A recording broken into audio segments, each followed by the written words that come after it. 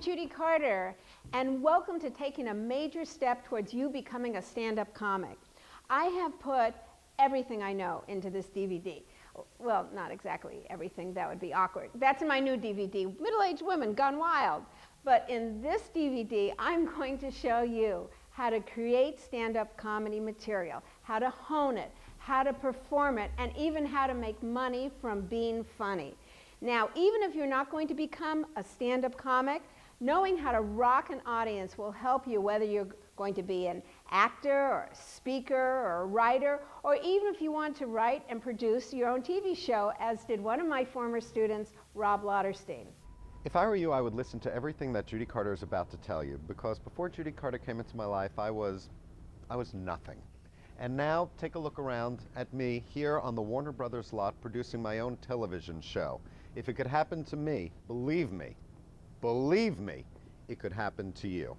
Okay, this is how this DVD works. You're going to watch one chapter at a time, and then you'll print out the chapters in the comedy workout DVD that came along with this DVD. You're going to be creating material along with my students in the stand-up workshop. Now, here's a little warning. Watching this DVD, you might look at a joke and go, I think that joke's going to look great in my act. That's stealing material. Don't do it. First of all, a lot of people are going to buy this DVD. They're going to watch the jokes in this DVD, and they're going to know you stole it. Besides, that's self-sabotage. If you are going to be stealing material, that's saying to yourself, I can't create material. Loser, loser, don't do it. You're going to be denying yourself the fun of creating material based on who you are. Some people think that I can't teach anybody to be funny, and they're right. I can't teach you how to be funny. You have to already be funny, and please go take the funny test in the comedy workout DVD to see if you got what it takes. But if you are funny, I can for sure teach you how to create an act that will kill based on your own unique point of view. Now, here are some things that you need to get started. A small notebook. When shit happens, comedy's not too far behind. Comedy happens all the time, and you have to write it down. Or if you don't want to write it down, then get a digital tape recorder. Carry it with you all the time. Write it down, because comedy happens, and you think, oh, I'm going to remember it, but you're not going to remember it. Whether you're eating breakfast or you're pumping gas, you're at the dry cleaners, the ATM. I'm not kidding. Even when making love, just stop. Go, hold that thought. I have a comedy idea. Write it down, because comedy happens. See, as a comic, you are no longer going to be a civilian. While you're in the comedy workshop, I'm going to show you that comedy is all around you, and you've just got to open your eyes and write it down. I'm going to show you how to look at life totally differently. You're going to be going, oh, look, I get it. I'm not in a miserable marriage. It's comedy material. Because you are no longer an audience member. You are going to be observing comedy. And anytime you laugh, I want you to remember, what am I laughing at? Look at it, examine it. You're also going to need index cards, because as you develop material, we want you to write it down on an index card. Stand-up is not a monologue that you write down on a computer, but it's a collection of jokes. And what you want to do is you want to arrange your jokes, and the index cards will help you do that. And if a joke sucks, you can just throw it away. And the most important thing you need is a comedy buddy. You need a comedy buddy to work through this DVD with. Now, this is really important, because you don't want the first people hearing your material to be the audience. Material that ends up, just being written all by yourself ends up sounding like the Unabomber. You really want to work with a comedy buddy who makes you feel good about yourself. Find a comedy buddy who's smart, or just as smart as you are, so they get you. And you want to find someone that you feel funny with. You know what I'm talking about, those people that you're around that just make you feel funny. And you want someone you feel really comfortable with, and somebody who is different from you and really gets you. especially a little different from you, because if you're two girls working together and you're both single, you might end up fighting over the same material. So find someone who really gets you. Grandma is not a good idea. So if you can't find a comedy buddy, well, go on our site, www.comedyworkshops.com. We have a lot of people looking for comedy buddies, and you might find your perfect comedymatch.com right there. And finally, this is really what you need. You need a commitment, because this course is going to get challenging. You know what they say? Dying is easy, comedy is hard. Commit. Commit to doing comedy. Because remember the karate thing that you committed to, and you were really going to go for that black belt, and you ended up selling your karate outfit for 50 cents at a garage sale? I don't want that happening to you. So email us your commitment contract, because we keep them, and we follow on them, and it's really cool, the people who really make it and become stars, and we go, look, they started with us. And when you do become a star, please return my phone calls. And if you really get stuck, call us. Have a private consultation, because with just 1/2 hour, we can really kick your butt and get you right on track. So here's what you need to do. Get your supplies together. You need index cards, a tape recorder, and a little notebook that you can travel with. Get a comedy buddy. Really important. Don't do comedy without one. Sign the commitment contract that's on the Comedy Workout DVD.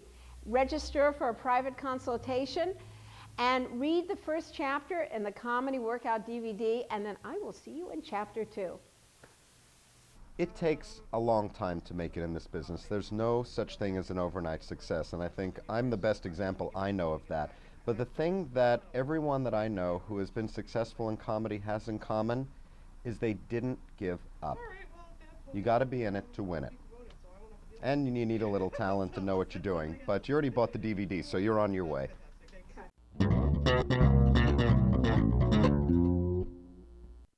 Okay, so you're committed. You sign your commitment contract. You caught your comedy buddy. Well, let's start putting your act together. Come on in and join the other comics in the workshop. Come on.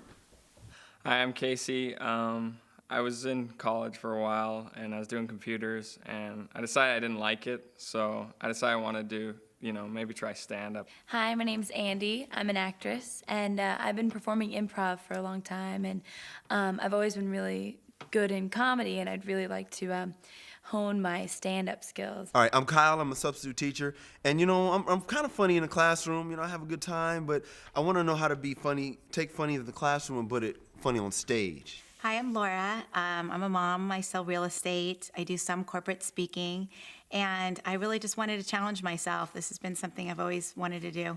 Hi, my name is Michelle, and people say that I'm funny, and I just wanted to take this class, and I like to hear people laugh, and I'm extremely nervous because I have terrible, terrible stage fright. Hi, I'm Dave. I've been doing a lot of open mics, and I want to find out how to go from open mic to comedy club, go from amateur to professional. And I got into comedy because my therapist recommended it. Okay, before we start working on your acts, I got a little announcement. A month from now, you are going to be performing at the world-famous Improv. I got the booking. It is all set. No, what? In a month? That soon? Wait, it's crazy. It's too early. What? We don't have shows. In a month? No way. No. That's really soon. That's We're like... not going to be. Wait, you will. Yeah, all right. Not me. No, not me. Wait, Michelle. No, I can't do it. That's too early. I'm not ready. Where's she going? I don't think they can read. Michelle, wait a second. Come back here. No. Can somebody go get Michelle? Can somebody talk her down? I don't even Dave, know go her. talk her down. Someone go get her. Did you learn anything from having a lot of therapy? Try and give her some of your meds, something, okay? Michelle. Yes, I know. Stand-up is scary. I had stage fright for 17 years. But in the next chapter, we will have exercises to show you how you can handle your fear. But for right now, you have to get a gig. I know you have no act, but you have to get a gig, because you will absolutely have no act if you don't get a gig, because you're a comic. That means you procrastinate. How long has this DVD been sitting on your shelf? Come on. How long have you wanted to become a stand-up comic? Please, trust me on this. Get a gig. How do you get a gig? Well, you can look in your local papers, or you can hang around comedy clubs and just network, just talk to people. See where all the other comics are performing. Go online, and there's so many places online that will list the local coffee shops and open mics in your neighborhood. Join a chat group.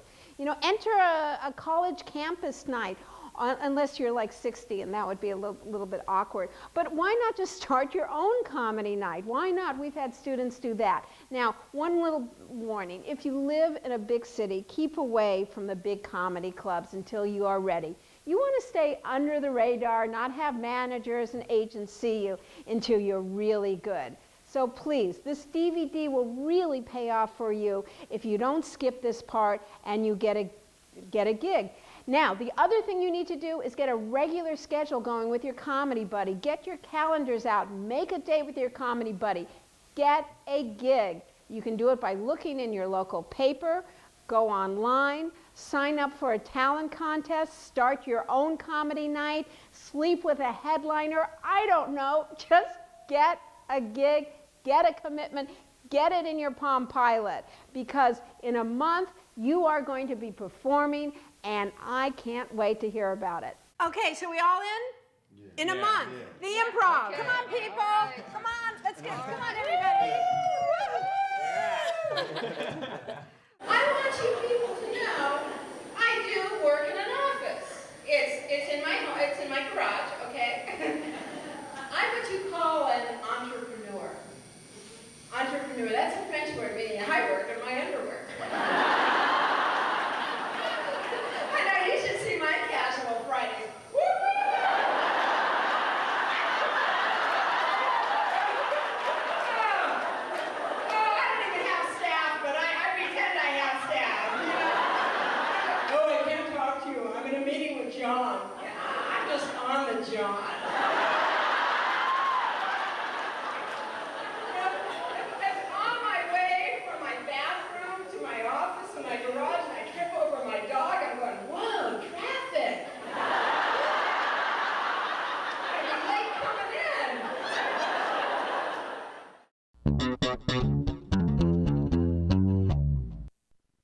Comedy is scary, but fear will escalate if you're doing it all alone. I am not kidding. I have students call me up and go, Judy, I'm stuck. I can't do it. I say, did you get together with your comedy buddy? No. Well, get together with your comedy buddy. You can't do it alone. And doing it with someone definitely will help curb your fear. And then the fear management exercise is on the DVD workout. And the first step is to admit what you're scared of. The exercise looks like this. Let's just start. What is your fear of doing stand-up? I'm kind of afraid I'm going to just blank out, forget everything when I'm standing up there.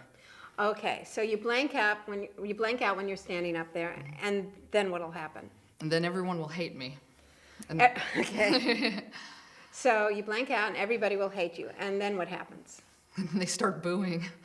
All right, so you're at the improv and everybody's booing, and then what happens? And then I start crying. and then I feel like throwing up or something, I don't know. All right, so then you're crying and you're throwing up and whatever it is, a lot of liquid is coming out of everywhere. Exactly. Okay, got it. Then what happens? And then I run off stage. All right, so you're vomiting and crying and you run off stage. Yes. Then what happens? I guess that's it. Unless the rumor follows me that I'm terrible, I'm the worst comic in the world or something. Or, all right, so then know. you have everybody knows that you're the worst comic in the world. Yeah. Let's take it to the extreme. Let's keep going. Then what happens? And I never work again. I don't know. And then you never work again. Yeah.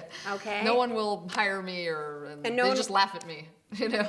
They laugh at you. All right, not with you. They laugh at you. Right. Yeah, the wrong thing. And you don't get any work as a comic, right? Let's take it to the worst possible extreme. I guess you don't die or anything, but... Oh, so you don't die. Okay. No. So you don't get any work as a stand-up. How much work do you get as a stand-up right now? None. Okay. So is it really going to change your life at all? No, not really. And so looking at the end result, how horrible is it, would you judge? I guess it's not that bad. I guess it's okay, I guess. Okay, so getting this out, maybe you realize that your panic, your fear, once you see where it's going, you can see that it's manageable, isn't it? Yeah, I guess I will live. So can you join us in the showcase?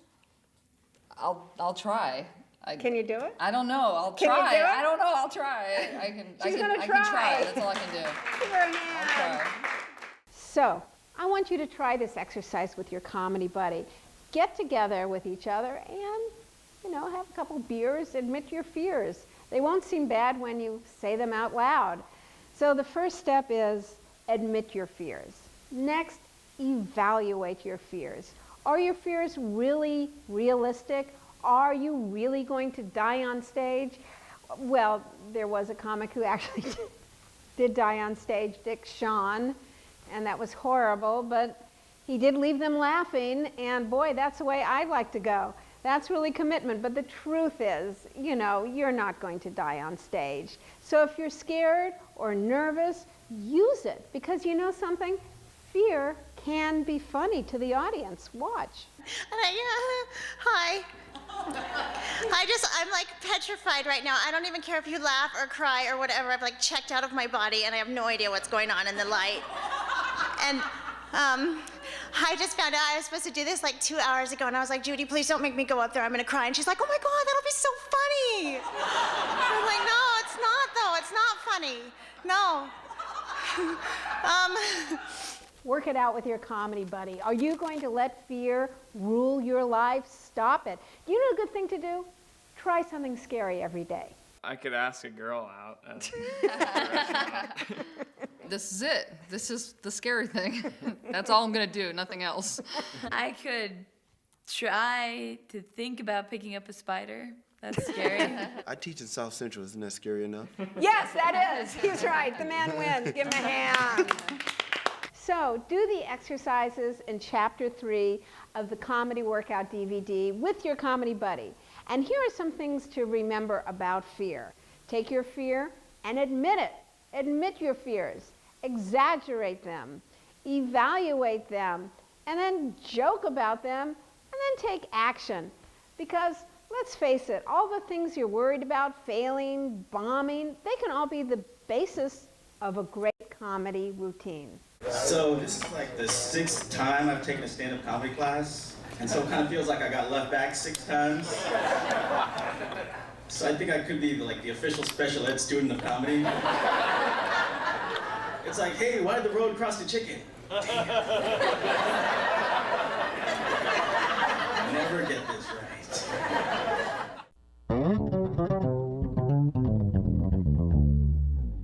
In this chapter, you're going to learn how to write a joke. Yes, there is a structure, a method to this madness, and you might have some concerns about that. I just thought we were going to improvise. I'm not real good at following rules. I like structure. I don't want to do formulas. Chris Rock doesn't use formulas. Actually, one of the people I got the formula from was Chris Rock. Do you know how Chris Rock developed his stand-up act, not so successful? He went and he studied comics all the way down from Dick Gregory to Richard Pryor, and he just studied them and he broke it down into what works. Now, you can all have this formula, and you're all going to be totally different.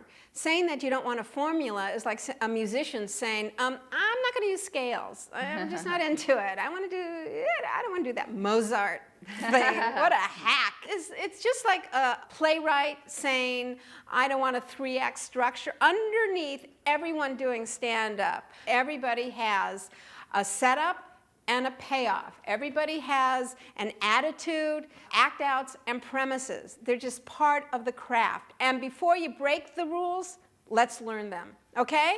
Hey, one reason we need structure is because this was invented, the remote control. It puts the audience in charge of their entertainment. Come on, you're channel surfing. Tell me, truthfully, how fast do you get bored? You turn on a comic, 1001, 1002, you change a channel. Am I right? TiVo, you're fast forwarding through the boring stuff. You're getting, comics have to deliver their material quickly, and that's why we need structure, because we need to shorten our jokes and get to many, many laughs per minute. So each joke has to be concise, set it up, get to the joke quickly. It's got hard to make people laugh, especially where I'm from in Los Angeles. You know, they don't laugh anymore there because they have so much Botox. You are so funny.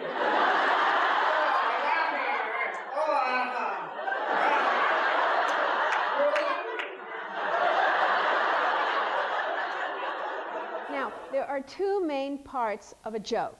There is the setup and the payoff. The setup pulls the audience in. And it's weird, when you're a parent, isn't it true that your job is never done? You know, you child-proof the house, but it's never child-proofed. The kid disappears, he comes back dragging an entire table lamp, you know? 9 months old, he's like bam bam. And my husband's so proud. Oh, he's strong, Jules. Yeah, he's gonna play football. So Jules sets up a picture and pulls the audience into her life as a parent. But then the payoff, you have to have a turn, a twist, something that's really going to surprise the audience. The best compliment a comic can get is, wow, I didn't see that coming, that's funny. And I'm watching the kid rearrange all the furniture, and I'm thinking, he's gay! And he's good, that looks a hell of a lot better over there. Your mama loves you. Okay, let's take a closer look at the setup, which is usually the unfunny part of the joke. But there's certain elements to a setup.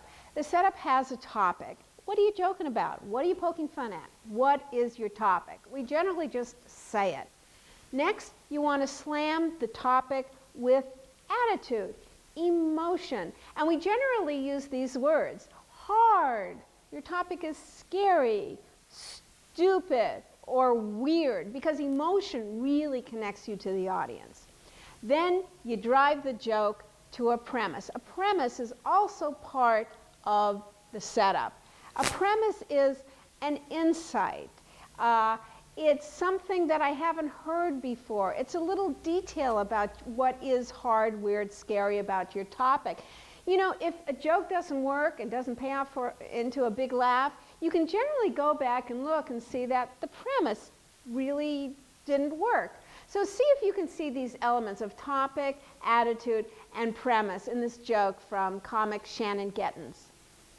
Falling in love, though, in your 30s sucks. You know, people always tell you to wait, but it sucks because the reasons why guys fall in love with you this late in the game, they're just not nearly as flattering as they used to be. So here Shannon talks about her topic, falling in love. She says suck, weird. And the reason is because the premise is, why is it weird? Because it's just not as flattering as it used to be. Now the setup is not funny. That's okay. What you're doing is you're pulling the audience in. And usually the setup does not have these words, I, me, or my. The setup usually has us, you, we, because you want the setup to be not about you, but about the audience. Now, the worst setup in the world, worst, and you hear this at every open mic, and it just drives me crazy because it's such a bad setup. Let me tell you a little bit about myself. I mean, come on, who cares about you?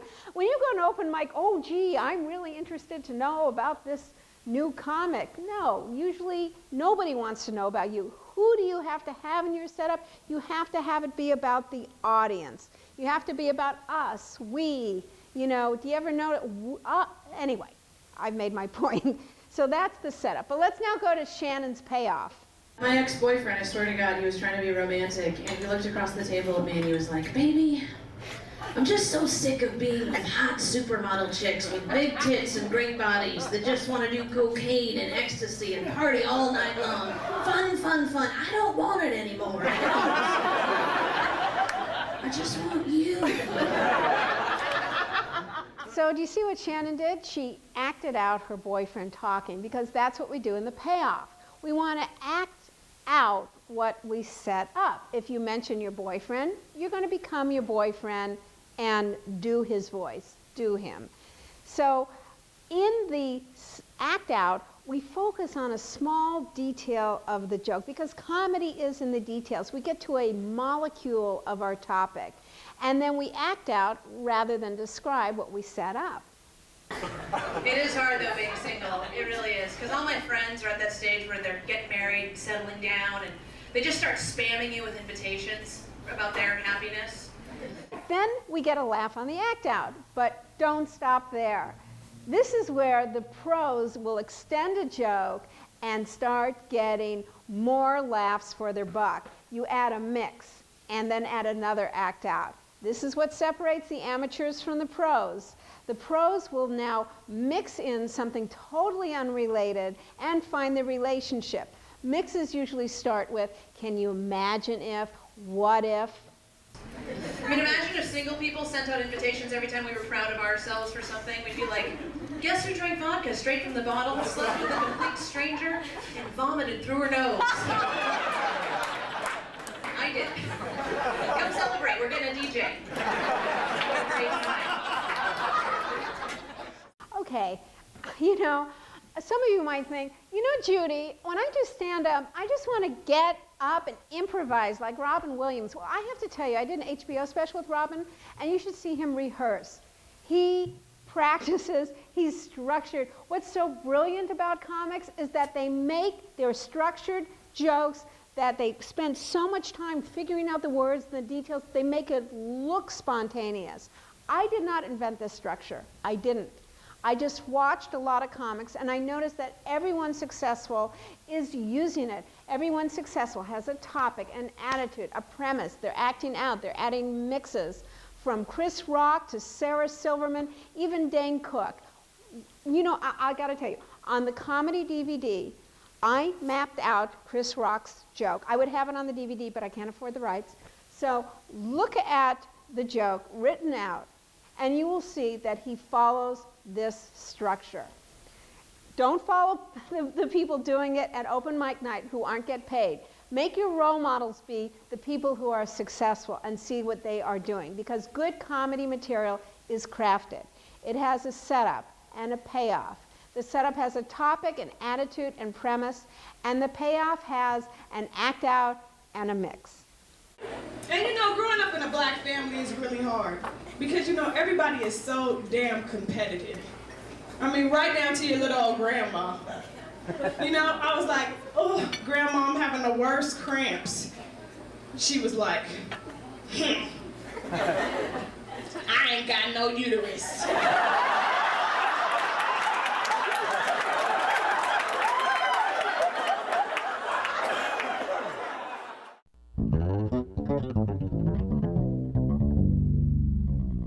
In this chapter, we're going to put a joke together, and we're going to focus on the setup. Now, remember, the setup is the unfunny part of the joke. You're going to have a hard time if you try and make the setup funny, because then you're going to have a hard time being funny in the payoff. So the setup will suck the audience in. So we start with a topic, and later in this DVD, we're going to do some exercises to find your authentic topic. But for right now, I'm going to give you a topic. Let me think. What do comics know a lot about? Let's say drugs. We're going to start with drugs. Even if you don't know anything about drugs, right? We're going to start with that topic.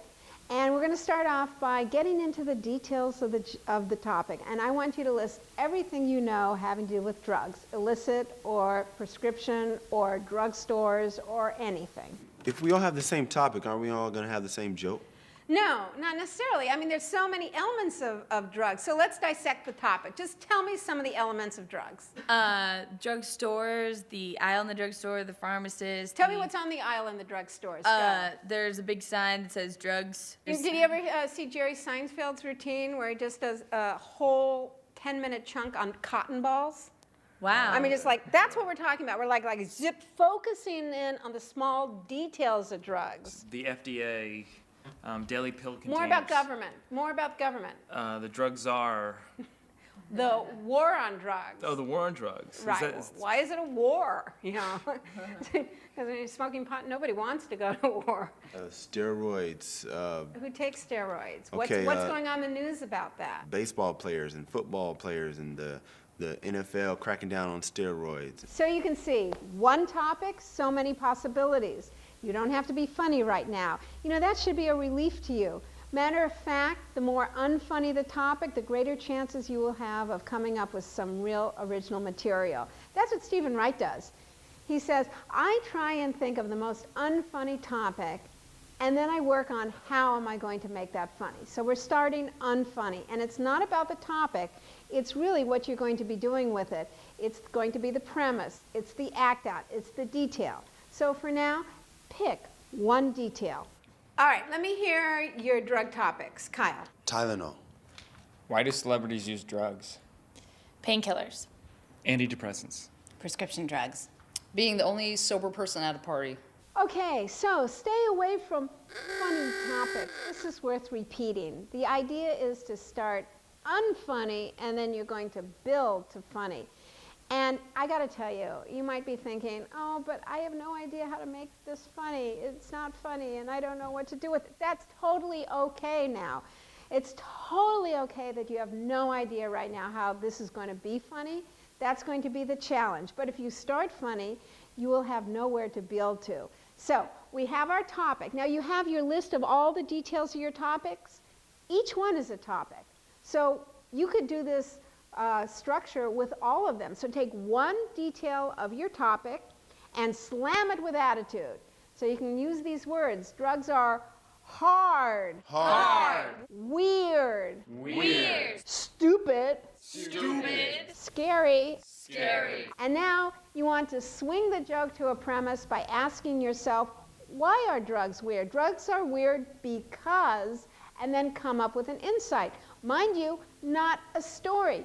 This is where amateurs start going into these boring-ass stories about themselves. Drugs are weird because I was at this party, and there was this guy there, and he was smoking pot, and no, you don't want to use I, me, or my right there. And it doesn't even make sense. You know, drugs are weird because I was at this party. You see? Doesn't make sense. Do you get that? So you really want to make sense and answer the question. Drugs are weird because. Pot is weird because. And how you answer that question is how you come to your premise. Comic Ben Taxi, smoking pot at Harvard was weird because, and here's his premise. At other colleges, you learn how to do things, and at Harvard, you learn how to think about stuff. So at other colleges, like you smoke pot, and at Harvard, you take a class. Something like Divine Mysteries of Water Pipe Construction. If God is all-powerful, can he create a bong so big, even he can't smoke it? I mean, and I think we all know that God is a stoner. I mean, we do refer to him as the Most High. Ben starts his joke by saying, well, what is weird about smoking pot at Harvard? So smoking pot at Harvard is his topic, weird is his attitude, and then what does he do? He gets to a very specific detail about what is hard or weird about it. That at Harvard, that other college you just smoke pot, but at Harvard you think about it.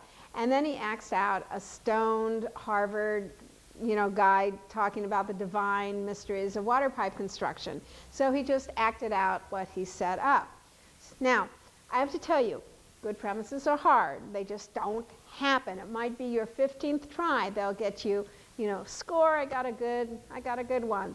So it's not a story. Remember, you're not going to tell something what happened. You're going to give an opinion about your topic. Now, in the workshop, this only happens when we work with comedy buddies. The comic is on the spot, and the buddy will help the comic get to a premise by keep saying these words. What is hard about your topic? What is weird about your topic? What is scary? Watch. Tylenol is stupid because it doesn't heal you. Do you understand what that means? It doesn't heal you? What do you mean? Well, it just makes you. You're still sick, but for some you can't feel it for a little bit. Then it comes right back. Okay, and why is that stupid? Because it can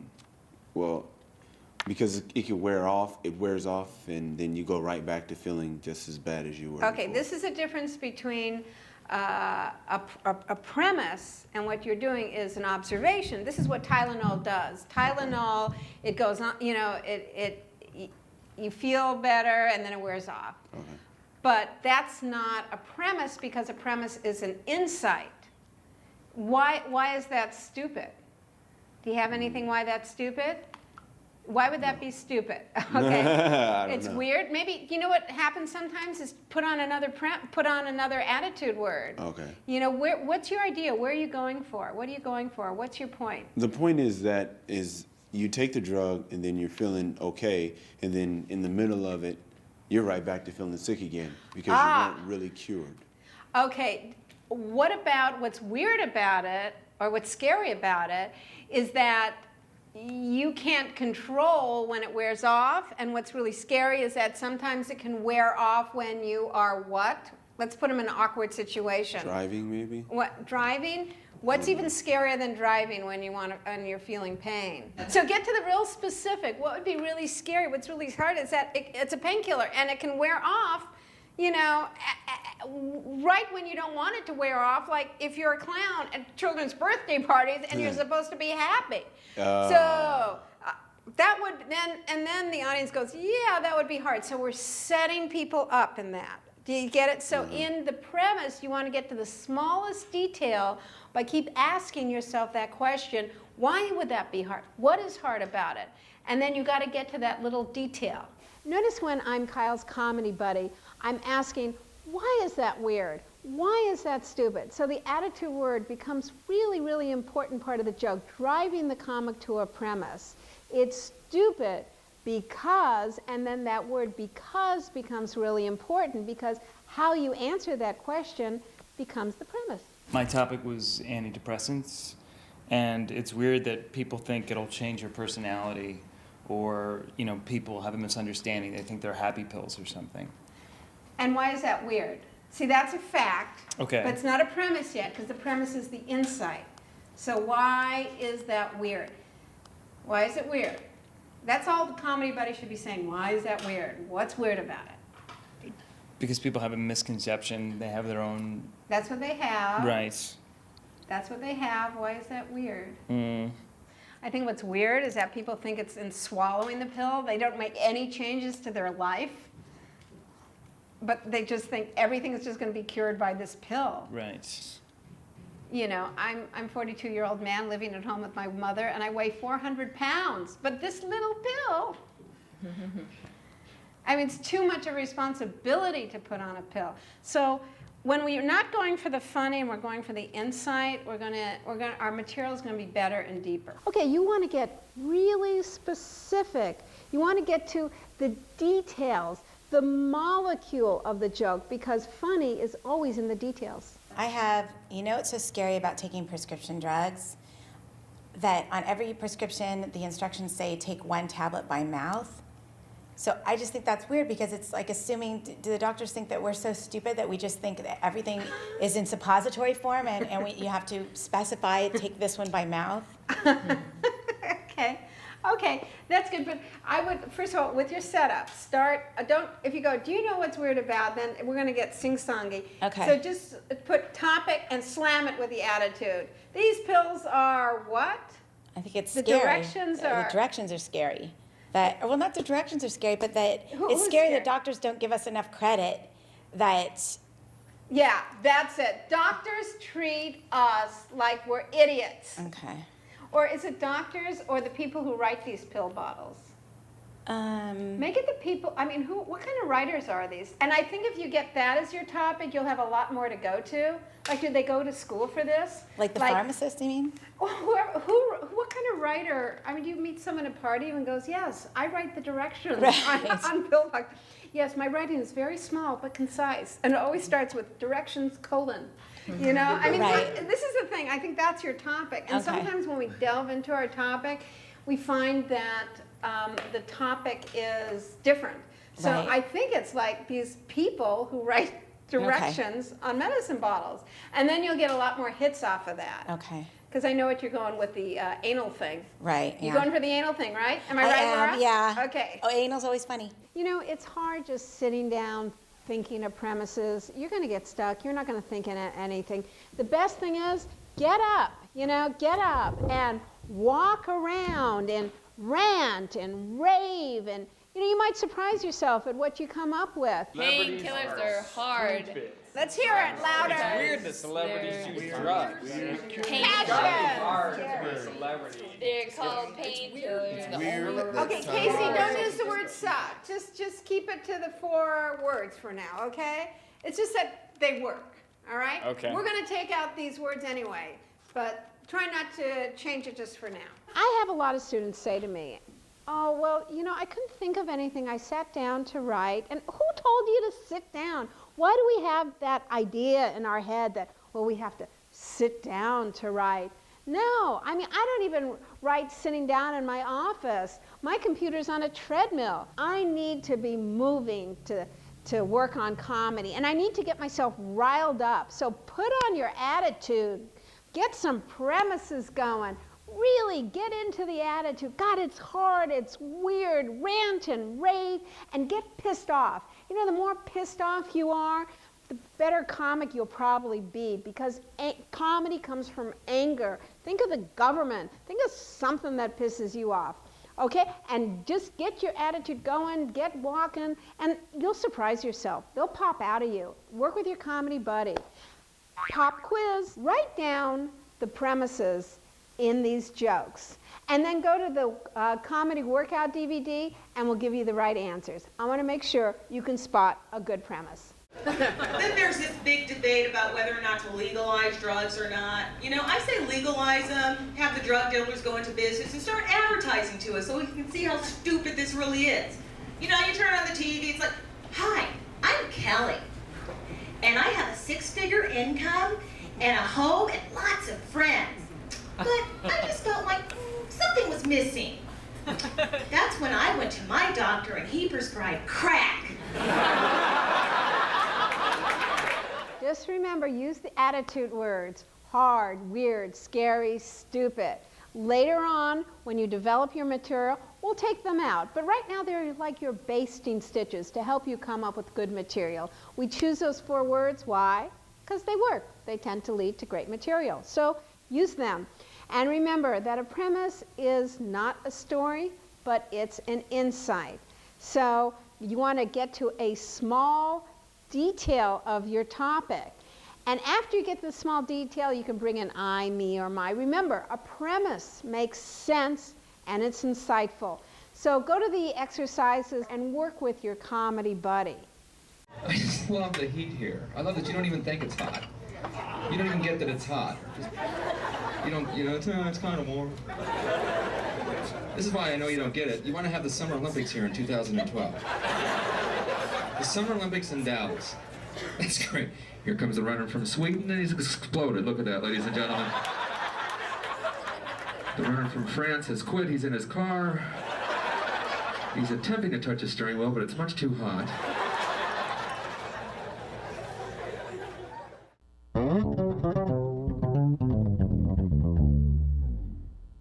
So now you've done exercises, you've got some setup, some premises for your drug jokes. Now let's get to the funny part. I see a lot of guys, they wait a long time to get married.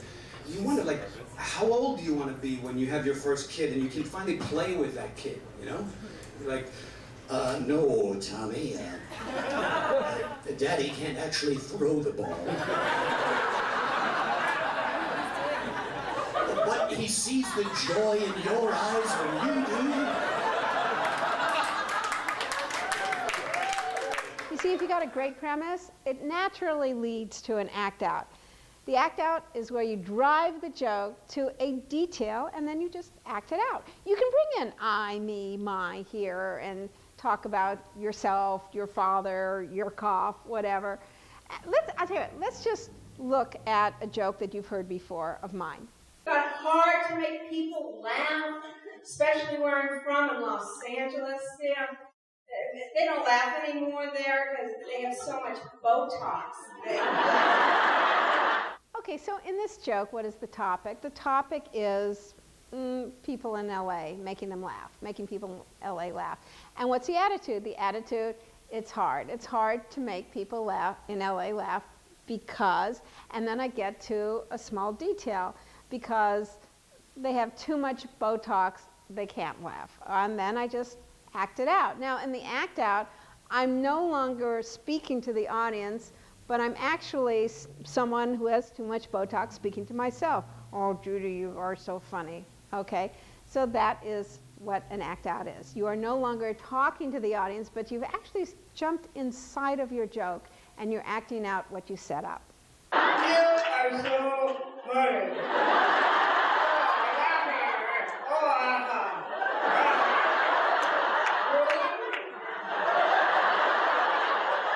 Whoever you mention in your setup is a great character to act out.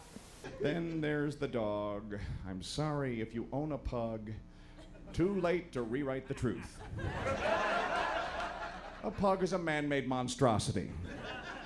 I know, oh, they're so cute. No, they're not. They're man-made monstrosities. Man-made, oh yes, man-made. This was someone's idea of a joke. Come on, there's no way nature would have permitted the pug to exist on its own in the wild. I can't picture the prairie flatlands being dominated by herds of feral pugs. Frontiersmen standing out there. I hear the stampede, but I don't see nothing.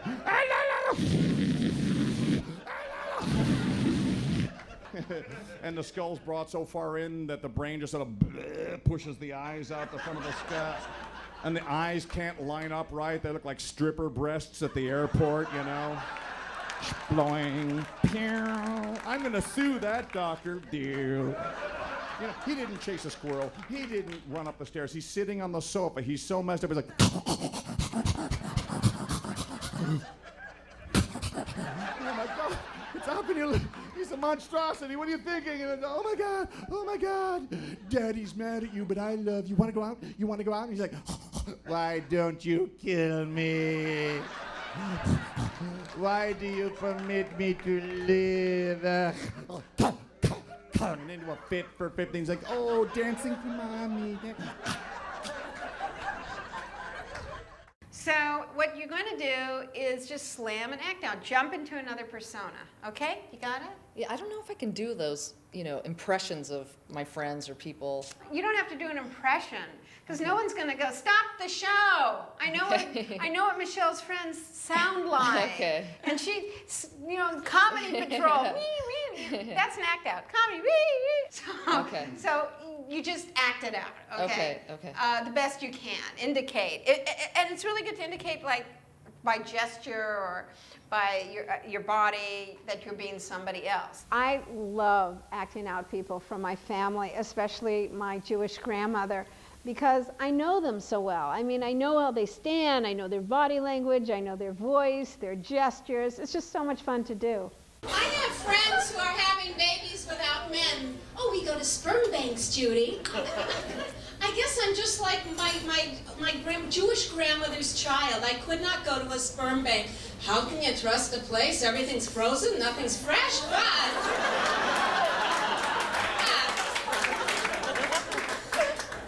For my Tylenol joke, I would have an act out for it. Yeah, so what do we have so far? We have... Okay, so yeah, Tylenol is stupid because it doesn't heal you, it pacifies you a bit before it wears off. Okay, what are we going? Where are we going with it? Well, it's like, okay, an act out. Yeah. Okay, you're like, oh, I'm cured, I'm great, oh my God, it hurts again.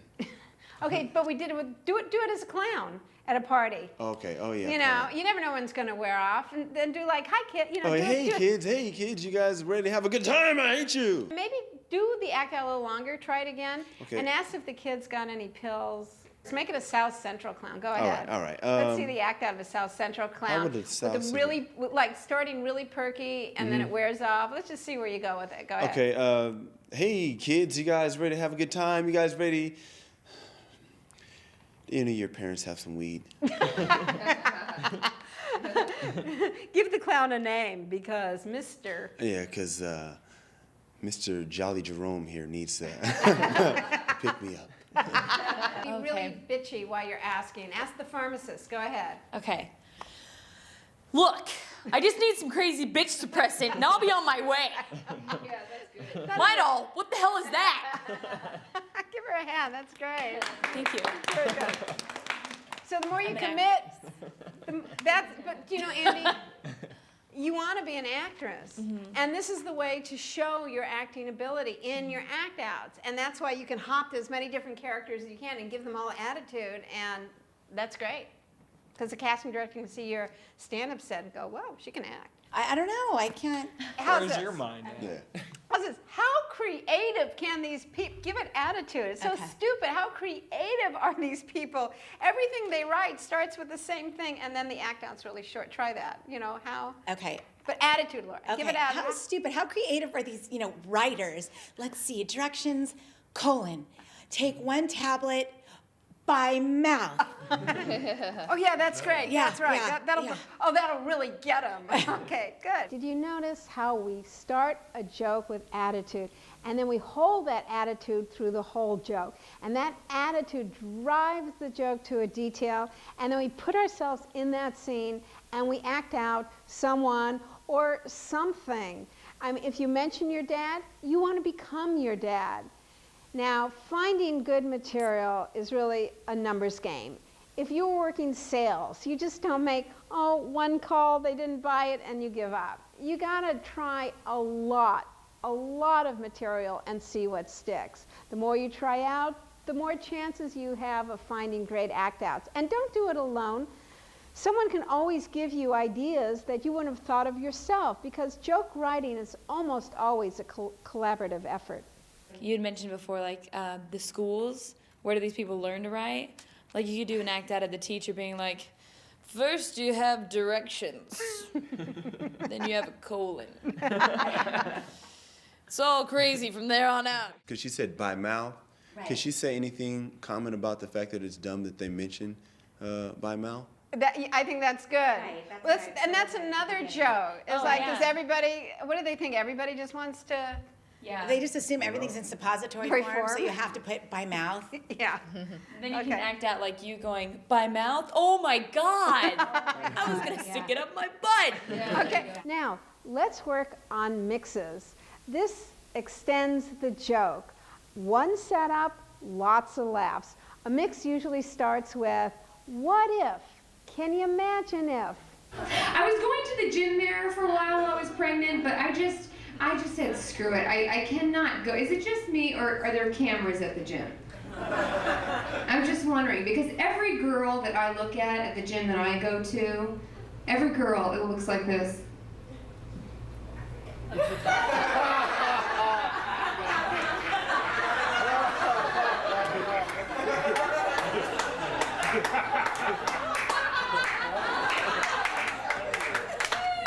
Excuse me. Do you know where the treadmill? Oh, okay.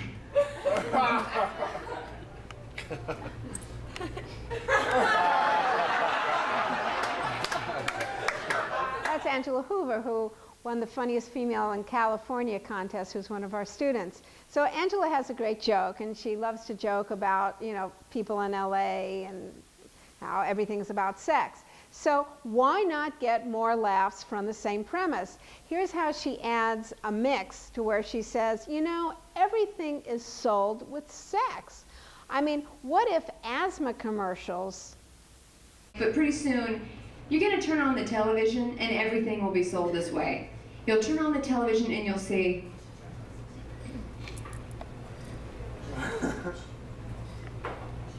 my kid has asthma.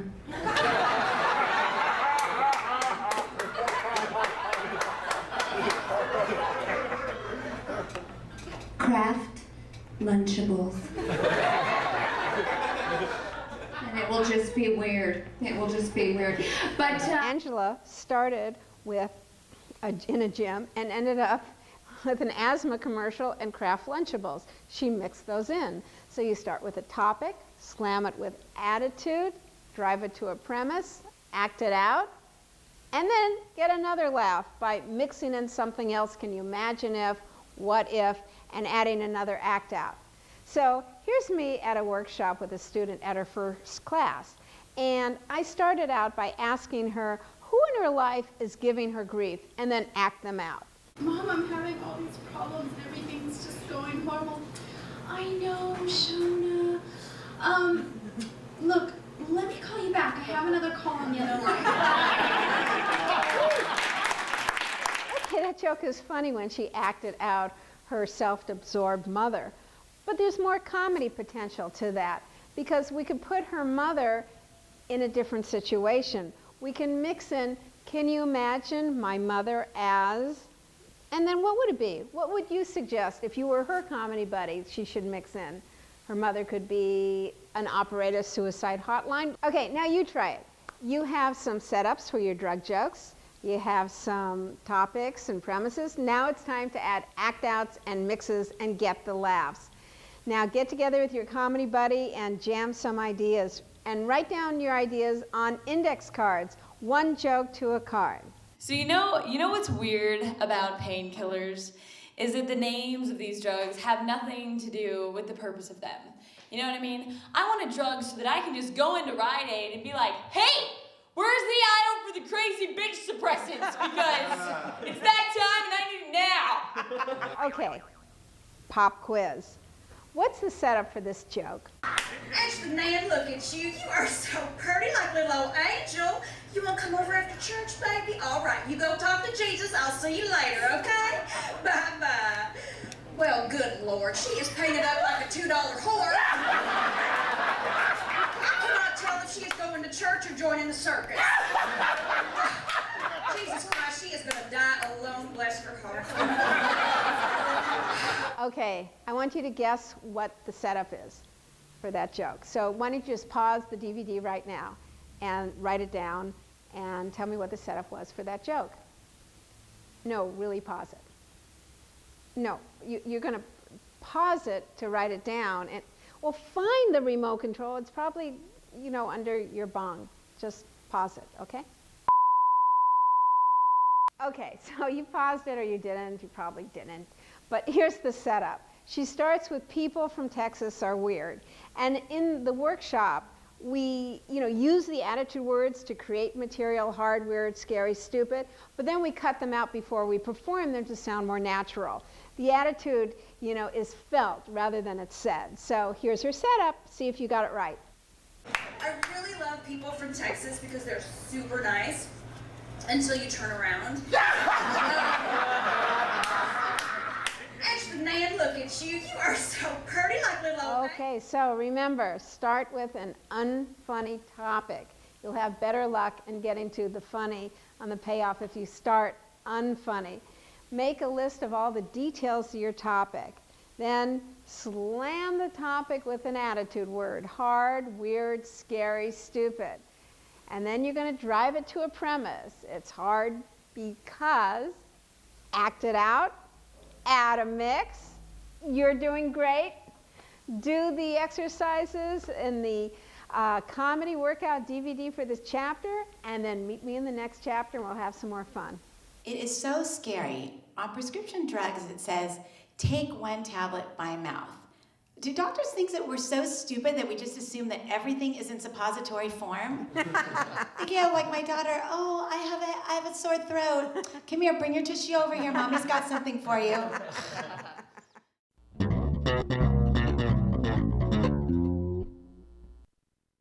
In this chapter, we're going to find your authentic topic.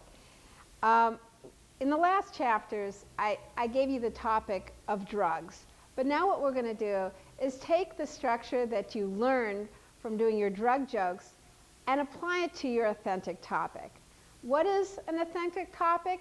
It's something that you feel passionate about or something that you qualify to talk about.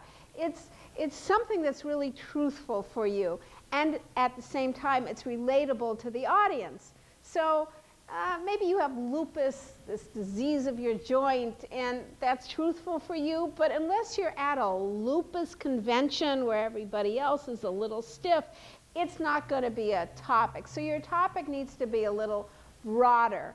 And don't worry about if you think if the topic is not funny.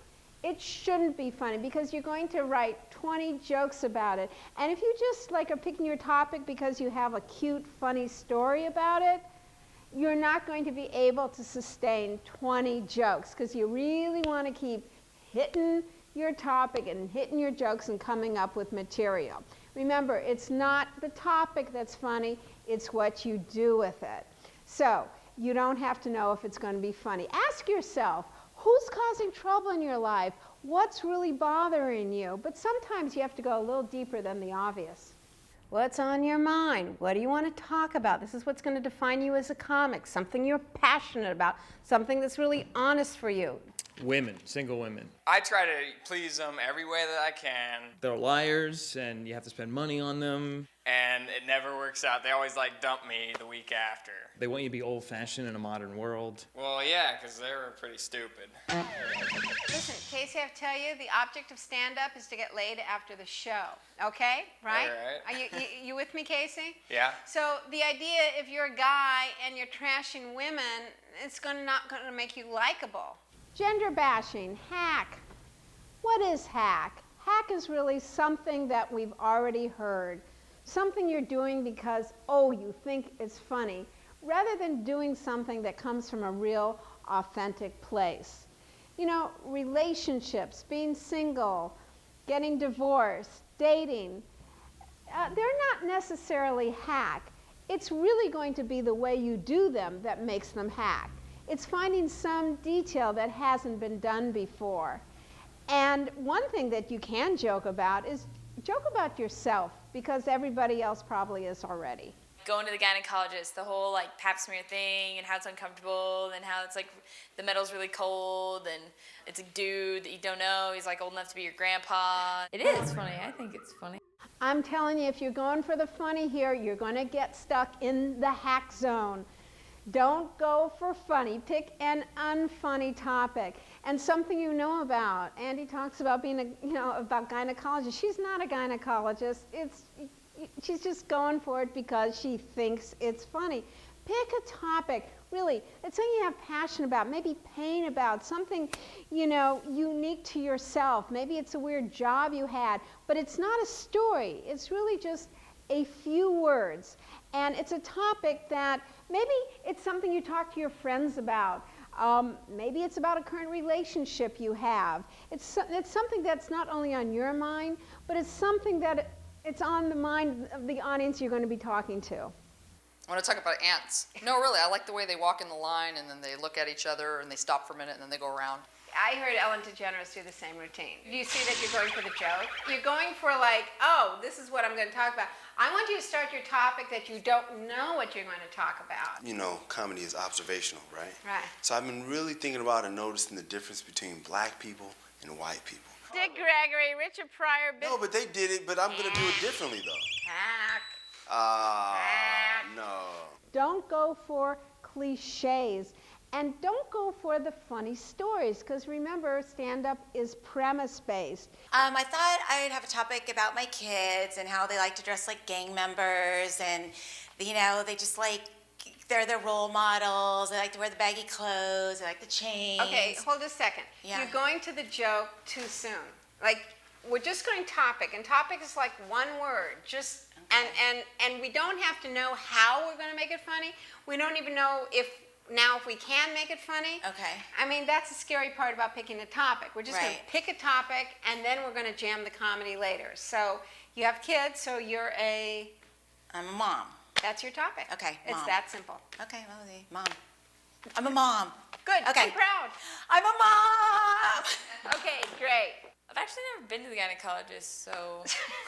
All right, so you can't talk about, you've never been to, wait a second, you ever been to a gynecologist for birth control pills or something? Well, I mean, I'm just now getting ready to start birth control. I'm thinking about birth control, but I'm actually a virgin, and so my doctor was hold it, wait, step the press. How old are you? I'm 19. And you're still a virgin? Well, in Los Angeles? Well, I'm not from Los Angeles. Okay. Whores. Just kidding. Well, I love ladies from Los Angeles. Kyle, you have something real to offer, something from a different perspective. Rather than doing something that's already been done, tell me about yourself. What are you single? Well, no, I'm not. Living with somebody? Yes, I am now. Yes. You are now, okay. Yes, Commitment issues? Yeah. All right. Relationship is always a great topic. What else? What else? But hasn't that been done too? Well, not like the way you've done it. You know, the specifics of it. What else? Let's try and find something else then. What's your job? I don't want to talk about my job. It's not funny. Usually the thing you don't want to talk about, that's where your material is. So what is it? I'm a substitute teacher. Bingo. Where do you teach? I teach in South Central Los Angeles. That's a fabulous topic. That's a great topic. I've never heard anybody do that though. So that's why we're doing it. That's exactly why we're doing it. Have you had a lot of crummy jobs? Yes. Well, are you just out of college? Yeah. All right, so that's a great thing. Coming out of college and all the bad jobs. That's a great topic. All right, so because really, trust me on this, people. I know you're anxious and you want to go to the funny right away, but have a serious topic because that's going to be the challenge. Anybody can go, you know, boobs and make it funny, but bad jobs. That's going to be more of a challenge, and that's what makes this a craft. Well, this is a problem. By saying you hate women or women, that's your topic, that's something that might alienate half the audience. So you can't go up and diss the other sex. So you really have to talk about men, okay, because you are one, and talk about dating. Why don't we just start with single? Okay. That's a generic topic, and then we'll find out what details we have from that, all right? You know, sometimes your authentic topic is something you don't want to talk about. It's something that can be really actually painful. Okay, let's talk about relationships, all right? So tell me, are you seeing somebody? Do you have a boyfriend? No. How long have you been single? No, I have a girlfriend. Oh, so you're gay? Yeah. Okay, well, that's a great topic. Why don't you talk about that? We'll talk about... I'd rather not, if you don't mind. I don't really want to talk about that. Oh, so ants is going to be your topic. Ants are funny. Ants are fun. Being gay is not funny. Oh, being gay is not funny? Well, that's the challenge in comedy, is to talk about something and make it funny. Why don't you want to talk about it? It's just uncomfortable. It's just, you know... What's uncomfortable about it? I don't know. I just don't feel like I want to stand up here and be like judged for that and known for that and, you know, what's going to happen? The gay comedian and my mom and just, I don't know, just all that kind of stuff. It just, you know, it's just uncomfortable. It's so scary. you're doing stand-up comedy, which is about standing up and being out and slapping the truth of, you know, about what's going on in the world, cutting through the BS, and you're worried about what your mom would think? I mean, how different would Richard Pryor's act be if he was worried about, oh, that might be too angry about white people? I just think it's too hard, you know. I don't know. I don't really want to do that. Is it the truth about you? You know what, Judy? I don't know why you're, you know, no offense, but I don't understand why you're pushing me on this when I really don't want to do that. I just don't. Don't make me. It's really hard to even talk about, okay? Why? It was hard enough for me to stay in this class, okay? I just don't want to talk about it. That's it. Don't make me leave again. No. Well, what's making you have these feelings? It was just hard enough. It's just hard. That's all. It was hard enough to come out to my mom. My sister's a fundamental Christian. It's like I don't understand why you're doing this to me. Oh, that's fabulous. You She's think it's Christian? fabulous? Well, you know what? It's not fabulous to me. Okay? So cut it out. Do you know what they Stop bothering me, Judy, okay? You don't understand. Michelle, do you know what they say about comedy? It's tragedy plus time. And being creative is not putting filters on you. Do you think, okay, I'll make you a deal, Michelle. You just have total permission to be totally of who you are here. Everything. Nobody here will judge you. And then before the showcase, you could decide that you don't want to do it. And I will write you incredible material about ants. I will write you the best ant jokes in the world. But I want you to have a moment of creative freedom where you don't censor yourself at the very beginning of the process. And you talk about anything you want to talk about. But if you're going to put a judgment on something of what people will judge you, that's going to stifle you in so many areas. So you might not end up talking about it, but I would like you to give yourself the freedom to be able to talk about it, to not censor yourself. You want to just try it and we'll just see where it goes? I'll write it. You I don't gonna know try if I'll it? say it, but I'll write it. You'll do it in the workshop? Yeah, I can do that. And it's just us. Maybe the world won't see it. Just us. Just us. And we'll just explore it. And if it doesn't work, we'll just let it go. And if you're not comfortable with it, we'll let it go. But it's too early to censor yourself. Oh boy, sometimes the road to funny is not that funny, but it's sometimes heartfelt and painful and difficult. It's funny in our stand-up comedy workshop, sometimes, a lot of times, people cry, and it's usually me. But later in this DVD, you're going to see how the material that these students are working on, you might be thinking, well, it's not that funny, but later on, you're going to see them perform the jokes that they're building here, going on at the improv, and killing. So remember, start with something not funny, but real. Your topic has to be something real to you, relatable. You want it to be a broad topic, not something just so specific that only your best friends will understand, and something really interesting to you because you're going to be, working on it for a long time. Maybe it's something you already talk a lot about, and something that you're living with now. The more current and the more emotion you have about your topic, the better your creative process will be.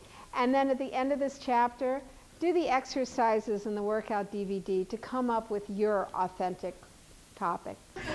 So, how many people in here grew up with a single mother? Single parent? Yes? Yes? There's a few of us in here. It's hard, because you end up sort of feeling like the man of the house at like 8 years old. You come home from the 4th grade, it's like,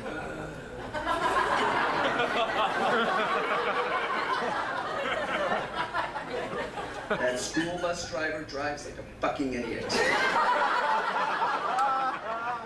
Welcome home, honey. Do you want pork chops or chicken tonight? Please. Can I get 10 minutes with the Super Mario Brothers before we start with all the questions?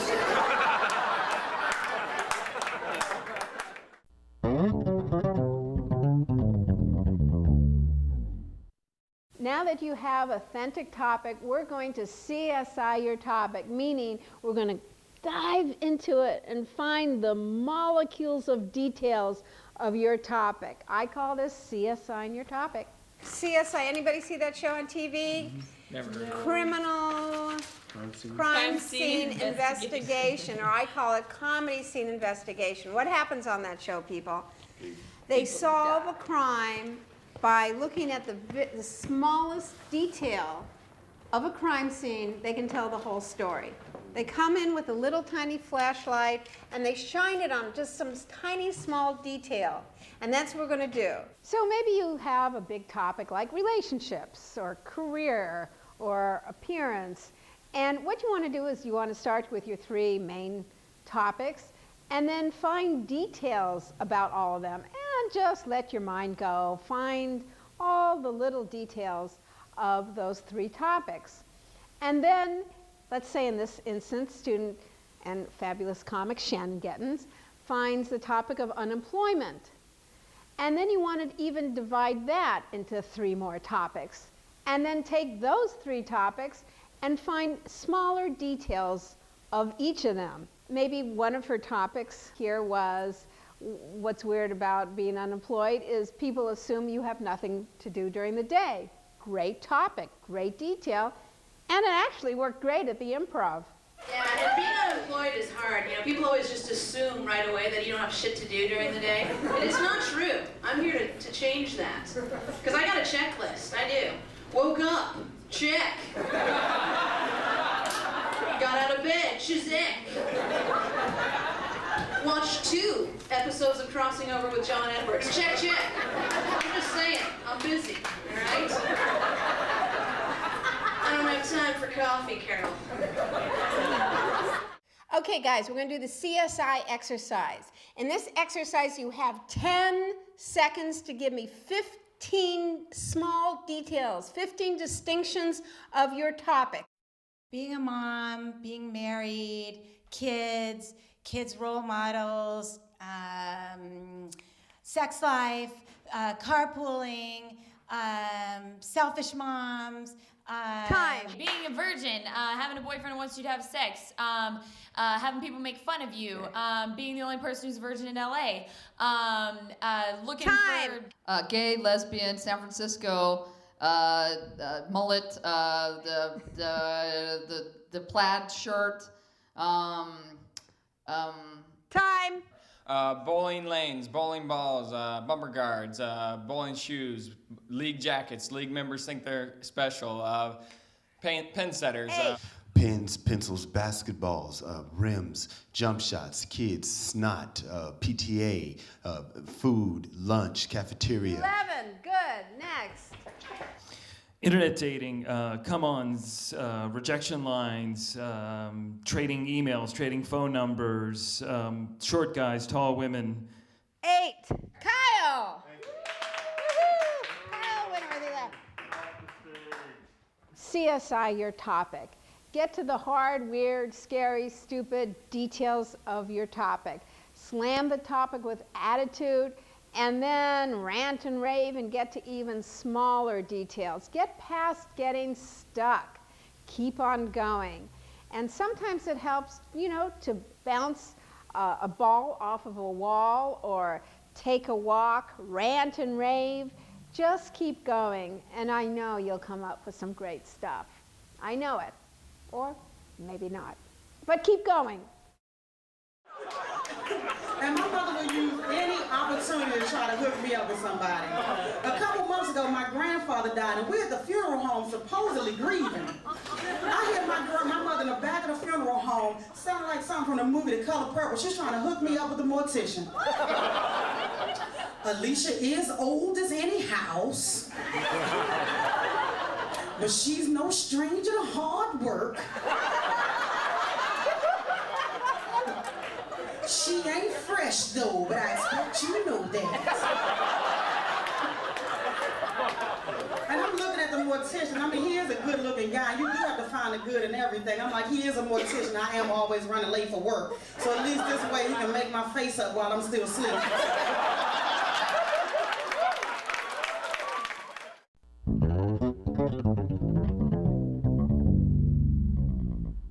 Hey, now you've got a lot of details about your topics. You have a lot of topics. In this chapter, we're going to focus on attitude and premise. We're going to focus in on slamming your topics with attitudes, because that's going to lead you to the premises.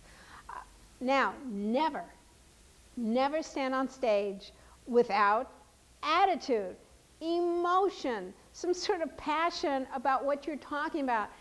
What about Stephen Wright, Judy? Well, even Stephen Wright has attitude. He just does it Stephen Wright way. But you're not Stephen Wright. You need to do it what way is natural for you. But you just don't want to be robo-comic. I'm standing here on stage and I have no passion to what I am saying. No, if your attitude for the joke is stupid, then you want to stay the joke so everything is stupid. You feel that word stupid flow through the joke. Now, right now we're actually going to be saying the word stupid. Your topic is stupid because later on we will cut those words out so you don't sound inauthentic. Let's watch Kira.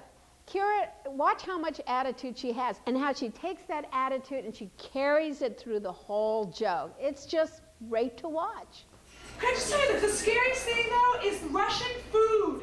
Okay, because it's so many different, like, colors and textures, you know, just, like, slopped together. You know, looks like it's already been chewed. You're like, Mom, whose tooth is this? Eat it. You don't argue with my family. You just eat what's given to you. Oh, my gosh. And it's never, like, the normal part of the animal. You know what I mean? You don't just have the dinner and have, like, a turkey leg or a pork chop on your plate. In my house for dinner, we have chicken face on the plate. Why are there feathers? Ethan, it's decoration. All right, I'll try some. Save the ear for Papa. Ear for Papa. Okay, I'll have the beak. Okay, another tip in using your premise is in the setup, you don't want to have the word I, me, or my. So you're not going to come up and say, you know, I am this and I'm talking about my family. No, who does the audience care about? You? No, they care about themselves. So why don't you set up your joke, you know, talking about what the audience cares about, them, and say, you know, how us, how we all, and then after you set up the joke and you get them in, then you can use a specific example from your life. Okay, so you're going to get together your comedy buddy and help each other come up with premises. And we said this before by saying, your topic is hard because, and that's scary because, and why is that hard? Because, and sometimes it really helps to give yourself time pressure, because if you spend a lot of time thinking about something, you're not going to be funny. But if you really put yourself on the spot, and what's the first thing that comes to your mind? What's another first thing that comes to your mind? It really helps to come up with some original creative stuff that might go, whoa, where did that come from? All right, so I'm going to give you a topic, all right? And the first person to get to the mic gets to do it, all right? And you only have 10 seconds to get to a premise. Now, if I shout out your topic, you can't do it. Someone else has to do it, all right? You ready? Yeah. Everybody understand? Go. And thumbtacks.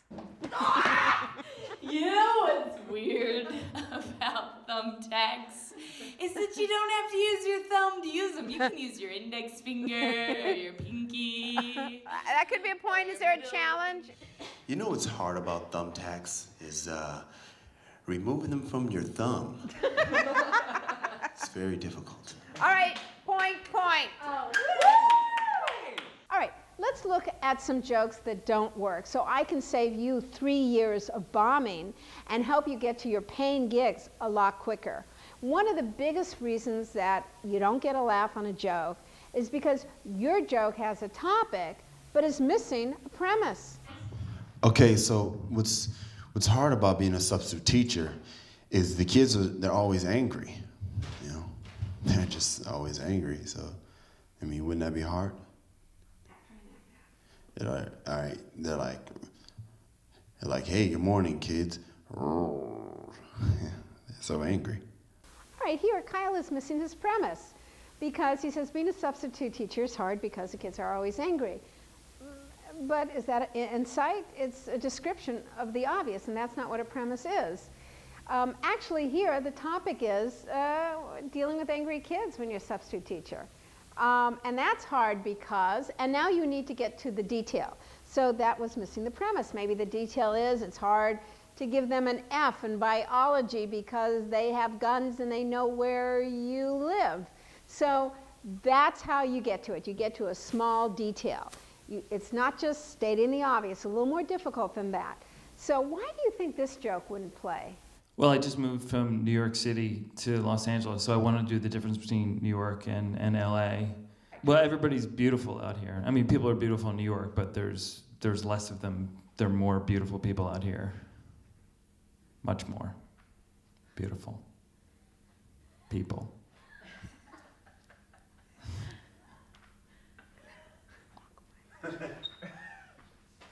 If you're trying to be funny when coming up with your topic, you're going to run out of juice really soon.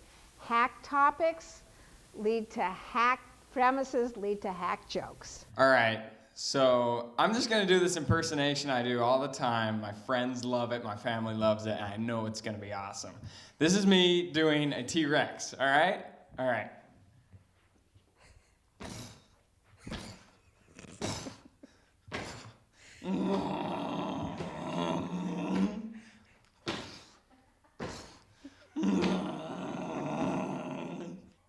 I don't know why you guys aren't laughing. That is funny. You know, sometimes you'll get an idea for something that's funny and you just do it because, oh, this is really funny. And it won't get a reaction if you forgot to put in a setup, because if the audience is confused, they don't laugh. They're going, what is he doing? Is that, what's going on there? So a lot of my students come in to the workshop with these journals, and I bet you have one of these, full of all these ideas that they're going to do when you finally do stand-up, and there's all these, you know, stories about funny things that really happened. And boy, are they disappointed when they find out all their funny stories of things that really happen don't end up to get laughs. So what's going on with that? This is so funny because it really happened, and I happened to write this on the way over. Anyway, you know, the other day, my mom called me, and she wanted to tell me what she had for dinner, and it was like sex. It was so weird. She was just going on and on about her meat and about, like, how juicy, and it was so weird. I was like, gosh, you know, this is so sexual. Just thought it was so funny. I guess you had to be there, but it was funny. It was. So, okay, that's it. I'm here all week. When you tell a funny story, what's going on is that maybe you're at a party and the person knows you and the person is listening to you because they are being polite and they laugh because they know you. So it's very different trying to rock this whole audience of strangers who not only don't know you, but have a slightly hostile attitude towards you. So also, the thing is that this really happened to me. That's not what stand-up's all about. You know, I got to tell you something that really happened to me. I brushed my teeth this morning. No, it really happened to me. Just because something really happened doesn't mean that it's funny. You've got to do something with something that really happened. You've got to add a mix to something that really happened. You've got to put some creativity into it. And also, if you say, wow, this is really true, what does that mean? Everything else I told in my act was a friggin' lie? So that doesn't mean anything. Follow the formula, you know, and you will end up with a lot of success. The premise takes a lot of patience. Just keep going with your comedy, buddy, to find those premises that will really pay off. Okay, let's get to the premise. So what's hard about raising kids is what?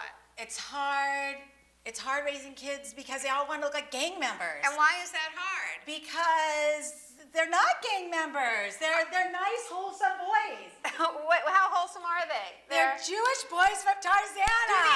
Do the act out. You're talking to the boys. Go. Oh, like, you're not a gang member. You're a Jew from Tarzana. Okay, very often when you're working on jokes, you're going to be going, this is not funny. This is so not funny. The premise is like, oh, it's very real and truthful, but it's not funny. Don't worry about it, because keep going, get to a good act out, and that's where you find your funny. Substitute teaching. Great. Okay. Go, man. All right. Substitute teaching is hard. It's hard because the kids, they have bad attitudes. They get upset with you, and they have bad attitudes. Keep going. The kids, they make your job hard. It's like if you're taking roll or something, and they get all mad and like, I'm supposed to know. Good one. Taking roll. Okay, where do you work? What I'm working like in South Central. Okay. And some of the names are kind of hard to pronounce, and then they're. Oh, like do one. Act it out. One is like a girl named Cash Monet. Her name is spelled Cash Moan, and like I'm supposed to know, so I'll be like, hey, it's Cash Monet, and they're like, it's Cash Monet, and it's like, hey. Okay, perfect. Do a dialogue joke on that. So like I'm supposed to know their name. Yeah. And then you try and pronounce it, and then they. Okay, like I'm supposed to know their name, and you know, it's like it's my first day at work. I don't know their names. I'm saying, hey, Cash Moan, and she's like, it's Cash Monet, it's Cash Monet. Oh, good. Okay, great. Okay, and then we'll make a list of all the students, and then do that. Okay, good. So don't stop. Keep creating premises, going for details that are smaller and smaller and smaller. And at the end of DVD 2, you'll be able to see the showcase where all these jokes got not only great laughs, but also applause. When I got Casey off his topic of women are bitches, and he started to work on his problem dating, watch here how we got to what is really hard for Casey. Let's go. Dating is hard. Let's just go. Okay. Dating is hard. Dating is hard because more energy. It's hard. Hit the word. Dating is hard because it's hard to ask out a girl when you don't know if they like you or not. Okay. And let's see. Wait, there's a premise here. There's a great premise here. Okay, like the premise is, well, how old are you? I'm 20. Okay, you're 20. So this is the age you got a lot of hormones, right? You got a lot of testosterone. Like it's really, you're kind of horny, right? A little bit. Okay, so maybe the premise is what's hard about it is like you've got all the testosterone and none of the skills. Okay. I mean, because you got to get real specific about it's hard. It's hard. So try that. It's hard being 20 because just say the premise. Okay, so it's hard being 20 because I got testosterone and sexual desires, and I don't have any skills. Right. To finish. You don't have any skills to get the ladies. That's it. All right. That's right. So then we can act out like you being really awkward, and that's just more fun because the joke is on you now. Right. Okay? Okay. Terrific. Okay. So get together with your comedy buddy, as I said before, and find out what is hard, weird, scary, stupid about your topic. And keep on pushing each other. Come on, be a great comedy buddy until you get a great premise. And remember, the premise has to make sense. Use the word because. Your topic is hard because. And answer that question. Don't settle for bullshit. Just get to the small detail and don't try and be funny, but try and get to the truth. Now, here's an example of some great premises from veteran comic and Texas comedy coach, the fabulous Dean Lewis. I read this. Apparently, it's so hot this summer, crime has dropped. It's just too hot to do anything. Criminals sitting around, I ain't going out today. I'll pull the pantyhose over my face, I'll get a rash, I ain't going. Imagine someone robbing a convenience store in Texas in August, just running in, all right.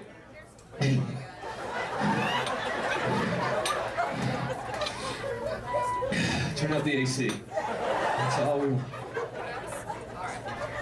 So you're going to get together with your comedy buddy and you're going to be writing premises based on your authentic topic. Get yourself riled up, you know, because sometimes when you write premises from thinking, the reaction you'll get is the audience will think about laughing.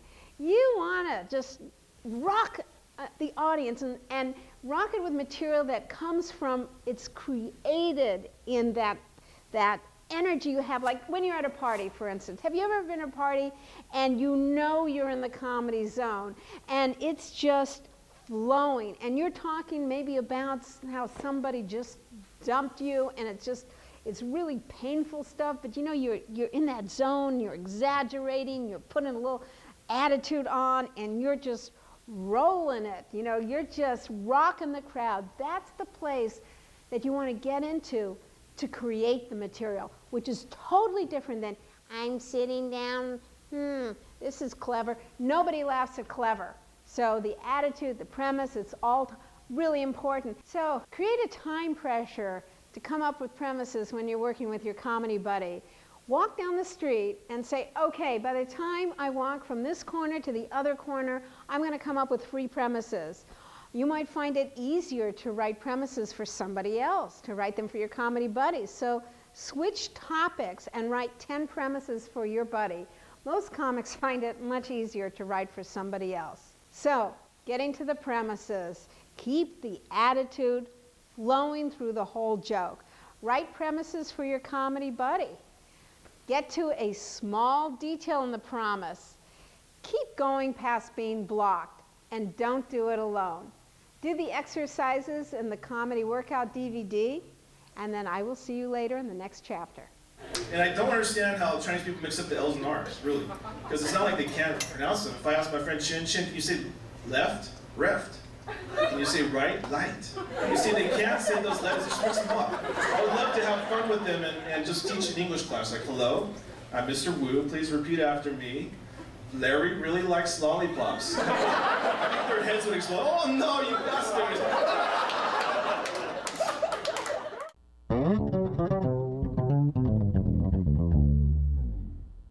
Now you have premises based on your authentic topics. Ooh, I'm worried. They're not funny. I don't think they're funny. Don't worry. This is where we get them funny, because this is where we add the act-outs. Now, here we're going to get a little more specific. We've avoided I, me, my. We've avoided those words in setting up the joke because we want to include the audience. But now that you've brought in and connected to the audience. Now this is where we can add those words. You can get very specific. You can start talking about, you know, my mother, my father's mistress. I'm in my 30s and I'm single, desperate, and frustrated. And this is really sad, and it's even worse when your mother is more frustrated about it than you are. She calls me every night on the phone. Have you found a man? Have you found a man yet? Is there a man on the horizon? Every woman needs a man. I'm like, Mom, you really have to stop stressing me out. She's like, just get you a fixer-upper. It's the way that Alicia Cooper exaggerates her mother and totally commits to her mother that makes that act out so funny. The act out is where you get the laugh. Is there a way to make clever funny? Or? Yeah, with a big act out.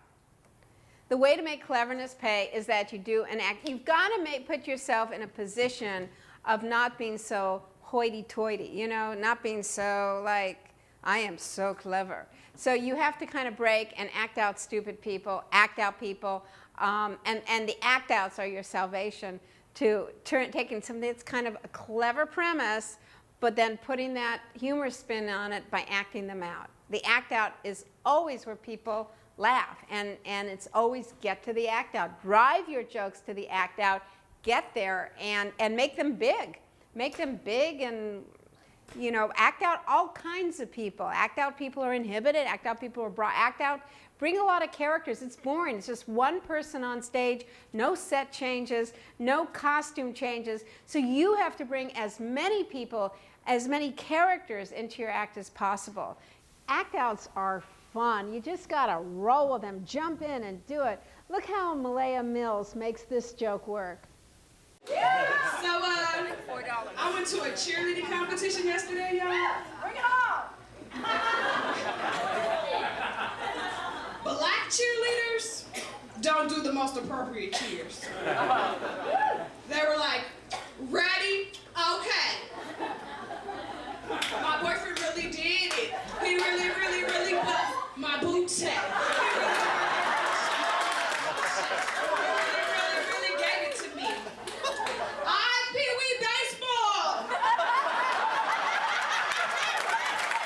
You notice that Malaya doesn't say the attitude word, but it's suggested. And with her joke, there's a turn at the end. Rather than saying, Pee Wee baseball is weird, she doesn't tip off the surprise at the end. She does the act out, leading the audience to think that it's high school cheerleading, and then reveals that it's Pee Wee baseball. So careful not to tip off your, the surprise in your setup, because the audience laughs when they're surprised, and you gotta love it when the audience says, wow, I didn't see that coming. Now, we've been in this DVD series building a joke from a topic, but sometimes you can build a joke from a character in your life. In the DVD workout, there'll be an exercise where you can make a list of who's causing you trouble and all the stupid things that they say to you. Now, when you do an act out, and let's say you have a character or your grandmother or whoever you want to do, and you get this great act out, I have to tell you, I've never written my act outs down. I like to do them and have them be really spontaneous. So when I perform them for our audience, sometimes I add some things that I didn't even think of because I am just so in the moment with the character. And sometimes if you write your act out down verbatim, you're going to lose that vavoom that you have when you're just doing them, when they just take over your body. Do you know how I look at it? This is a better way of describing it. I look at the setup as building the sandbox, and I'm constructing it and getting it all perfect. I looked at the act out as just jumping into it and playing and having a great time and committing myself. Or I should be committed. But here's some act out tips. Just act out whoever you set up. If you mention them in the setup, act them out. Don't do dialogue back and forth. He said, then I said, and then she said, and then I said, and then somebody else said. That's not a joke. That's called a play. And then don't go into a story and this really happened. If you find yourself saying, and then I, you're telling a linear story. Just get to the act out, okay? And don't describe things, act them out. And as we did in the last chapter, give yourself a time limit with act outs, because that puts you on the spot. Don't think, do it. That's what we say to our students. Just do it, do it. I do this exercise where I give students a topic, and with no time for thinking, I say you have to get to an act out within 20 seconds. Watch. Substitute teachers, go. Substitute teachers are stupid because they didn't even go to college for what they had to do. And they're up there acting like they know what they're doing. Hey, yeah, history, let's see, Columbus, somewhere in there. Mullets. Mullets. Well, mullet hairdos, go. Mullets are stupid because lesbians have them and rednecks have them. That's all I got. No act out. Oh yeah.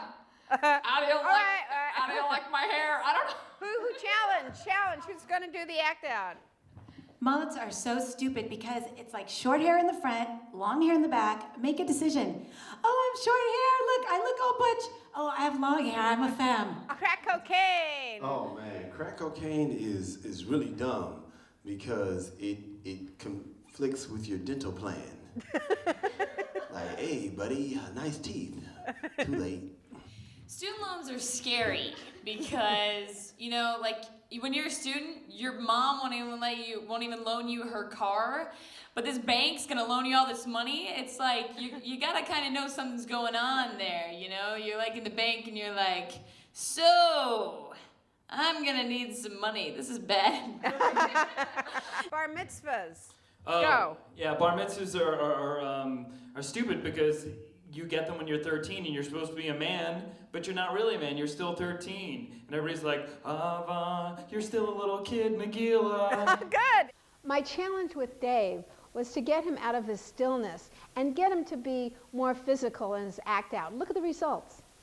What are some of the consequences of the depression? How are things? Are you single? Yes. All right, talk about that. Get it up. It's hard being single. Okay. Come on, get it on. It's hard. It's hard being... More. Dave, give it to me. It's hard. More. I'm giving it to you hard. No, it's hard. It's hard to be single and depressed because nobody wants to talk to you. Let's get rid of depression. I'm Okay. pissed off. And come on, give it to me.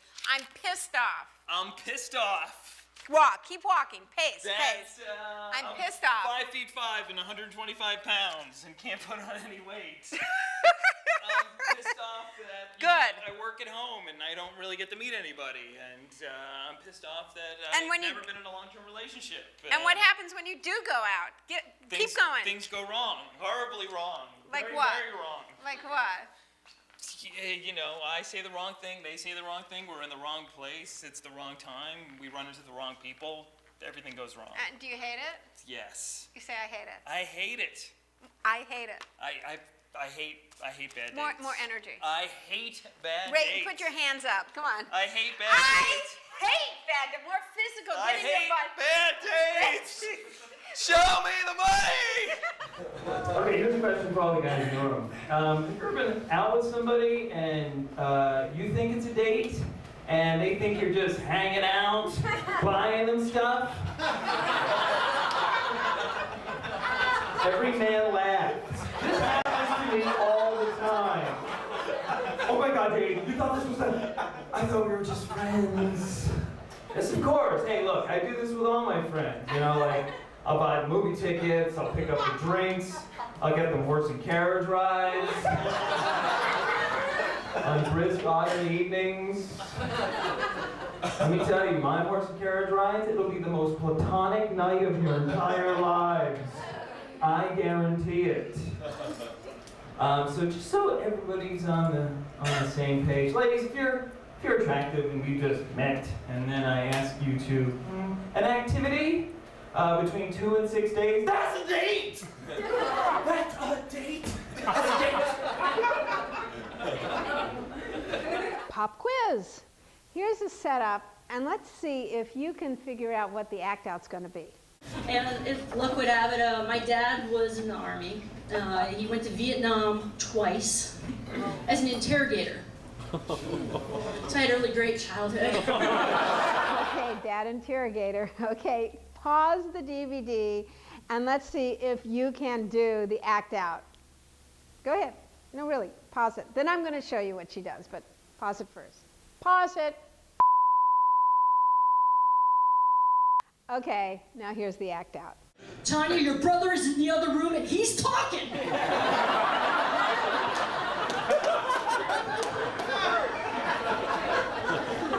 Dad, I've been up for 3 days. I swear I don't know who gave me the gumball. Here are some act out tips. Act out whoever you mention. Have an unexpected turn or surprise. Really get into the character you do physically and exaggerate the character. So do the exercises in the comedy workout DVD, and I'll see you in the next chapter. Okay, you guys ever play that, you know that game, like, Would You Still Love Me If?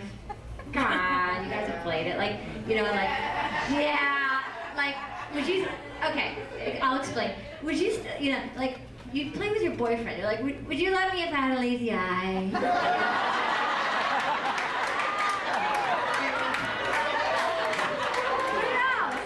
Or like, would you still love me if I talk like this all the time? Or like, would you love me if I had one leg way shorter than the other? Walking around like that, you know? He's like, oh, come on, babe, I love you more. And he so wasn't kidding because he dumped me for this girl. He's like, this.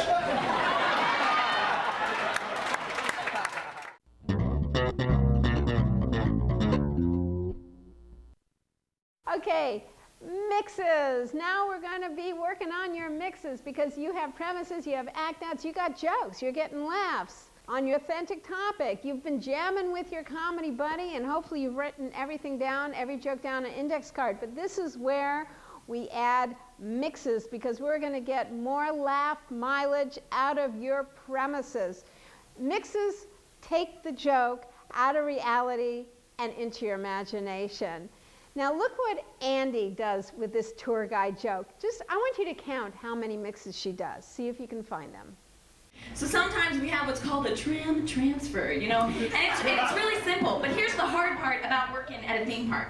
Because once people enter a theme park, they just, you know, their IQ drops 98%, I tell you what. And they can't even follow really simple instructions, you know, it's like, okay, the tram is broken down, we're just gonna get off this tram, and another tram is gonna pull forward, you're gonna get off and get on that one. It's really that simple, really. So you think, you know, once the tram pulls up, everybody's freaking out. They're like, you mean we just get off and get on the other tram? What do? We just get off and get on the other tram? I mean, are these the people? Are these the same people who can't follow the instructions on microwave popcorn? You mean the sign that says this side up? We just put up and then you microwave it? I mean, these people could be president. You mean it's just I sign it and it becomes a bill? I mean, When you really commit to your mixes, that's when the audience not only laughs, but applauds. Did you see how many mixes Andy had? First she had tour guides. Can you imagine how these people are with popcorn? And she acts that out. And then she says, boy, what if these people were president? Oh, you mean I have to sign the bill? And then she acts it out. It's terrific. One setup, and then she gets 3 laughs and applause. So mixes, they're really good, but they take time. They're hard. You got to really try a lot with mixes because a lot of them don't work. But you'll find a winner if you keep going. And then if you got something, go a little further and then find another mix. Can you see the possibility of a mix here with Michelle? It's hard being gay. It's hard being gay because we never learned how to ask another woman to dance. Right, you didn't know how to do that. Gay bar, everybody's just waiting for someone to Right, make the everybody first just move. stands there and just looks and no, I'm not gonna go talk to her. You go talk to her. No, I'm not gonna talk to her. What's gay foreplay? Shopping? No, that's for men. I don't know. Okay, For gay men, not maybe women. we should go and there should be a way to find out. There should be like a gay mating call. Go with that. Go with that. There should be like There should be like a gay mating call. Go with it. Go with it. You know, like you say things like where women go, like the softball game or like the potluck. We're like an endangered species. You know, I think we should have some kind of mating call so that we can find each other.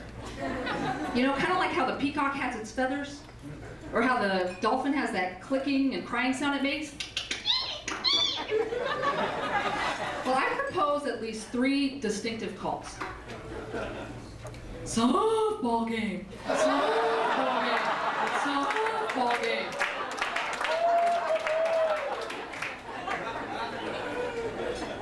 Home Depot. Home Depot.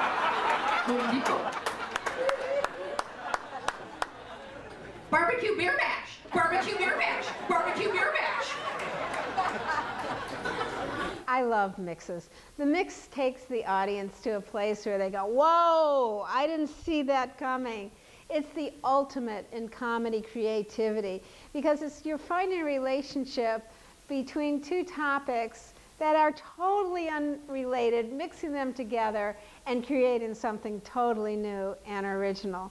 Now, one way to do a mix is to take the character that you mentioned in your first act out and you put them in a totally different environment that would be really funny. Like, let's just say, oh, a drunk frat guy maybe working at Planned Parenthood. Or let's just say a like really perky cheerleader working at a funeral home. The jokes like that create themselves naturally because they create such a great visual image. Now, sometimes comics work backwards, like you'll get a great idea like that for the mix, but then you have to go out back and you need to set it up and you need to create the premise and the act out that will precede it, because you need to first do the act out that sets up the character before you do the mix. Another thing is that if your mix starts personal, then bring in something political or worldly or vice versa. Notice Andy's on the joke before. She starts off talking about something personal when she was a tour guide, but ends up with a mix about the president. So when you get to the mix, you have to bring in something totally different. And the mix is always followed by another act out. In the workshop, we practice this by putting the students on the spot and having them come up with mix act outs. Try this exercise with your comedy buddy. Watch. And now, Kyle, the one-legged dancer. Oh, don't start looking all scared, guys. We're still gonna have a good time. It's still gonna be fun. Don't worry. I've been practicing. So you guys ready? Turn on the music. Boom, da boom, da boom, boom, da boom, da boom. Big buddy, Thank you. I'll be here all week. Try the veil. Ladies and gentlemen, come to the stage. The first platinum recording artist that cannot even speak.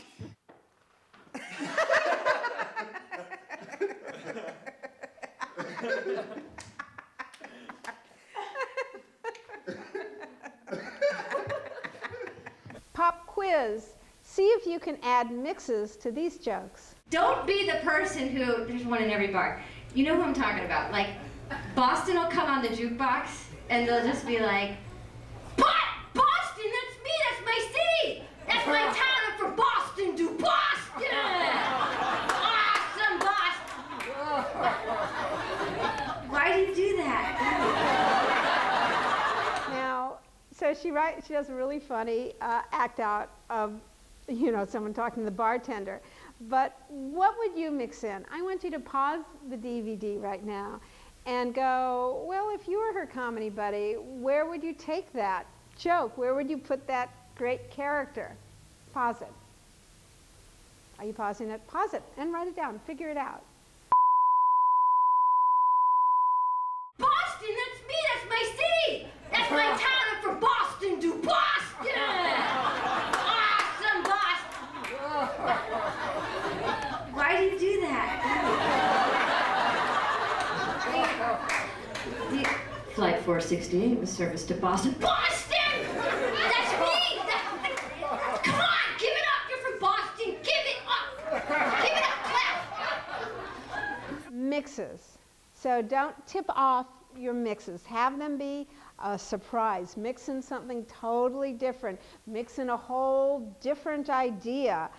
Put the character that you set up in your joke and put them in a whole different environment. Go from the personal to the political, or if you start political and you're doing a political joke, then go to the personal, or go from small to worldly. You know, use your imagination. Now, we're at the end of DVD 1. Hopefully by now you have 22 jokes, and you've written them each on index cards. Now get out DVD 2, because I'm going to show you how to turn those jokes into a killer act that rocks a room.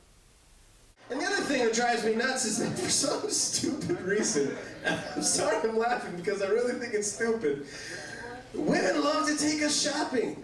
If you have a girlfriend or boyfriend, that's like their pastime. They're like, I want you to go shopping with me. Come on, let's go shopping. There is nothing fun for a man about going shopping. There's nothing fun about watching you go, oh, look at this top.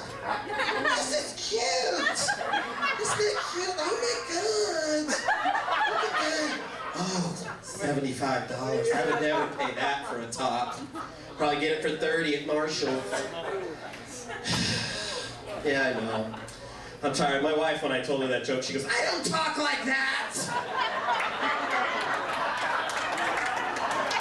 I said, you're right, honey. You're right. When you talk, I hear,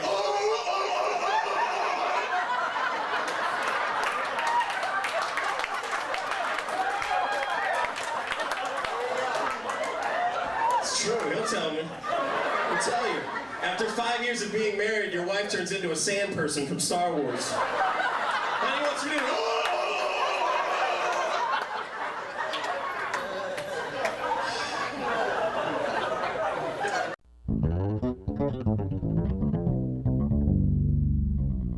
Hey, I'm Judy Carter, and welcome to DVD 2. And this is where we are going to show you how not to bomb, how to avoid being really hack, how to connect with the audience, perform, and rock the room for your showcase that I know you've got on your calendar.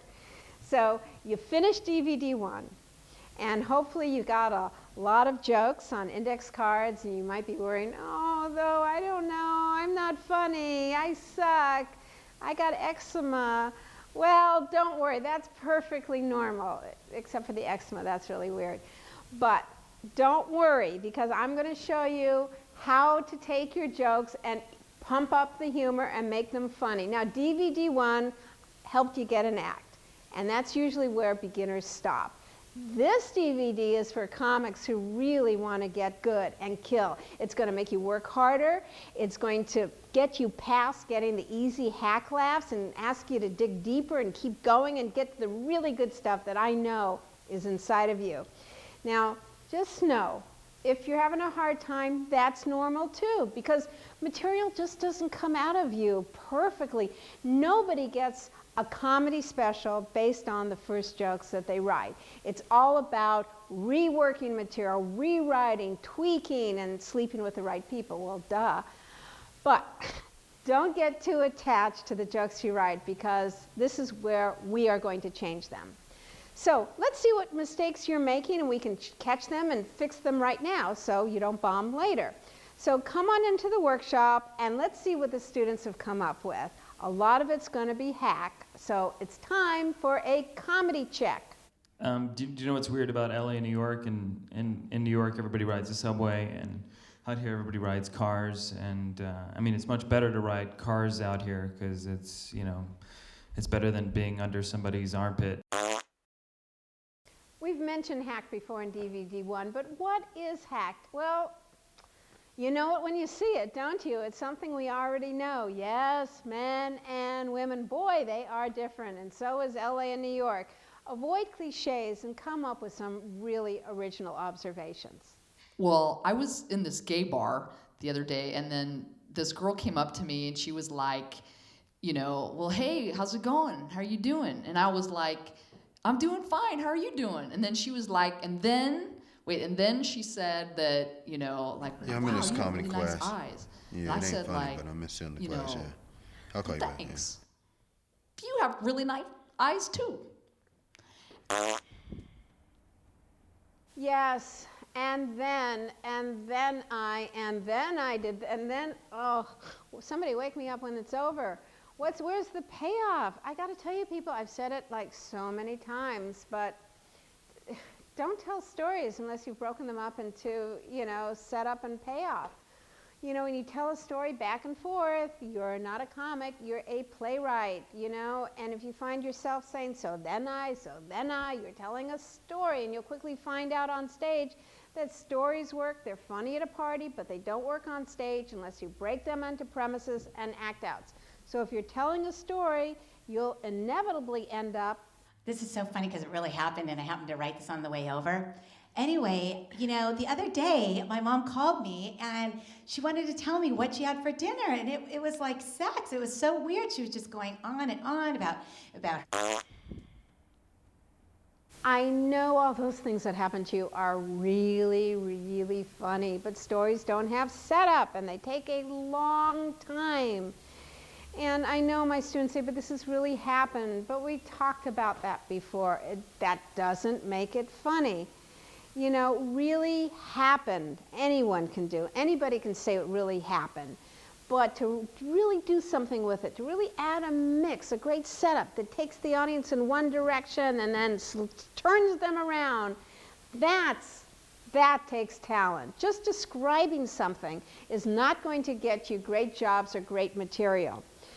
Besides, how are you going to then write material? You have to wait for something to happen because you can only do jokes about something that really happened, so if that day nothing happens to you, you can't write any material.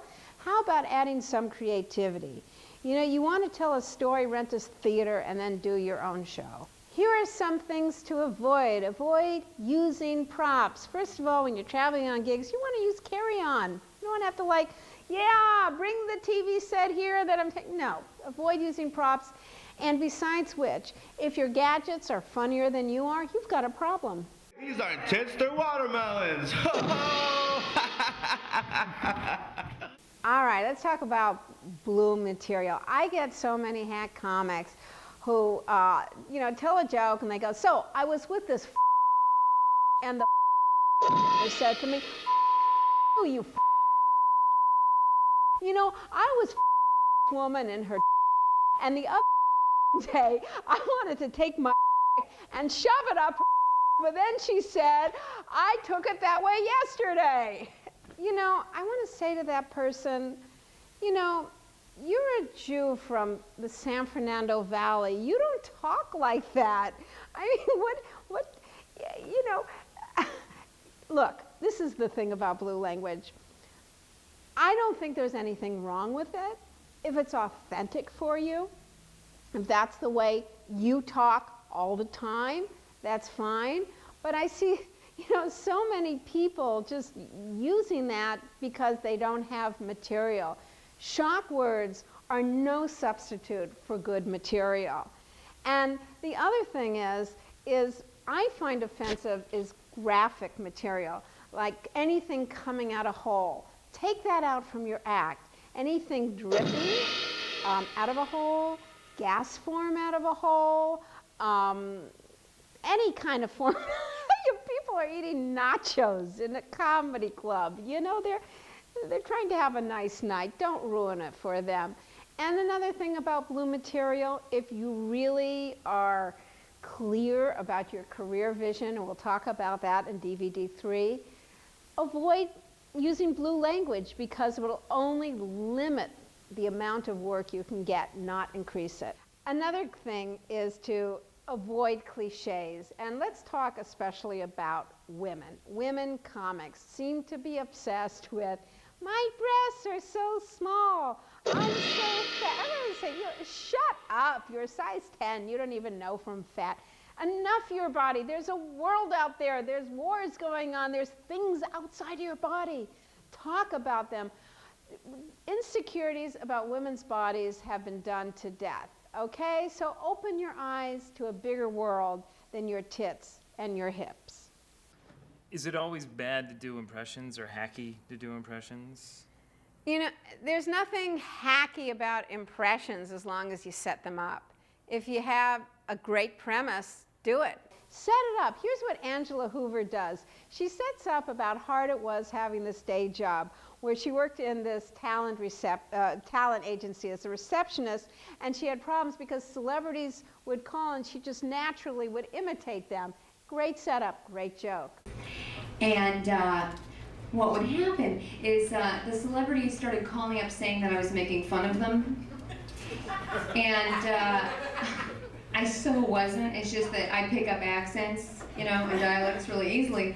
So Drew Barrymore would call. Law offices. Oh, hey, Drew.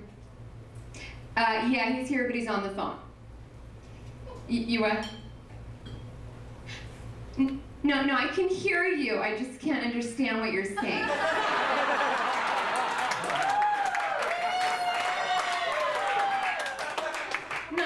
No, I'm saying I can understand you, okay?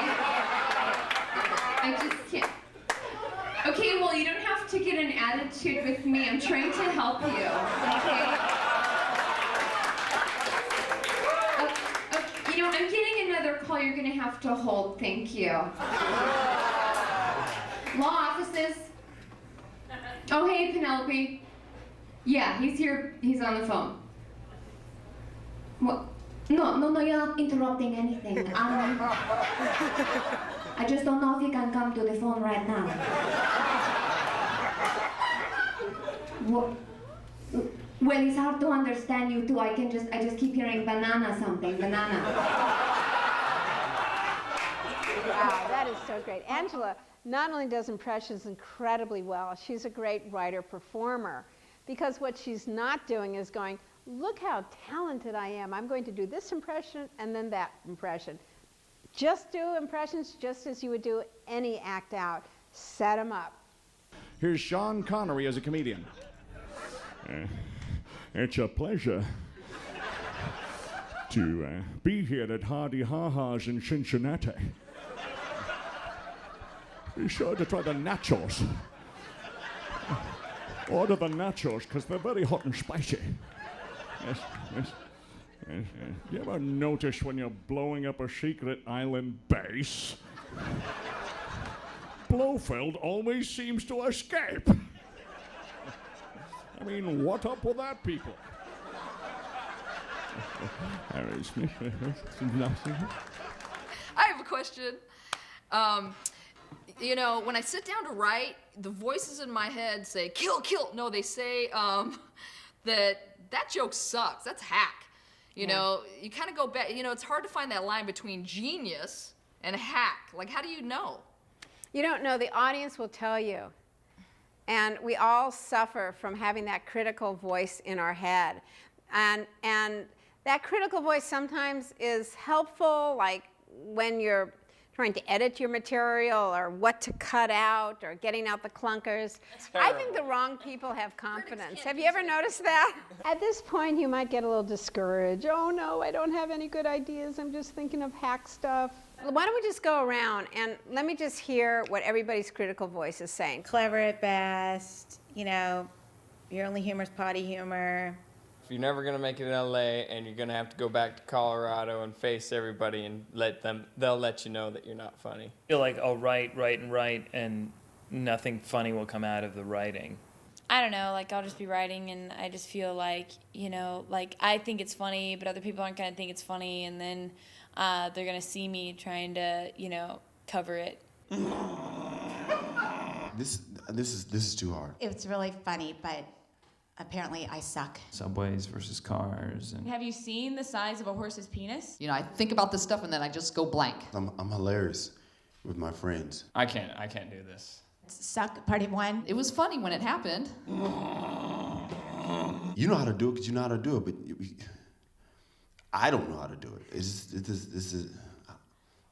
is stupid.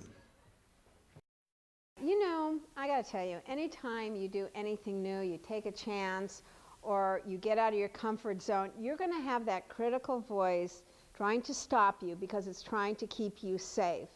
But succeeding in life means sometimes doing things dangerously. And that will get your critic to the point that, I got to tell you, some people work in my workshop and they have these incredible acts, and they're brilliant, and they don't show up showcase night because they quit. Don't quit. At the end of this chapter, there'll be exercises for you to get out your negativity so you can free yourself to really experience all your ideas and get your act out. So the important thing is to let all your ideas flow right now. Don't judge them. Get them all out, the sucky ones and the brilliant ones. And remember, avoid funny topics. Avoid stories, props, already heard observations, another comics material, your body parts, or graphic shock material, or any kind of graphic language. And go through your act, take out the hack, do the exercises in the comedy workout DVD, and I'll see you in the next chapter. The thing I hate about documentaries is they always skip over the parts you really want to hear about. Like you'll be watching them like, Harriet Tubman, born in 1819, a wife, a narcoleptic, and a leader of the Underground Railroad. But the most amazing thing about this story is she was a leader when women didn't hold leadership positions. Ain't the most amazing thing about this story that she was a narcoleptic?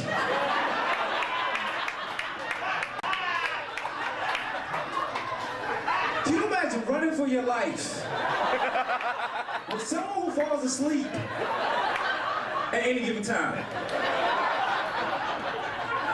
They always reenact stuff. I wanted you to reenact that.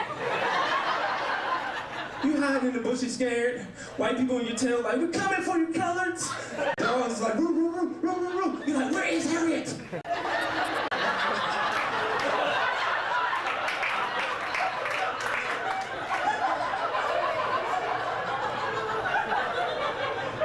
Harriet come running back like,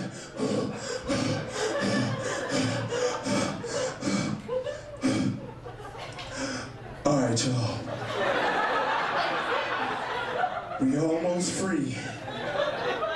All we gotta do is...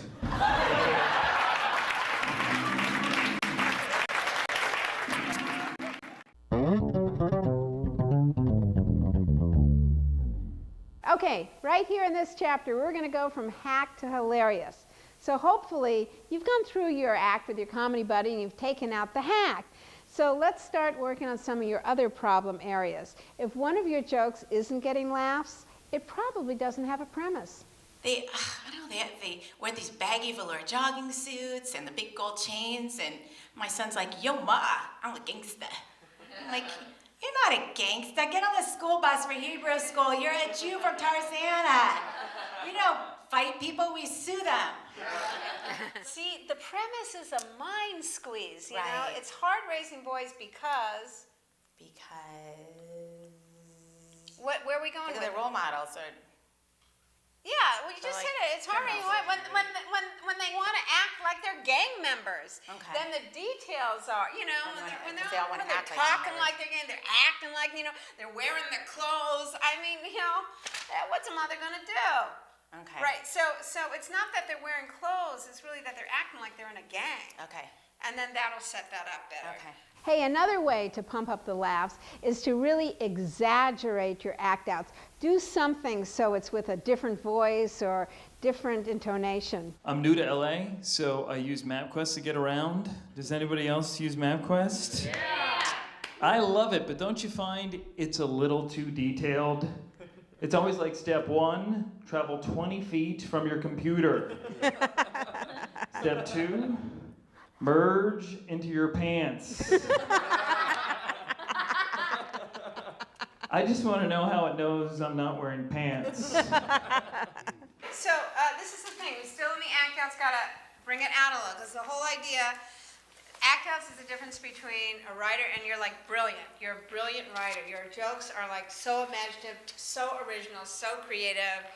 Mark my words, you're gonna go far and return my phone calls when you get famous. Now, act out, the computer, the voice of the computer. Can I hear that again? Can we just give it a go? Like making it not your voice, like slightly different. Doesn't have to be a huge act out.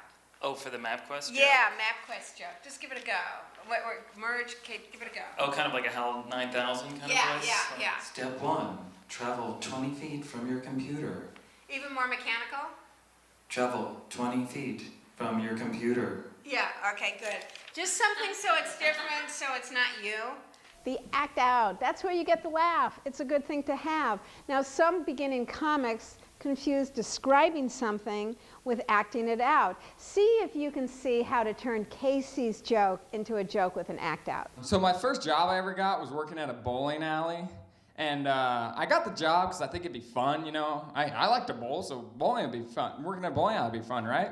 No, because it stops being fun the moment it becomes work, right? Yeah. It's like if I have to see another group of 12-year-olds jump up and down over knocking one pin over, I'm gonna lose it. That joke can have an act out too, because you want to do your setup, do an act out, bring in the mix, and then do your mix act out. So let's do. It's like a kid says. You know, a kid gets excited over knocking one pin over. But okay, a kid gets excited about knocking one pin over. Is description, act it out. A kid gets excited, and do the kid. All right, a kid gets excited over knocking one pin over. Okay, no? That's not an act out yet. Okay. You got to become the kid. Go ahead. Kid gets excited over knocking one pin over. Hey, who are you talking to on that? I'm talking to the audience. Right. Don't talk to the audience. Be the kid talking to you at the bowling alley. Okay, I see. All right. Yeah. I just knocked one pin over. Woo! And you're going, now your reaction. Whoop-de-doo. Whoop-de-doo. Yeah, there you go. Okay. Now you get a laugh out of that.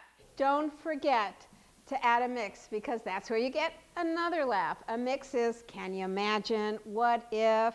So watch how we add a mix to Casey's joke. Then you go, it's just like, and then you'll add your mix. Okay, so like, the joke is basically that the job gets boring.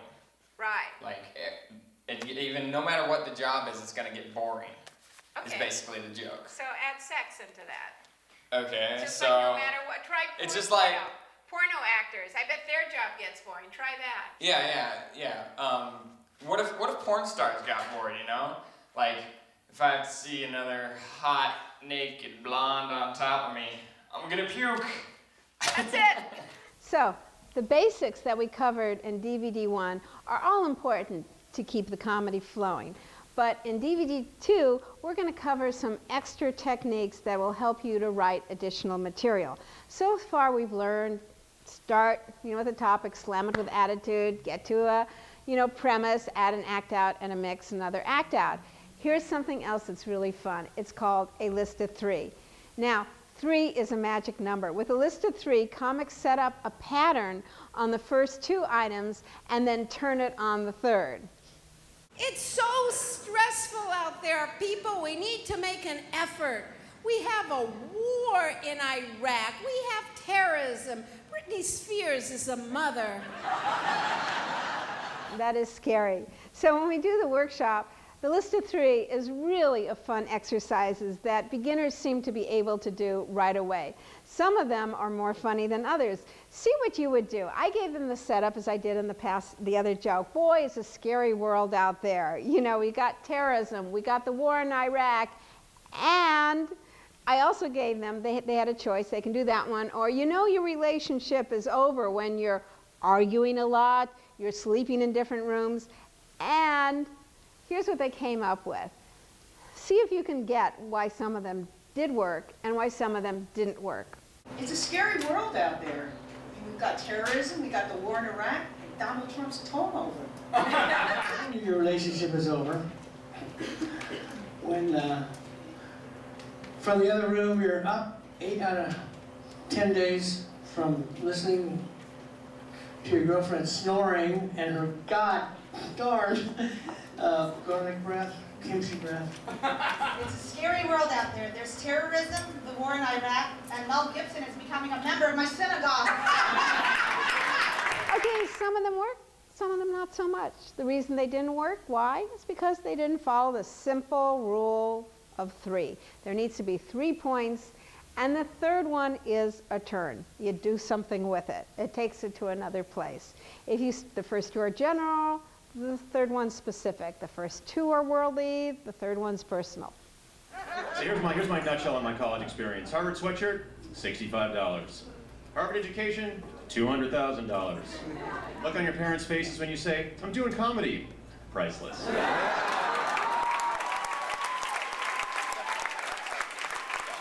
That list of 3 was Ben Taxi's killer closing. Very funny.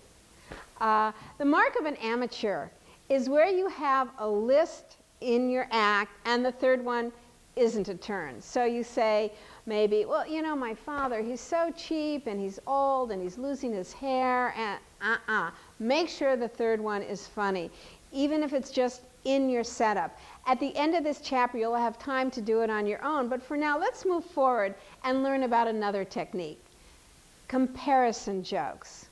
A really strong joke is comparing 2 things. In this joke, Chris compares his Italian dad to the typical white bread dad. And he also does back and forth act outs of the 2 of them. Because when you do comparisons, you like act out, you know, his Italian dad and act out a typical white bread dad and watch what happens. And with Italian dads, it is really hard to fit in because Italian dads draw so much more attention to you as a kid than most dads because they tend to be a little bit more vocal in public. Normal dads, like at Little League, oh, good swing, Duncan. We'll get him next time, slugger. Italian dads, Christopher, so help me God, don't you dare embarrass your mother and I. Now you step into that batter's box, eyes up, chin down, choke up on that bat, loosen your grip, and whatever you fucking do, just relax. Very funny. Did you see the comparisons? Let's do another one. 3 dogs, 1 dog, the perfect dog. Weird combo, though. Half Jack Russell, half German Shepherd. Who was which and when, you know, and how? A lot of question marks on that one. Who did what? Was the male the German Shepherd going, oh, don't worry, this isn't going to hurt a bit? Or even weirder, was the male Jack Russell kind of going, you just stay right there, lady, because in about 45 minutes you're going to get bored and walk off. I'm going to give you the time of your life. Oh, you just stay 1 lucky shot. I'm only asking for 1 lucky shot. Next technique is dialogue jokes. This is where you act out that's something that someone says, and then you have your retort, where you get the laugh. Now, very often, it's something that you wished you had said in life. That's what's so great about, you know, stand-up comedy, is that on stage, you have a chance for a do-over, and in this do-over, you always win. So, have you ever had a friend come up to you and say, I know someone who looks exactly like you, and then you meet that person and they're ugly? I met that person. My friend's standing in between us. Well, what do you think? What do you think? I'm like, I think you must hate me. We look nothing alike. For starters, I have brown hair, she's a whore. Jill Vaccaro is great because her retort is not only hysterical, but it totally catches us off guard by surprise that she comes out being the stronger one. Now, in this joke, look how Kenny gets 2 laughs from his back-to-back retorts. I noticed this too about, like, I'm around a lot of mommy-raised kids. I'm with the moms all day, and I don't know, women just value different things than men in regard to child rearing, you know?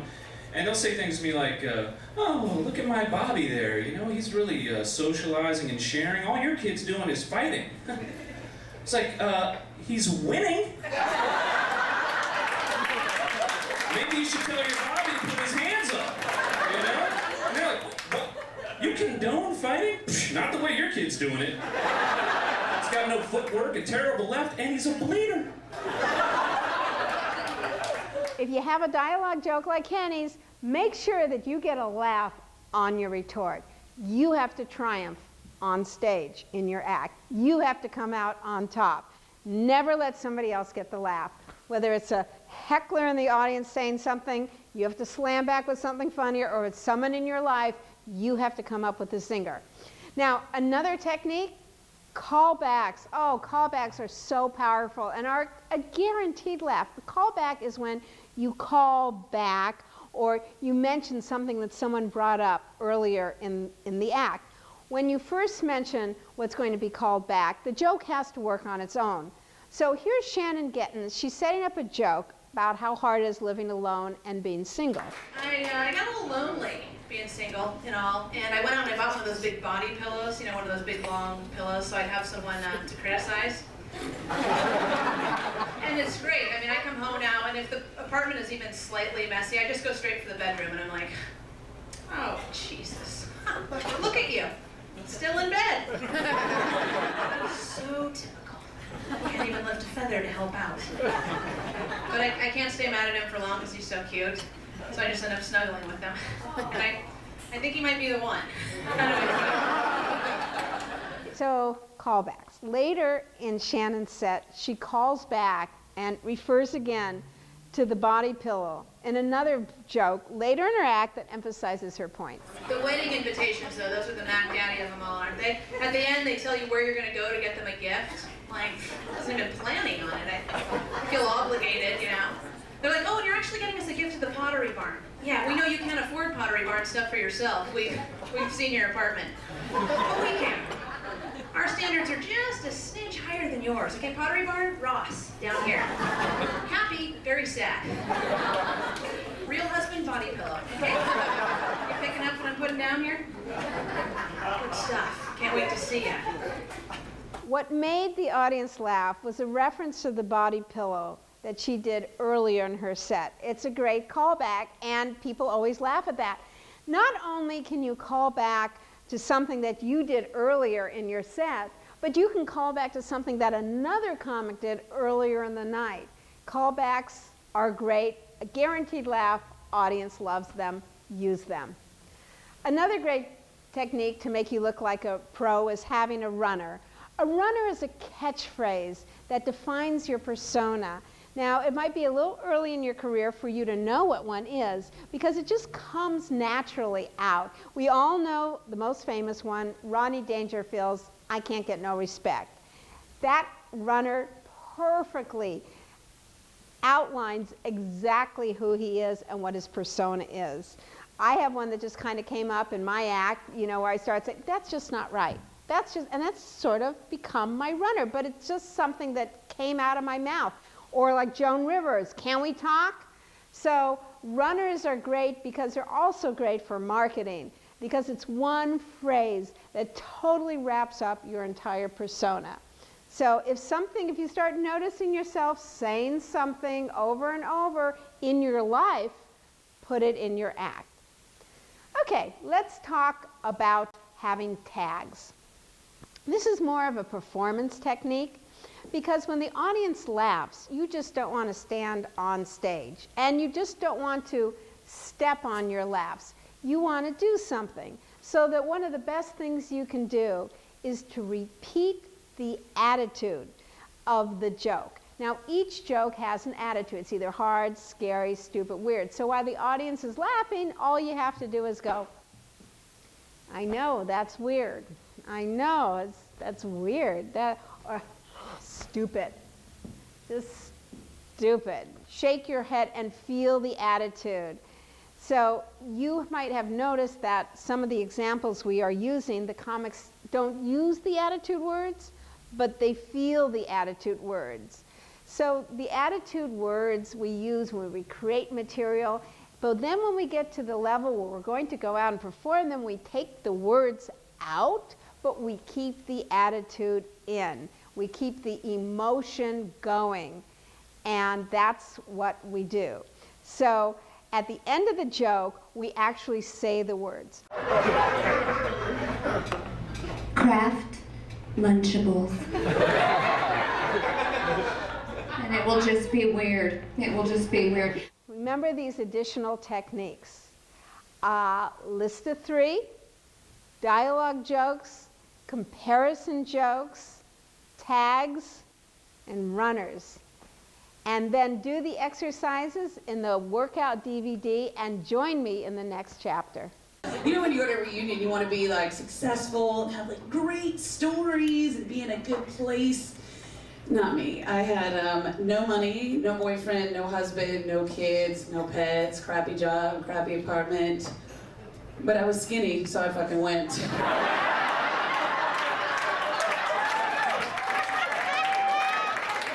Yeah.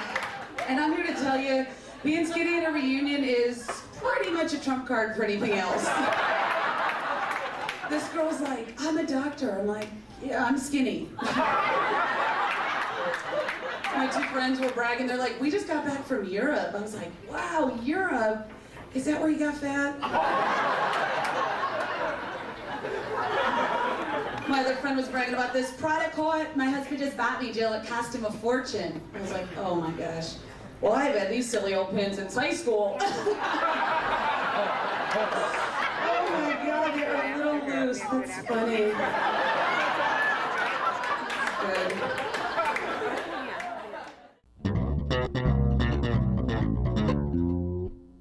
Okay, so hack is out, funny is in. Now, what the heck are you going to open with? Let's talk about openers.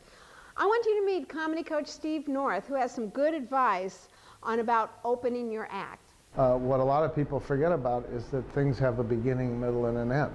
And there are openings and closers. You need to open with a joke that really defines for the audience who you are and what's funny about you. I mean, some good comedians and comedy characters actually just say it. You know, like Rodney Dangerfield used to say, you know, I tell you, I don't get any respect. We have to understand that first. So your opening has to be a statement and or a piece of material that clearly defines for the audience what's funny about you, because you're always performing for strangers, you're always performing until you're a big star. And you have to design your set so that that opening joke makes everybody get you very quickly. Okay, everybody who puts a stand-up act together worries about what am I going to open with? I mean, it's scary, isn't it? The first moments on stage are so important. You come on stage and you wonder, okay, do you like me yet? The opening is so important because people will judge you within 3 seconds. I mean, when you're channel surfing, how long before you say, oh man, this sucks? You've got to hit people with the opening, and the best way is to come on with an opening and let them know who you are right away. All right, let's cut to the chase. I'm gay, and I'm Mexican. That means I can decorate your house and clean it for you. Best place to open with is start with something really obvious. Now, at the end of this chapter, you'll have an exercise with your comedy buddy to find out what is obvious about you, because, you know, you might not know. You need to ask a friend, hey, when you look at me, what do you see? Or ask strangers. That's even better, because the audience you perform for, they're going to be an audience of strangers. Mom, middle-aged, horny, old. Irish. Not tough. I'm not a femme fatale, more like a femme fatality. No, this is not the top half of a prison jumpsuit. Short.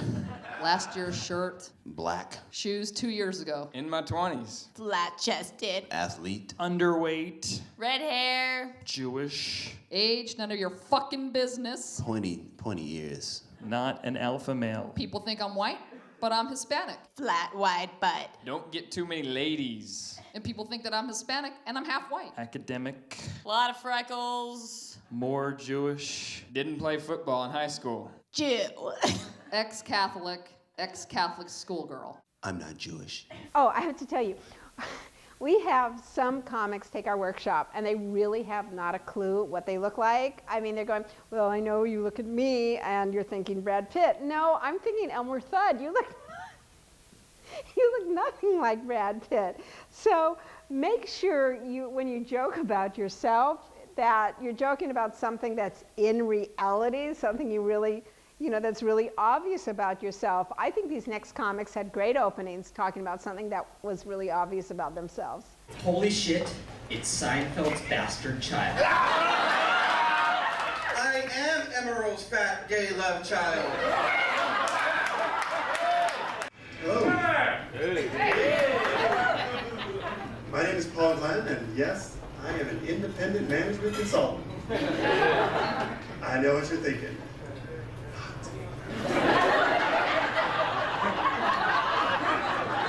Hey, and watch out for hack openings. So, where are you from? I'm sorry? No, I heard you. I'm just sorry. Boy, these lights are really bright. You really can't see anything up here. Hi, I'm Dave, and I'm single. So who else out there loves boobs, huh? What? The brothers here? So you stop clapping? You ain't clapping because the brothers in the house? Oh, one of the most hacked openings. Go to any open mic and seen people who aren't getting paid, and you're definitely going to see this. I know what you're thinking. Yeah, they usually don't. I know what you guys are thinking. I'm a cross between Fred Flintstone and a little Jew. So I know what you're thinking. What's this black guy doing up here? It's not Black History Month. I know what you're thinking. Are those real? I know what you're thinking. Do the curtains match the drapes? I know what you're thinking, right? When did Denzel start doing comedy?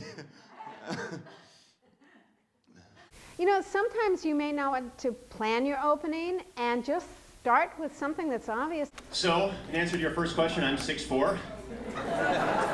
That's the height where normal has ended and freak has begun. Some people ask me, "You play basketball?" I'm like, "Sorry, I'm Jewish." They're like, "Cool, can you get me tickets?"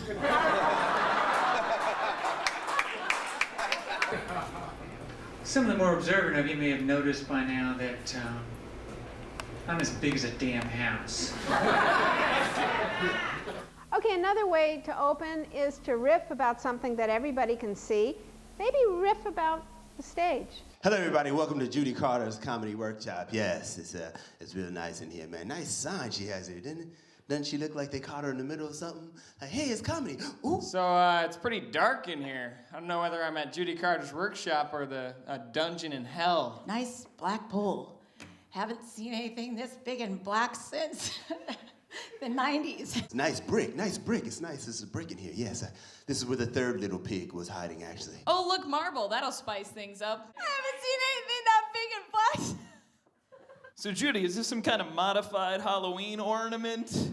I haven't seen anything that big and black. Got the orange, the black, it's just missing the hat and the broomstick.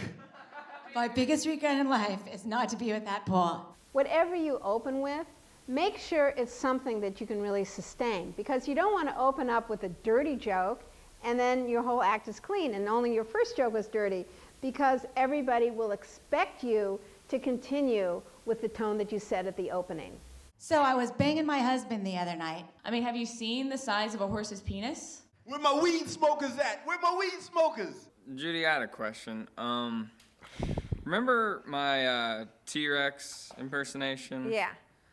Well, I did it at an open mic, and it didn't exactly work out so well. Where did you do it in your act? I did it right at the beginning. Okay, and what was the setup for it?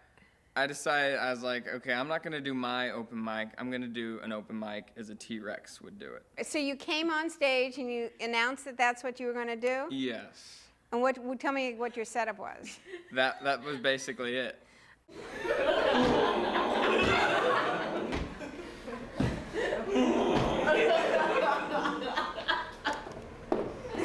So what's the deal with the Stegosaurus? All right, I'm not going to put you through that. So what was the attitude? None. I guess there wasn't any. What was the premise? None. And did it work? No. That was why. I mean, sometimes we get a really, really great act out, and it's really funny because it's fun to see someone do something that's really goofy, but you really have to be clever how you're going to set it up. So you're going to have to find a way to set it up. Sometimes people will just not do that, and it's just hokey. It's like, okay, now I'm going to be doing my impression of Michael Jackson. You know, you can sometimes get the audience to adjust to you, but it's a two-way street. Every night's going to be a different room, different audiences, different nights of the week, all demand different openings. This is my first time playing the Ice House Annex, and it's an interesting room. You know, it's a novel thought, really, to make a comedy club out of a double-wide trailer. Which is fine, you know, and I have no problem with that, but was it really necessary to supply the place with a speaker system worthy of a Rolling Stones arena tour? I think a portable PA on the floor would have done it. It ain't that big. Avoid assuming that people are interested in you, because you need to work with your comedy buddy to get a good opening that really draws people in. People a lot of times don't hear the first 2 minutes of your act. They're ordering drinks, they're moving around. Yeah. So then you're in the material, people going, what's she talking about, gay stuff? Is she gay? What's going on? It's because you never really said that. So you kind of have to give it slowly. So you want to just go, okay, say I'm gay. Just like that. Just like that. So Just like that. I'm gay. I'm gay. Hi. And then I'm nice to hear. I'm happy I'm gay. Yeah, I'm gay, and then maybe you want to react to that and make a joke out of that. Oh, I know. Oh, look, nobody's surprised. Damn it! Nobody's surprised. Something like that. Let me just see what that's like so far. Go ahead. And say what? Nobody's surprised. Wow, that's interesting. I didn't know it looked like such a big dog. I don't know. Do you guys get that? To find some way to get your first topic by slamming off the audience. So, openings. Avoid hack openings. Don't assume the audience is interested in you. They're probably not. You got to get them interested. Avoid cliche openings. I know what you're thinking. You probably don't. Avoid, how are you all doing? They're doing just the same as the 10 comics before you asked how they're doing. So get together with your comedy buddy, do the exercises in the comedy workout DVD, and see you in the next chapter. Obviously, I'm kind of sliding down the backside of the mountain of life, so to speak, and I've kind of come to terms with the fact that, some trends I can't participate in, like tattoos. Kids are getting tattoos. I'm old, I don't get tattoos. Then it occurred to me, every time I get a varicose vein, all I gotta do is get the head of a snake tattooed on one end of it. Thanks a lot, I'm Rebecca Arthur.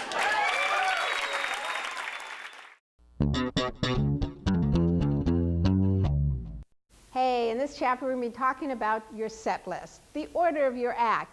So you should have your opening by now, you've retooled some of your jokes, and now let's talk about putting your set list together. What is a set list?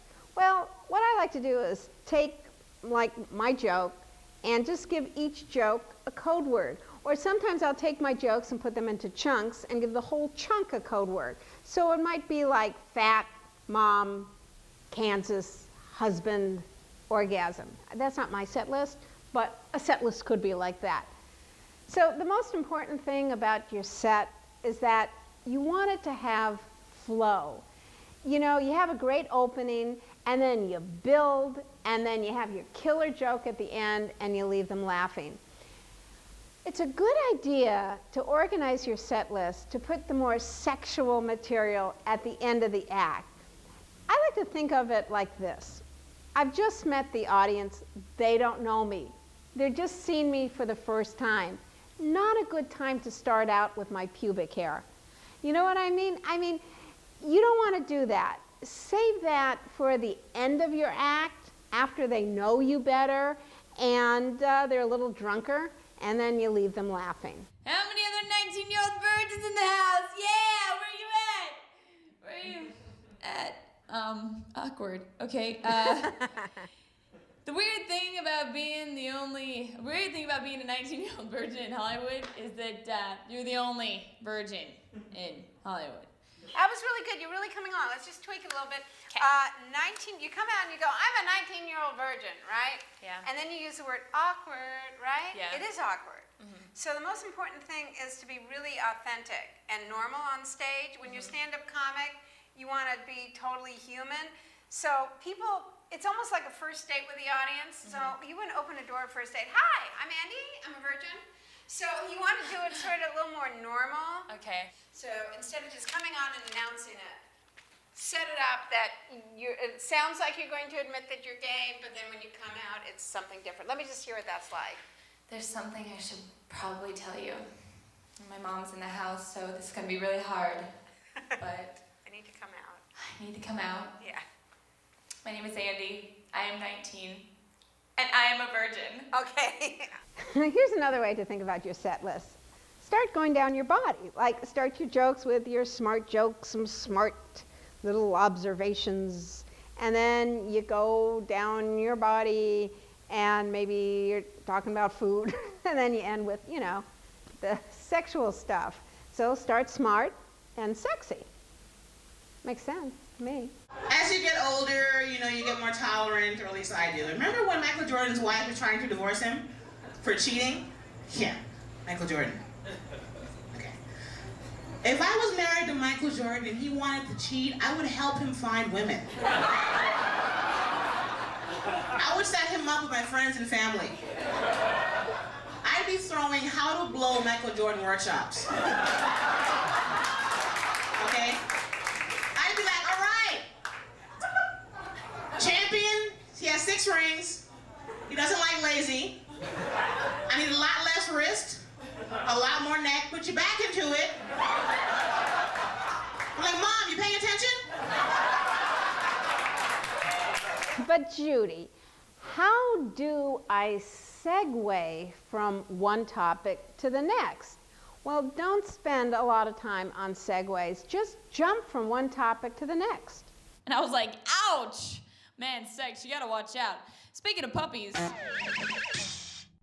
And the guy went straight into the pole, broke his nose, and speaking of noses, you guys seen Michael Jackson lately? Baby, I'm hungry. Make me something to eat, you know. Anyway, so speaking of food, Bill Cosby, man, golly, jello, jello, jello, jello. A great way to transition between topics that are totally unrelated is to use attitude words to do it. Let's say you're talking about a priest and you're going to a joke about supermarkets. So you can end your joke with the priest and add your tag. Wow, yeah, that's weird. Remember tags? That's a great thing to do when the audience is laughing. Yeah, that's weird. Another thing that's weird is supermarkets, you know, and then go into the joke. So your attitude words can build the bridge. They're very important. I mean, attitude words to me are like the gas you put in the car. If you're not going to put it in, the car's not going anywhere. No attitude in the joke's not getting a laugh. At this point, you can actually take the words themselves out of the joke, use them to transition and put them at the end of the joke, but take them out of the beginning of the joke. You know, because you don't need to say on every single joke, and that's weird because, and that's stupid because. You don't need that. You want to feel the attitude, convey the attitude, but you don't have to say it on each joke. But they are great to use as transitions. Now, we talked about opening your act and the order of your act and segues, but what about closing your act? How do you close your act? Well, comedy coach Steve North, aka Captain, has some great advice on how to close your act. And then a closing piece of material is usually something that sort of wraps up the whole thing in a nice little package. It's the piece that it obviously has to get great laughs. It has to be one of your strongest pieces, but it also has to be a piece that is a payoff to your whole character and your whole set. End with a big bang, and that's what you want. You want the last thing that people see to be a great thing. And a lot of people do make the mistake of being anticlimactic at the end of their set. They have this great piece about 2/3 of the way through their set, and then it kind of dribbles down after that. And the last thing people are going to remember, especially if you're showcasing, is the last thing you did. That's why I wish all pilots were British. I really do, because if you're flying, whenever I fly, I'm always worried, what if we hear bad news? I was thinking, you know, if it was a British pilot, how bad could it sound? You know, you're way up in the sky, you hear, good afternoon, ladies and gentlemen, this is your Captain Reggie speaking. Very sorry to interrupt your flight, but it appears the wings have fallen off the fuselage.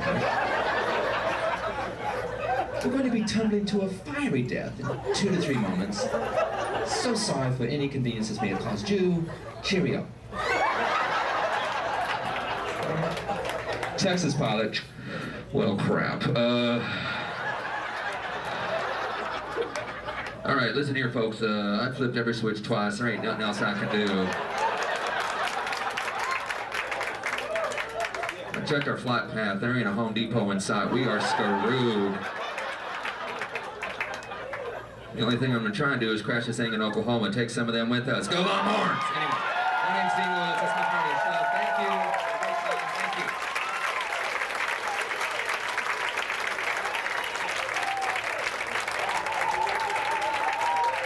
you. Okay, so what do you close with? With something funny, duh. I mean, a lot of comics get obsessed with I've got to do every single joke I planned. No, you don't have to do that. You just have to know, what are you going to open with? You know, what are you going to close with? And then when the red light comes on, or you have 30 seconds more to your act, then you want to be able to get to your closer from anywhere in your act. So one thing that's really good is to practice getting to your closer from any place. So that way you can relax, take your time, and then know that your closer is going to be maybe 20 seconds or 30 seconds when the light comes on. You can end the joke you're doing and then segue to that joke and leave them laughing. But please, please do not say this as you're closing. Well, that's my time. I think that's my time. That's my time. That's my time. It's my time. I'm playing set.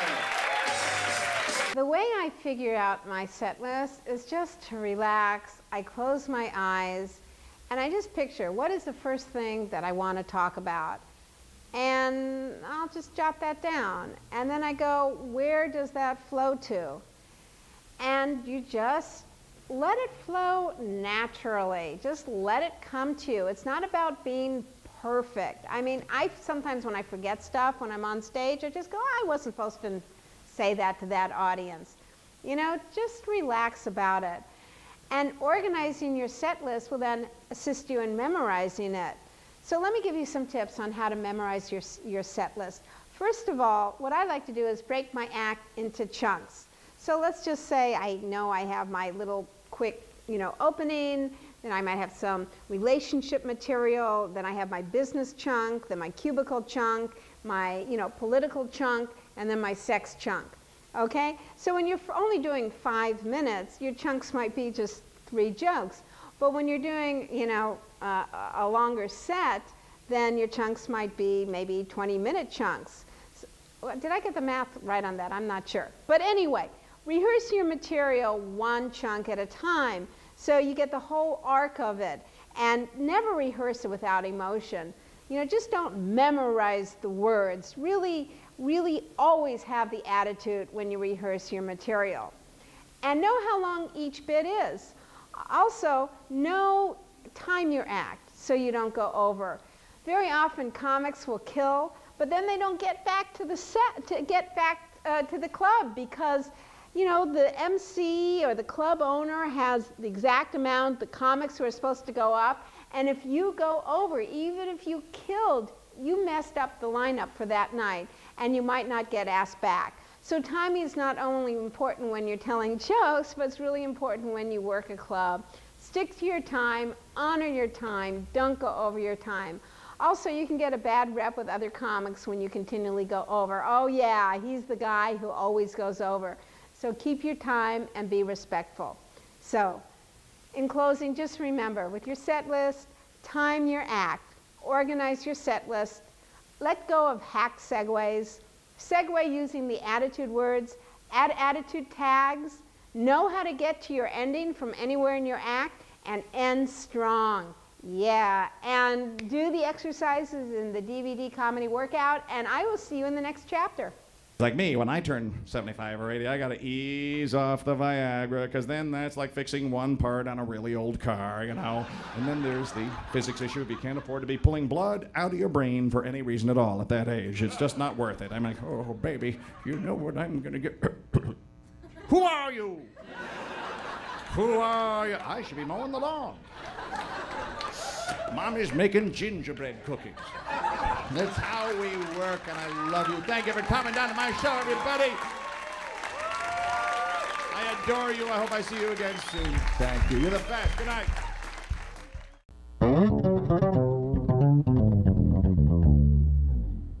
Okay, in this chapter, we're going to give you some performance techniques and get you ready to kill at your showcase. If you have a lot of great material, but you can't really perform it and connect to an audience, you're called a writer. So let me give you some tips on how you can really kill when you hit the stage. Let's talk about the microphone. Really important. I've had some people do killer sets, not get any laughs, get really depressed, and they come out. Why? Because they're doing it like this and nobody can hear them, okay? Your breaths aren't doing the show. put it by your mouth. And all you have to do is put one foot on the stand bottom so it doesn't turn this, and put it like, not like this looks like crap, you know, not down like this, but put it like right here, so you're talking over it. And every mic is the same. Ready? Remember this, everybody. Righty, tighty, lefty, loosey. Okay, righty to everybody. Righty, tighty, lefty, loosey. So just remember that, and unless you're playing Australia. No, I think everything's backwards there, but I think it's the same everywhere, okay? If you take the mic out, don't like, you know, futz with it. Just simple, take it out and put it behind you, okay? And if you're fat, don't use the joke, oh, can everybody see me from behind? Louis Anderson has done it. I can't hear another person do it at another open mic. Can you see me behind? Yeah, we can see you, okay? We saw you 10 years ago when Louis Anderson did it, okay? So knock it off. Judy, I have a question. What happens when you get like that kind of like frog in your throat, that dry thing, and then you start choking and you just feel like you can't get any words out? Okay, here's a couple things you can do about that. Everybody, squeeze your cheek like that. Not a good thing to do on stage, but before you go on, do you notice it creates some saliva? Mm-hmm. Okay? And then sometimes if your throat closes up, oh, that happened to me once. Mm-hmm. It's like really horrible because you're nervous and you get like a tenseness. All right, this is really good. Stick your fingers at the back of your throat. No kidding. It's also really good for weight loss. So you stick your fingers at the back of your throat. Now really try this. Really? Because it totally snaps open your throat. Go. Okay, everybody. Feel it just wow. Yeah. Snaps open. All right, Okay. Really good exercise for comics and bulimics. Okay? Okay. All right. Sometimes people practice material with their cards at open mic. Janine Garofalo does that, but she doesn't do it like this. So, you know what's weird about? No, it's not funny. It's not funny reading. You really have to perform your jokes. Don't let anything come between your connection to the audience. If you're insecure about telling a joke and you're not sure about your joke, do it louder. All right? Like the funny part, just do it loudly. People seem to laugh if you just do that. It's like, I bought some shoes and they were leather. Coming out on stage is the most important moment of your show. People decide really quickly whether they like you or don't like you. And it's really important to not let the microphone get in the way of your connection to the audience. So when you come on, just get to the audience. Bam, you're there. Don't look at the mic, just get to him. And if you keep it in, that's just fine because you can use both of your hands. I like when I first come on stage, keep it in the stand. It centers me, it keeps me in one place. Another thing, pacing, everybody. I mean, we're going to be shooting showcase night, and it's just kind of like this sort of thing. It's just really annoying. I mean, it's like, don't do it. Move if your act out calls for it, but don't just do it through the whole thing. It's really amateurish. The other thing is, if all goes bad, just dance. Just dance. It was leather. Hey, it's best to memorize your act and not bring your set list up on stage and not bring your cards up. I mean, people are paying $5 for a beer. The least you can do is know your act. I mean, unless you're doing a book reading and playing borders, just knock it off. So let's talk about memorizing your act, because the biggest fear comics have is that they're going to forget their act. Judy, what happens if you just go totally blank, your heart starts racing, you go into like a panic attack and you just blank out? Okay, best thing to do, and it's so simple and everybody forgets to do it, take a deep breath. I know it sounds like stupid, it's so easy, but everybody, ready? Generally, your act will reunite with you, and sometimes somebody else's act will remember, and maybe, no, not a good idea to do someone else's act, unless it's kind of better than yours. No, just kidding. But I find it practically 90% of the time your act comes back to you. And it's just... And what about that 10%? And the 10%, well, it's just stand-up, it's not brain surgery. No one's going to die. Hey, if you forget your act, just be honest and admit it. I forgot my act. The audience loves that. Watch. It's funny because at work, too, you realize some of your coworkers, they don't like... I totally don't even know what the fuck I'm saying now.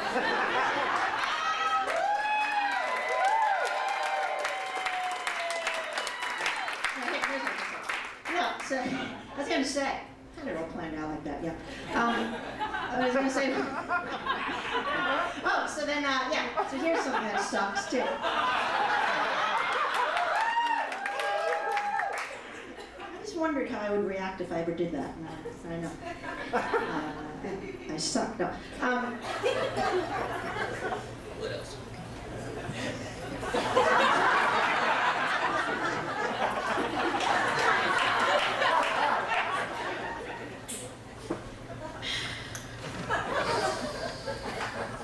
All right. I wish I wrote more jokes, I could redo the nanny joke. But I just did that one. Did I mention how I get cramps? Maybe I did.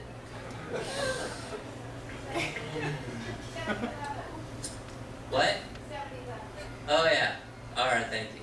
That's my teacher. She knows my act better than me, so she should be up here doing it. So you can see, sometimes forgetting your act is a lot funnier than knowing your act, because it's really not about being perfect. It's about being in the moment. And just call out, admit it when you mess up, and have a sense of humor about it. The audience loves the audience loves authenticity and honesty, and it just will bring you to your present moment. When memorizing your act, always rehearse it with attitude, so you will always carry that passion of when you first created. When you first think of a joke and you have that excitement, always practice it and hold that attitude, and always picture what you are talking about. Never let your jokes go stale in your head or disassociate what you're talking about. Put yourself in the situation and picture it, imagine it, always when you're rehearsing them. Don't practice your material in front of a mirror. Guess what? You're on stage. You're not going to have the mirror in front of you. You're going to have an audience. So imagine the audience in your head and imagine them laughing, and you'll be great. Don't over-rehearse, because, listen, stand-up, like I said, it's not about being perfect. Stand-up is about how your life is a joke, and if you forget things, guess what? That's why you're a stand-up comic. Your life is a joke. Of course you forget things. Of course you screw up. It's funny. Now, here's a tip of what I like to do. I look pretty stupid practicing my act, because I'm always like, I look like this. Oh, and then, another thing that's weird, and people would look at me weird. Now what's so great is you just put a Bluetooth thing in your ear or a headset in your ear, and then you walk around. It's not really attached to anything, but I just pretend that I'm on the cell phone. So when I talk and I practice my act now, people don't think I'm a homeless person. They just think I'm on a cell phone. So it's a great way to practice your act. A lot of students say, I don't know, I did it the first time and I killed, and the second time I did it, it wasn't so good. You know why? Because the second time you didn't picture it. You were going for the laugh, so always picture it. When you do the French maid thing, and I'm picture it. That's another big thing, people. Have you ever done a joke and you get a laugh the first time you do it? It's like you're at an open mic and you kill, and all of a sudden that joke stops working. I think, Dave, you talked about that. You know why? You stop picturing it. Like the first time you do a joke, you're sort of in it, and you have pictures in your head. This is really weird about stand-up. But those pictures transmit to the audience. And if you're not picturing it like the second time, now you're going for the reaction. right? Am I right? You're going for the reaction. You're going to get the laugh. And so what you really need to do is always, even the second time, the 40th time, I mean, when you're doing 8 shows a week, 2 shows Friday night, 3 sets, on Saturday night, each time you do the material, it's your challenge to keep picturing it, okay? So I go up to a lady and be like, that's a nice dress you got there. See, you knew what I was going to, you know the line. Right. Okay, so let's try that joke again, okay? Okay. But do it as you're really in the bar, okay? Okay.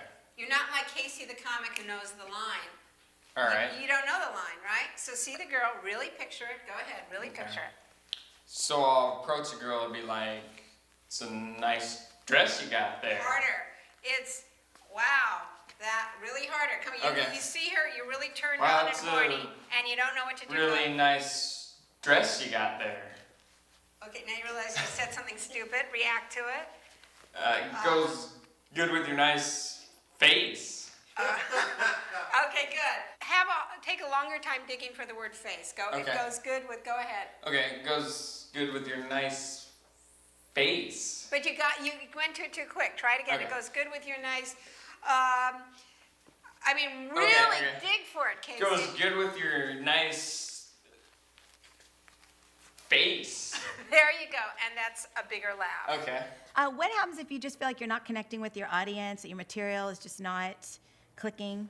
If you're not clicking, go to a lot of act outs. Anything that you can do is really physical. At least you'll be entertaining yourself. Okay, but Judy, what do I do when the audience is dead? I don't know, to me, Friday night audiences always suck. What I like to do is exaggerate my act outs. There's nothing like a real exaggerated physical act out to wake people up. Do you remember the plate spinner act? He had to keep all these plates going on these sticks. Aren't we all plate spinners just trying to get our life together? It's like, okay, I'm on a diet. Finally, I'm putting my body together. Okay, whoa, 2 plates. I got a job. Okay, I'm going to the gym. And whoa, I came in late to the office. I met somebody. I'm in a relationship. 3 plates. Okay, I gained 10 pounds going to Jenny Craig. Sex is slowing down. Sex is slowing down. Going to couples counseling. 4 plates. Oh my God, he's a codependent. Gotta spin his fucking plate.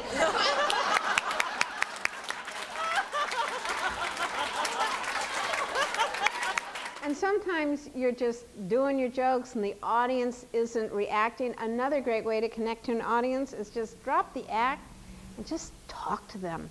A stand-up act isn't really a monologue or a performance, it's a conversation. And if you basically do what someone would do in a real conversation, then you'll be connecting with the audience. A lot of the comedians tend to go right to their jokes.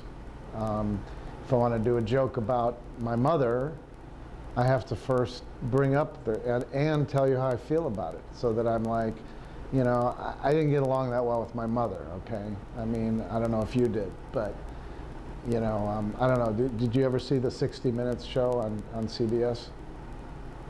Well, that's my mom that's going.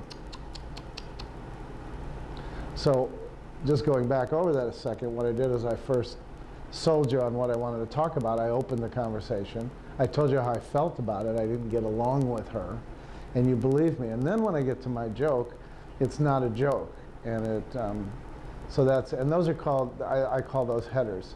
In order to do a good header, you really have to understand what you're doing up there, what your persona is, what it is you want to communicate to the audience, rather than just joke, joke, joke. The only thing you're really working on, you got imaginative material, just connecting to the audience coming out of your shell.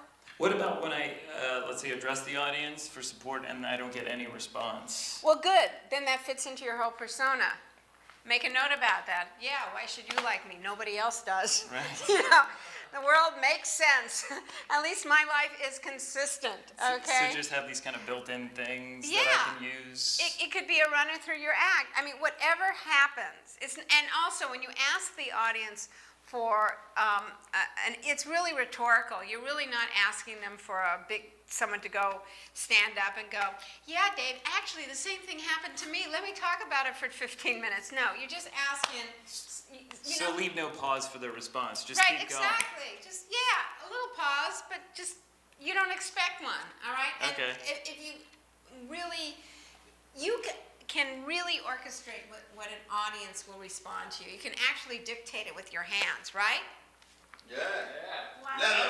Like a conductor. Talking to an audience is really tricky because it can backfire on you when you let the audience into your act and you start talking to them. What if they're funnier than you? Not so good. Another thing is, what if they're really drunk and then they take over your act? Not so good. And sometimes it's really funny when you talk to the audience and you're happening and you're having great retorts with them and you're in the moment and you're doing improv with them and you're really rocking, and then you go, now time to go back to my material, and that and that sucks because it doesn't sound as spontaneous or as funny, because it's not. There's nothing funnier than being in the moment, being real in the moment. Now, when you first get to perform, you will probably be an MC, and talking to the audience is the must, and it's something you're going to need to know how to do. Jackie's fantastic. And who are you to see? Everyone. Wow, you're so fake. And just everyone. Really? That's what we were like in the 70s. Wow, everyone. I love everybody. Hey, do you see tracers when I go like this? So are you any baby boomers here? Any baby boomers? Well, oh yeah, I remember you. I remember you. Don't take the blue acid. Thank you. You're like Captain Supportive over there, huh? I feel like I should give you $10 after I'm done. If I said milk, you would applaud, huh? See? It's my favorite, my new best friend. What's your name? Charisma. Couldn't have planned that one. You're so charismatic, Charisma. Sorry, it's your name. It wasn't your choice. I got stuck with Justin. I could have been a Charisma. Not really. There's a difference between doing a big show where you're doing your act that you practiced, and when you're doing a coffee shop with maybe 10 people that you're just going to talk to. A great way to connect with people is to make your act really current. Do jokes that are ripped from today's headlines, current event material. Now, in the workout DVD, there's some exercises on how to create current event material. But basically, all you have to do is say, hey, did you hear about this thing going on today that was just in today's newspaper? You repeat what the current event material is, and then you slam it with attitude. Usually, it's stupid, and then you get a strong opinion about it, just the same thing you do with every joke. Get it to an act out, put a mix on it, and you got yourself current event jokes. Stupid is usually the perfect attitude word to use when creating a current event material. I thought it was nice that Oprah went over and created that school for improvised youth. Did you guys see that? Yeah. Until you really think about it, like, Oprah, you live in Chicago. Do you really have to go halfway around the world to find some improvised youth? Can't you find any school in Chicago? I feel like Oprah she probably stepped over kids on the way to the airport.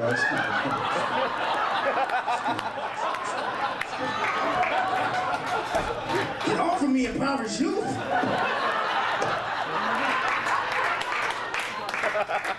But let me give you a couple of warnings.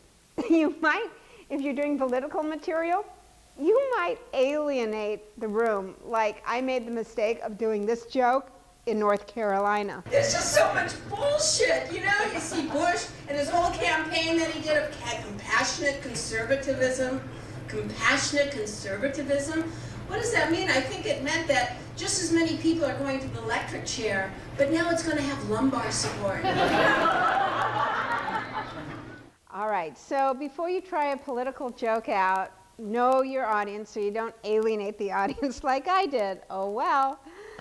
Another thing you have to get ready to do is, let's just say you spend all day going to Google News and you turn that all into jokes. But so did the 5 comics before you. So you might have to drop your comedy gold if someone's already cashed in on it. In the workshop, I don't like to encourage new comics to do current event jokes because they're also competing with late night TV. So unless you've got something better than what the hosts on late night TV did, you might look arrogant doing political jokes. Oh, Mr. Social Commentary Man, you know. So careful about that.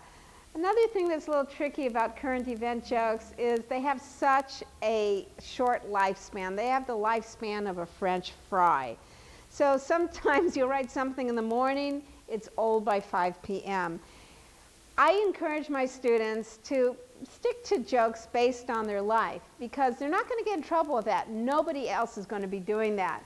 But on the other hand, if you're willing to put the effort into writing jokes that have a short lifespan, do it because it's also fun. So just remember, work with the mic, don't pace. Memorize your act with attitude. Leave room to improvise. Get physical in your act outs. Try talking to the audience and try your hand at writing some current event jokes. And work out your comedy in the Comedy Workout DVD, and I'll see you in the next chapter. So, whatever your charming, colloquial, local dialect is, put it on tape or disc, tuck it away, and kiss it goodbye. Because in 100 years, the entire planet's going to sound like CNN. Hi, where you from? Paris, France. How about you? Beijing, China. I thought I detected a dialect. Whoops, busted.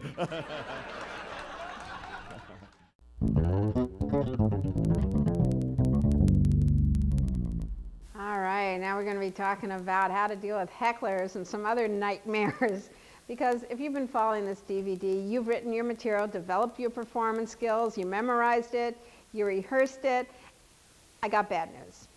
It's not going to go the way that you rehearsed it. It's not going to go the way that you did it in the shower, because stand-up is not a monologue, but it's rather a dialogue between you and your audience. And they will or they won't laugh, and you've got to adjust and react to that. And it's laughing, I gotta tell you, not laughing is the least of it. Things can and they will go wrong. And the good news is, if you have a sense of humor about it, you'll even get laughs. I mean, I've had so many students come on stage, you know, and they go, hi, oh shit, you know. And you've got to be ready for even things like this happening. Is there a lesbian in the room who can fix this? Something. You know, you're going to have to improvise on the spot. And the best way to salvage anything that goes wrong on stage is just to be in the moment and just admit exactly what's going on.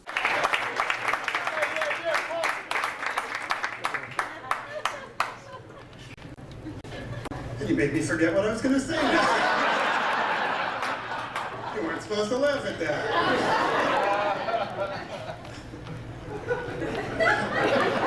I'm going to cheat now.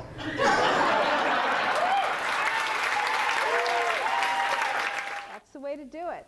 I've seen so many amateur comics have their set list, like right on the hand. The audience can see that they're reading their set list on the hand, and they're not saying anything about it. You can do whatever you want to do on stage if you're honest about it.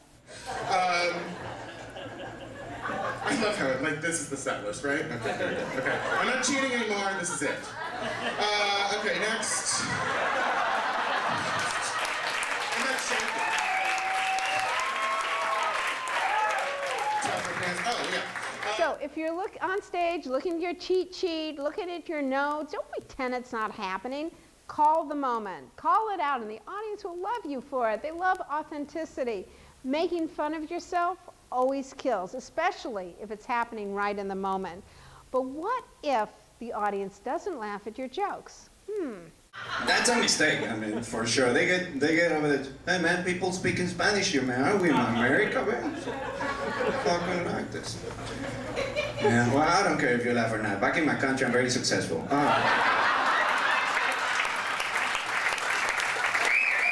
You don't want to insult the audience or make it their fault that your joke didn't go over, but this worked for Carlos because he killed. He had a great connection with the audience, and let's face it, he's a hunk.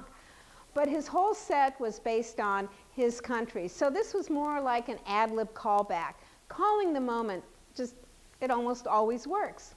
Now, I want to tell you something. You can count on a disruption when you're playing a comedy club. Where there's alcohol, there's trouble. There's unexpected noises, people dropping things, shootings. Oh yes, I'm not kidding. There have been shootings and knifings at comedy clubs. This won't probably happen to you. But you have to be prepared for the smaller stuff that's going to happen. You need some savers. Because if a waitress drops her dishes, she might lose her tip, but you don't want to lose your cool. In the workshop, we practice throwing things out that might happen to keep the students on their toes. Guys will do crazy things just to meet women. That's perfectly normal. This happens every night because that busboy only has one arm. Good one. Okay. Oh, you like me now, Andy? Did you know that there's only 1% lesbians in the world? Hey, Martha, we're over here. Yeah, bring your latte. Yeah, Martha, Right hurry up here. there. We're saving a seat for you right there. Put your big butt in there and stay there.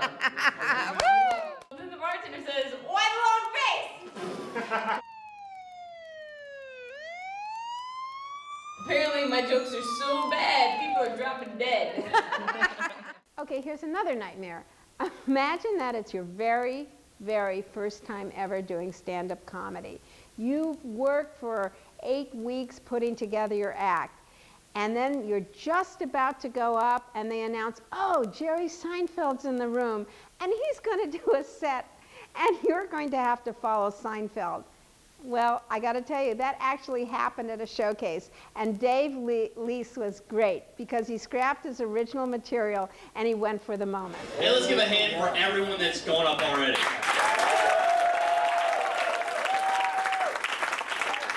I mean, I know I'm the headliner and everything, but a lot of these guys have a lot of talent. Especially that Jerry Seinfeld kid. Now, I'm not positive, but I think if he keeps at it, he might be able to make it in this business. And never, ever comment negatively on another comic's set. If the comic before you bombs, you can still go, hey, come on, give him another hand. Never diss your peeps. It will come back to haunt you. And it'll only make you look unlikable. And what about hecklers? Let's talk about them. If there's alcohol, there's going to be hecklers. I said, look, bro, I don't have time to be explaining every last thing. You're really cute. I would say the same thing to you, but I told my mom I stopped lying. Here's some tips on handling hecklers from comedy coach Steve North. My tips on handling hecklers. I think one of the biggest misconceptions is that you have to have an insult joke ready for hecklers. Like, you know, don't come here and disturb me at my job, you know, and I won't come down and bother you at the drive-thru, or something like that. And that can be okay, but the real opportunity to really deal with a heckler is to stay in your character's attitude. You know, if I'm sitting there whining and complaining and that's my act, and a heckler starts in saying something, I can use that and answer that in character. Oh, great. So here I am, you know, trying to talk to you people. And typically, here's somebody that's sitting there going, let's see, what do I want to do tonight? Do you want to stay home, watch TV? No, I think I'll go down to the club and talk during Steve's act. If there's really a bad heckler, nobody's going to do well with it. And sometimes if you can't just shut them up, the bouncer has to take them out. That's like saying, you know, if you're driving a race car, what do you do if there's a huge hole in the track? Well, it's not a good thing, and it's not like it's anything you want to base your career on, you know. So here's how to respond to hecklers. First of all, don't respond to every heckler. If someone's trying to get you, don't respond to the first thing that they say, just because a lot of people want to be the star of the show, and actually the people came to see you perform, not drunks in the audience. Most hecklers are going to be men, and they heckle you, you know, and they'll sense some weakness or lack of confidence. So it's really important that you hit the nail on the head and you just stop that and you just have some good comeback to them. If a woman is heckling you and you're a woman, I say, get that bitch. But if you're a guy, it's going to be a little tougher because the audience might be on the side of the woman. So don't hit her harder than she's hitting you. Unless she's totally drunk and the audience absolutely hates her, then nail her, get her, stop her. If someone is totally drunk, try before you go on. A lot of clubs have this. You do a sign with the room manager to have somebody removed. Because if somebody is disrupting the show and just shouting out things because they're drunk, like, lips! You got lips! You know, I know this has really happened. I mean, what do you do with it? It just goes on, and it just gets to be very unfunny. The first couple things you might have said are funny, but then it gets tiresome. Never hit a heckler harder than they hit you. You know, if they say something lighthearted to you and you say, your mother sucks cocks in hell, I mean, don't do that. It's not right. And on top of that, it's really important to distinguish between a heckler and someone who's just talking to you, being verbal. Some people are just like that. So you don't want to smash them with hostility when they're not really even being hostile. You know, my grandmother, she liked to talk to the TV set. So she would just talk to performers. It's just nice. So, you know, sometimes it's just nice to have a little conversation. If someone does heckle you, this is what you want to do. First of all, repeat what they say. That brings the whole room on. Because someone in the front row heckles you, the people in the back didn't hear it. So one thing good about it is that it brings everybody in the room in on what they said. Oh, you want to know why I'm wearing this outfit. And then it gives you time to think about something to say back to them. So that's really good because it gives you an opportunity to think of something, gives you a time. You don't have to throw something back right away. So take your time with hecklers. Stand still. You know, there's a little tension that you want to create. They say something, you repeat it back to them, and then come at them with your zinger. So, you know, during our marriage, my husband has put on 50 You pounds. suck! Yeah. I suck. Yes, I do suck. That's how I got this. So here are some reasons not to fear hecklers. First of all, you have the mic. You're louder than they are. They're drunk. Hopefully you're not. Hopefully you have some savers. And the audience is probably on your side. Unless, of course, those dick jokes aren't flying at the Mensa convention. So comedy clubs, who knows what'll happen, and you've got to be ready. Actually, my name is Joe. I am gay and I am Mexican. That means I can break glass just with the sound of my voice. Here's some things to remember. Never hit a heckler harder than they hit you. Joke fairly, people. Call the moment of what's going on, and that can always be a great saver. Admit when things are going on wrong, and you just react to them. Keep your sense of humor, especially about yourself, and you forget your act and what's going on. Create some savers for yourself, and really don't drink before you go on. Now get together with your comedy buddy, throw each other some curveballs, and do the exercise in the comedy workout DVD, and then join me in the next chapter where you and the class, we're all going to get ready for the showcase. I live alone now, which is great, and it's great because at least you don't have to wake up in the morning next to someone and have them tell you their dream from the night before. Why? No one wants to hear your dream, ever.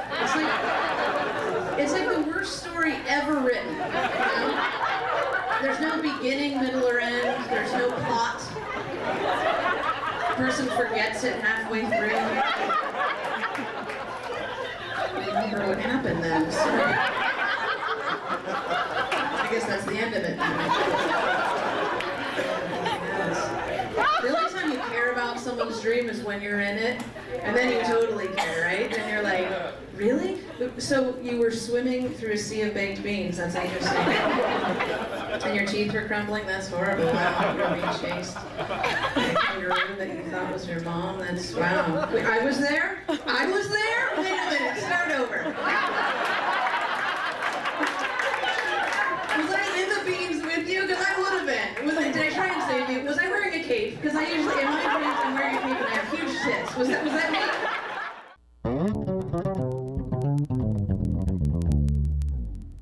It's showcase night. This is great. This chapter is going to get you ready to showcase and kill. So you've been working hard on your act in showcase night, or you're a total slacker and you wait till the last minute and you got to put some jokes together. Okay, either way, you're going to go on and do it. And do you know how to get good and get some laughs? Get some friends to come see you. You might be thinking, oh no, I am not inviting my friends till I'm really good. Believe me, don't wait till you're good to invite your friends. You need them now, especially if it's the first time you're going to perform. Your friends are only thinking, oh no, I could never do this. I can't believe she's doing this. So go, invite your friends. You know, flyer your complex, post it on MySpace. Just get some people rooting for you in the audience. Because let's face it, how are you going to get an agent to come see your act if you can't even get your best friend? In chapter 3, and DVD 3, we're going to talk about getting agents and managers in, but first you got to start enrolling your friends in on your career. Okay, another tip. Don't try out your jokes on friends. They don't get it. They're not, stand-up is not jokes. It's material. And I've had students try out their jokes on friends, change it all, end up with some stuff about blue balls. I didn't even know what she was talking about. She had a great act. She tried it on friends. Believe me, what works on stage does not work in a kitchen. It doesn't work on the phone. So trust your comedy buddy and then do it on stage. People always want to know, Judy, what do I wear on stage? Well, if your clothes are funnier than you, you've got a problem. You don't want that to happen. You want to dress for the room. Like, don't wear your Armani suit to a coffee shop, and, you know, on the other hand, don't wear sweats if you're performing at a, you know, the improv. Whatever you do, whatever you wear, just make sure it looks good, you know, and you feel good in it. Don't wear something sloppy and, you know, shirt untucked, kind of like I am now. Jeez. Anyway, you want to, if you're going to tape your set, you want to have a tape where you look good. And you don't want anything to turn anybody off, all right? So you want to end up having, you know, someone pay you a lot of money to do stand-up, and they don't pay people a lot of money if they look really sloppy. Case the comedy club and see how to get on and off the stage. See what people wear and really get a feel of the place so you don't have a big surprise. Okay, let me tell you the worst experience I had. I had a gig at this Holiday Inn at a comedy night. It was the first time they were doing it, and I was the headliner, and I get there, and it's a revolving stage. I kid you not. I'm doing my act, and I set up the joke, and by the time I got to the funny part, I had an entirely different audience who was just looking at me going, what? Who? I don't know. People have these ideas, and they put comedy clubs in bowling alleys where you're doing a strike. I mean, it's just horrible. So anyway, case out the place so that doesn't happen to you and you don't have any surprises. You need to know how to segue to your last joke from anywhere you are in your act. So that'll help you so you don't rush your act. And you'll wait for your laughs, because that's so important not to step on your laughs. And I know I talked about this before, but you have to know before you go on, ask the club room, say, when does the red light come on? Do I have 1 minute? Do I have 30 seconds? It's different at each club. Ask them, and very often you can ask them to, you know, give me a light at 30, give me it at 1, and then you know how to segue into your last joke, so when that light comes on, you do it. So that way you can relax, do your act, and not really get all uptight about timing and everything like that. Watch the comic before you. Very important. Because if the comic before you is doing something similar to you, you might have to change your act on the spot. And doesn't mean that they stole it from you, because very often that happens. There's just material flying in the air, and we all get the same idea at the same time. What if, like, you write a joke, but then you see another comic perform something like similar to it, should you just cut it completely from your act, or, because I mean, there's bound to be other people who come up with the same ideas as you, right? It happens.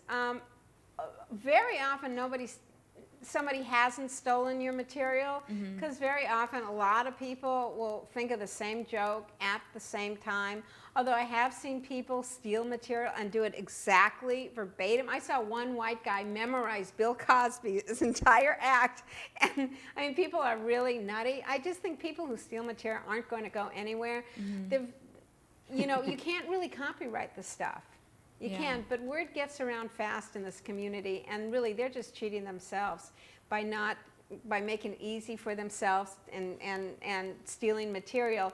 They're not really comics. They're just not going anywhere. I don't worry anymore really about people stealing material. Geez, it happens all the time in LA, where you have writers for sitcoms go to comedy clubs and go to open mics, and next thing you know, somebody on Will and Grace is saying your joke. I mean, it happens all the time, but don't let that stop you from getting out and performing and keep creating material. It's really about learning how to create jokes. Keep going, keep creating it. Get ready to cut stuff if the comic before you has hit on some of the same topics you've hit on. You don't want to repeat the same joke. And you also want to see the comic before you, because you might want to riff off some of the stuff they said. So look around the club when you come in. Look for stuff to riff on. Something that the audience experienced. Was there a tough time parking the car? Maybe everybody went through a really bad parking experience, and then joke about it. You know, joke about something in the room. And don't step on your laughs. I've had some students go, how come I didn't get any laughs? You didn't leave time for the audience to laugh. Timing-wise, wait for your laughs. If you tell a joke, wait a moment. Don't step on your laughs. The best thing to do is to just hold it. Put your hands out. Somehow, when you put your hands out, it also somehow orchestrates the audience to laugh. I bought some shoes. They were leather. Wait, it's weird that way. So it is, because a lot of people will go, oh, I bombed, I didn't get any laughs. No, you stepped on them. They wanted to laugh. There's this second, it feels like all eternity when you're up here before they laugh. It's like 1 second, but it feels like, you know what I'm talking about, right? It feels like forever. And you thought, oh, I'm bombing, and you go right to your next joke. No, you're just not waiting for the laugh. Look, don't drink before you go on. The audience can be drunk, but the comic needs to be sober. When you drink, it really messes up your timing. I know, drink as much as you want after your act, but do it sober for several reasons. First of all, let's say you drink before you go on, and then you kill. And then you go, oh, okay, I need to drink before I go on. It just sets up a really bad pattern.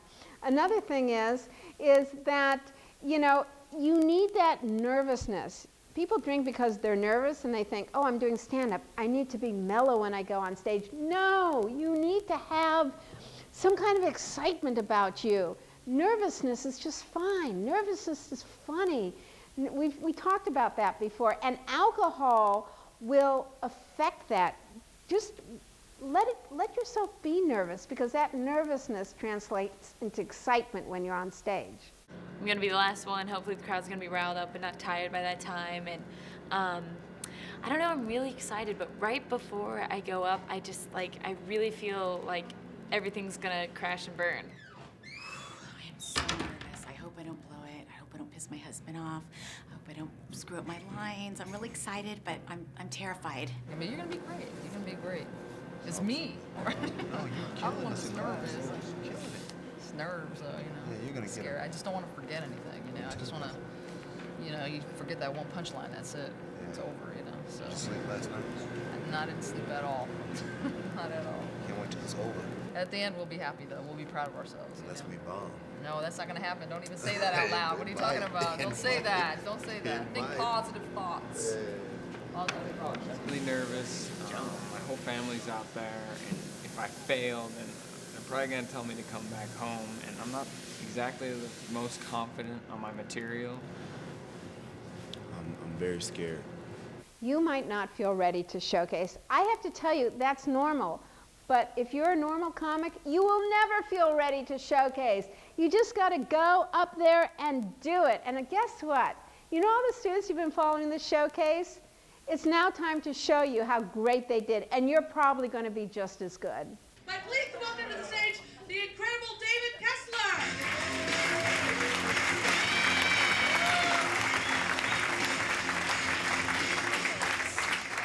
I hate it. I hate it.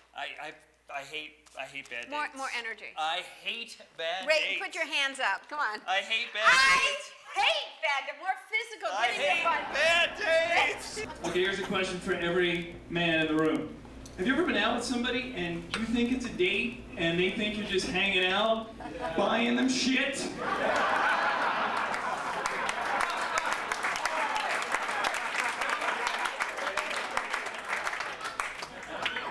Look, to clear the record, if we've just met and you're remotely attractive and then I ask you to activity within 2 to 6 days, that's a date! That's a date!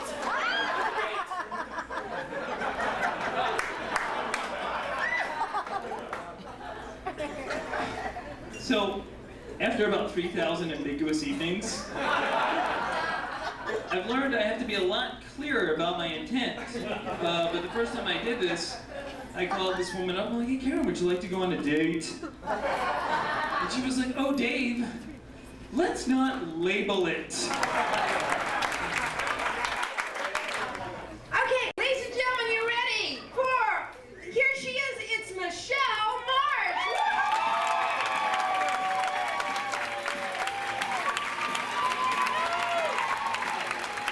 Wait, I Michelle. can't do it. That's too early. I'm not ready. So you're at the improv and everybody's booing. Yeah. And then what happens? And then I start crying. Did you know lesbians consist of only 1% of the world's population? Yeah, 1%. We're like an endangered species. You know, I think we should have some kind of mating call so that we can find each other. You know, kind of like how the peacock has its feathers, or how the dolphin has that clicking and crying sound it makes. Well, I propose at least 3 distinctive calls. Softball game. Softball game. Softball game.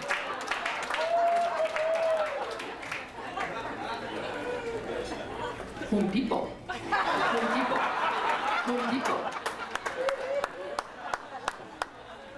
Barbecue beer bash. Barbecue beer bash. Barbecue beer bash. So, our next comic drove all the way from Denver, Colorado. So please give him a warm welcome, Casey Rippey.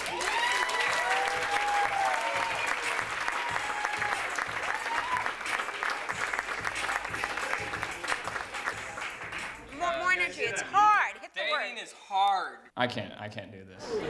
But my first job I ever got was working at the bowling alley, and I got the job because I thought it'd be fun. You know, hey, I like bowling, so working at a bowling alley would be fun, right? No. You know, because a job like that stops being fun the moment it becomes work. You're like, yeah, oh, wait, we don't get a bowl here? That sucks. You gotta work? You gotta spray shoes and tie them?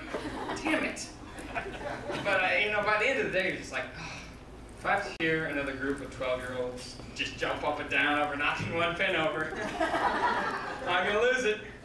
Yeah, I'm so glad I didn't go into the porno industry. Could you imagine at the end of the day? At the end of the day, I bet every porn star's like, oh, if I have to see another hot, naked blonde on top of me, I'm gonna puke. I can't take it.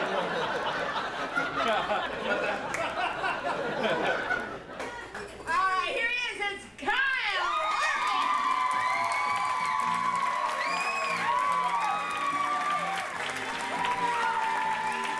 You know how to do it because you know how to do it, but I don't know how to do it. This is stupid. And it sucks because the kids think you're only a sub because you're not good enough to be a regular teacher. As if you're on the sideline like some chump bench woman waiting to get in the game. Coming in from Mrs. Washington, off of the JV squad, at 6'3", 2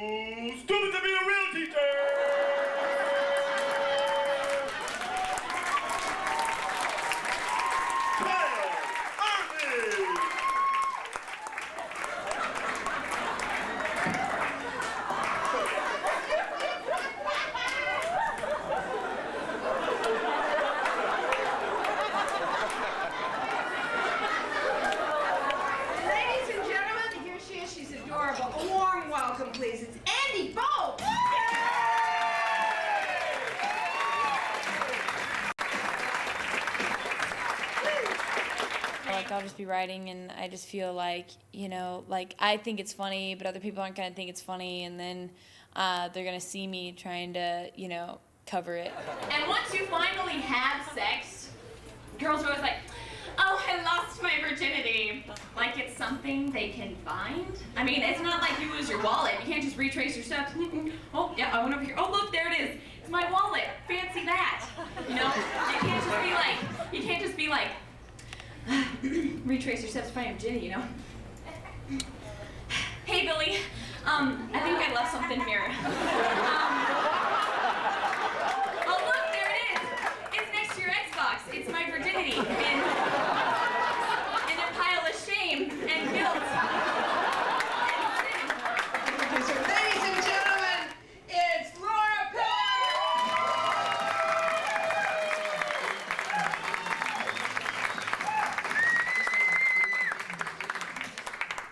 Hi, everybody. Do you even have an act? I have no act. I have no jokes. Oh my God, I'm panicked. It's really funny, but apparently I suck. I have 2 boys, you know, and all the kids want to dress like gang members these days. You know, they've got the baggy velour jogging suits on, the big thick gold chains, and my son's like, yo, Ma, don't I look dope? I'm a gangsta. I'm like, yeah, you're a gangsta. Get on the bus for Hebrew school, gangsta. You're not a gangster, you're a Jew from Tarzana, okay? We don't shoot people, we sue them. Yeah, you're going to law school, pal. Anyways, that's it.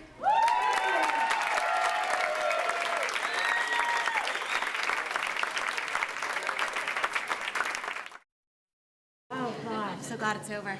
I did it! I finished! I did it! I didn't faint! Good job. I didn't faint! It was awesome, man. Oh, I was so scared, man. I was scared. I was so scared, but when I got my first laugh, I was like, I'll calm down a little bit. Just like, you knew you were okay, you know? They were with you. They got Yeah, you. it's like after the They first got your joke, I'm stuff. like, oh, this is gonna be easy, yeah. And then I just want to run back up and do it all over again. I was a little nervous, definitely, but as soon as you get that first joke going, you know, you get it going and then they start laughing and they can't stop. It's awesome. You guys are gonna do great. Do you think you're gonna get laid? I hope so. The one with my mom, I totally butchered the premise on it, but I killed on the whole gang member, Jewish Hebrew school thing. It was great. That's awesome. Oh, so good. Worked for you, right? Oh my God, yeah. Dude, I still feel like passing out though, but it feels good. I did it. I did it. I'm proud of myself. That's all. That's all I can tell you. I'm proud of myself, and it felt good to hear people laugh. Let's celebrate, huh? Hey, if they can do it, so can you. If you followed along in this DVD, I know you're going to just kill at your showcase. And I want you to email me about it. And get out there. Just do it. Do an open mic. Do a showcase. Even if you're a writer or if you're a speaker, doing stand-up in front of a live audience will give you a real-time feel of what it feels like to get laughs. And then join me in DVD 3, and I'm going to show you how to make money from being funny and have a fantastic career in stand-up comedy. And don't forget, email me, tell me how it went, and call me and let's set up a private consultation. I don't know if you have noticed, but I'm quite tall for Japanese. Yeah, 5'10". Yeah, I'm a giant Japanese, okay? And no, sir, my parents are not that tall. This is called mutation. Really, giant Japanese is an oxymoron, don't you think?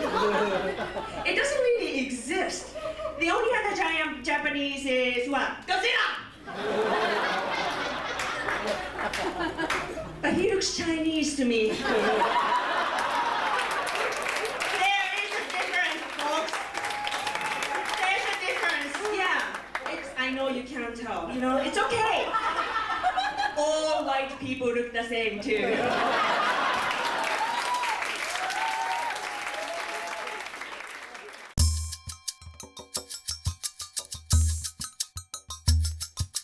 Hi, I'm Judy Carter, and this DVD, I'm going to show you how you can make money from being funny and have a successful career in comedy. On this DVD, you're going to be hearing from some of the most successful agents, producers, managers, and casting directors, and they will show you just how you can have a successful career in comedy.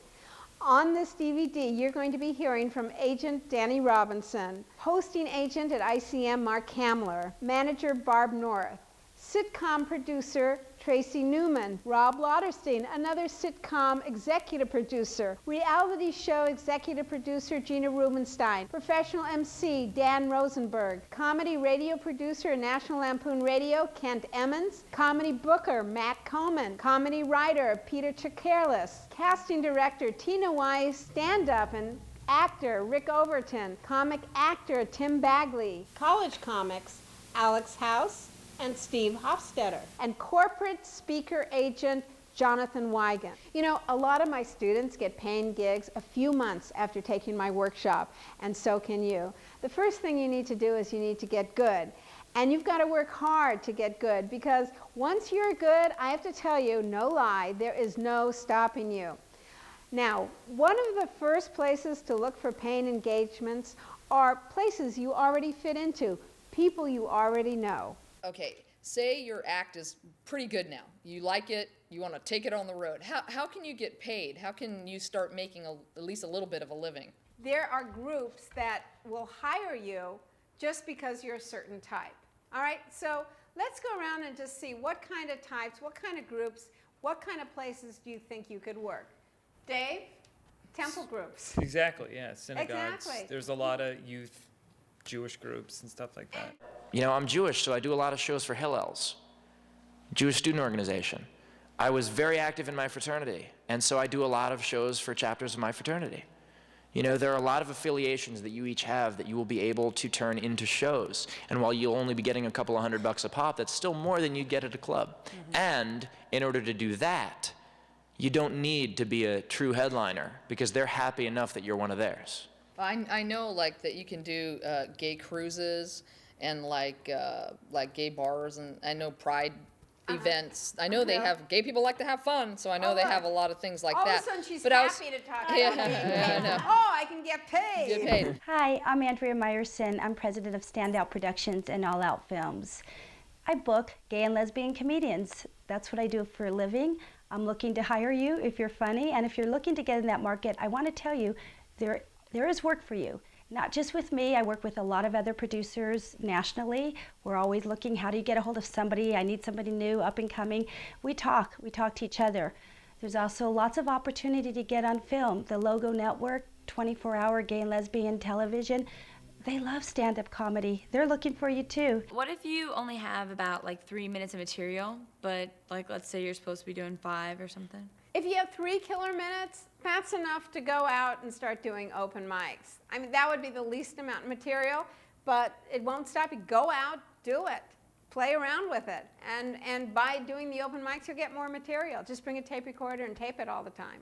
Some people think they have an hour, and they've got 3 minutes in that hour that's funny. So it's how much of what's really working. Well, in order to MC, you need about 15. In order to feature, you should have 40, even though you might not do 40. And in order to headline, you need an hour. But it's not just, okay, I have, you know, my 5 sets that I've done of 5 minutes each, so that means I have 25 minutes. It's can you sustain an audience for that period of time? And that's the challenge, and that's what takes the experience. So when you're at the level where you're emceeing and you're finding there's a whole lot of material left over that you didn't even have to get to, and it's really working and kicking butt, then it's time to try to move on to featuring. And the same thing with headlining. Like, how do you get in the comedy clubs and stuff like that? Well, the comedy clubs, you have to be as clever about how you get into the business as you are about how you go about selecting your material. You don't want to be hack in selecting where you perform. Like, oh, I'm going to go to the Improv. I just started doing comedy. I'm going to go to the main clubs. That's not the way. If you really want to get stage time, you got to drive. Drive to places that people don't want to drive to, where they're not like inside of Los Angeles or inside the main city that you live, but you go drive someplace.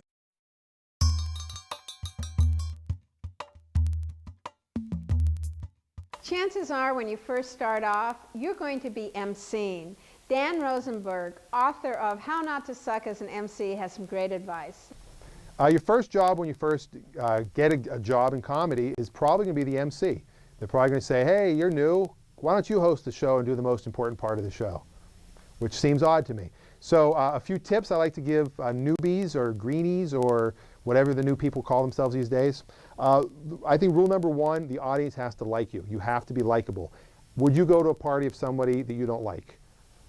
If the beer's there and the food's good, maybe. Other than that, most likely you won't. So being likable is very important.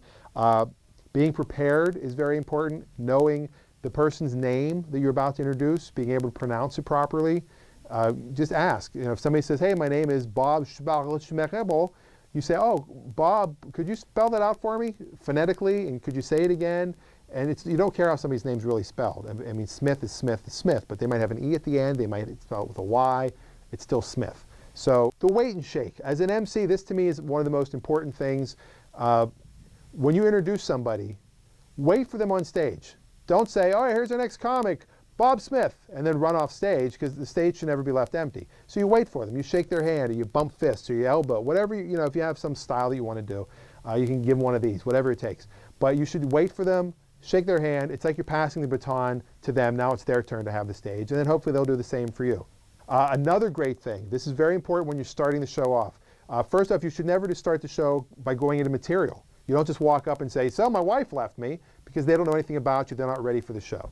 You should always get 3 interactions from the audience, whether that's, hey, a big hand for yourselves, hey, a big hand for the guy beside you that's not clapping, hey, a big hand for the new lights they put in, hey, big hand for the carpet, or everybody stand up and shake the person's hand next to you, something to get them involved, to get everybody on the same page starting out the show. You want to get 3 interactions. And another one, when a comic before you bombs, which might happen, or you just might not think they're funny, I mean, they may kill, but you just don't like them, don't diss other comics on stage. I mean, if it's a best friend and it's kind of a rat pack, kind of a, hey, look at that, and they're making fun of each other, that's different. But don't make fun of another comic. It makes you look like a bully. And also, another one, don't make fun of the room you're working. Don't make fun of the fact that the lights are crappy or the audience, there's no audience there. Why make fun of the room? It makes you look like a bad comic and a bad MC. For the rest of my tips, you can check out my book at thebookonhosting.com. If you're really good at being an MC, it pays well to do a NACA conference, because not only am I hired for colleges to go in and do an hour of stand-up, they'll hire me to host their lip-syncing contest. I can't tell you how many lip-syncing contests I have hosted, and it's the easiest money because they want me to do 10 minutes up front and then bring their students on. And I look like the queen. I mean, it's unbelievable.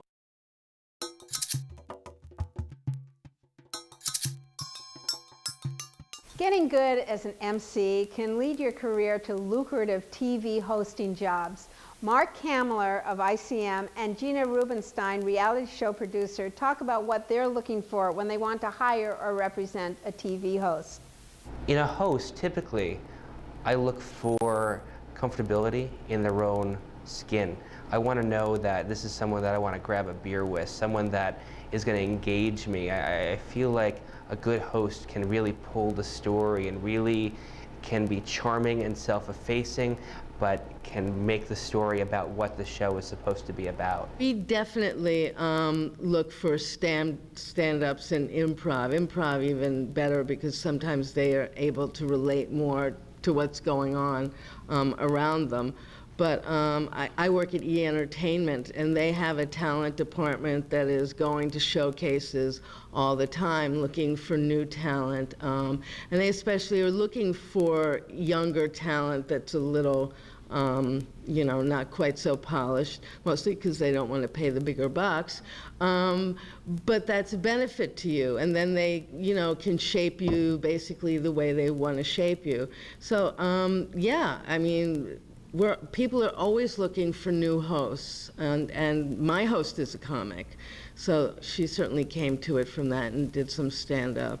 So it's a wonderful opportunity for stand-up and improv people. You know, sometimes I go to comedy clubs, festivals to discover new talent, because the hosting business is such that they're always looking for new talent and the new undiscovered person. It's really more so than acting, it's a personality thing. And if they have a great personality and they really come off the screen, these are people that I want to talk to see if hosting is an area they want to pursue.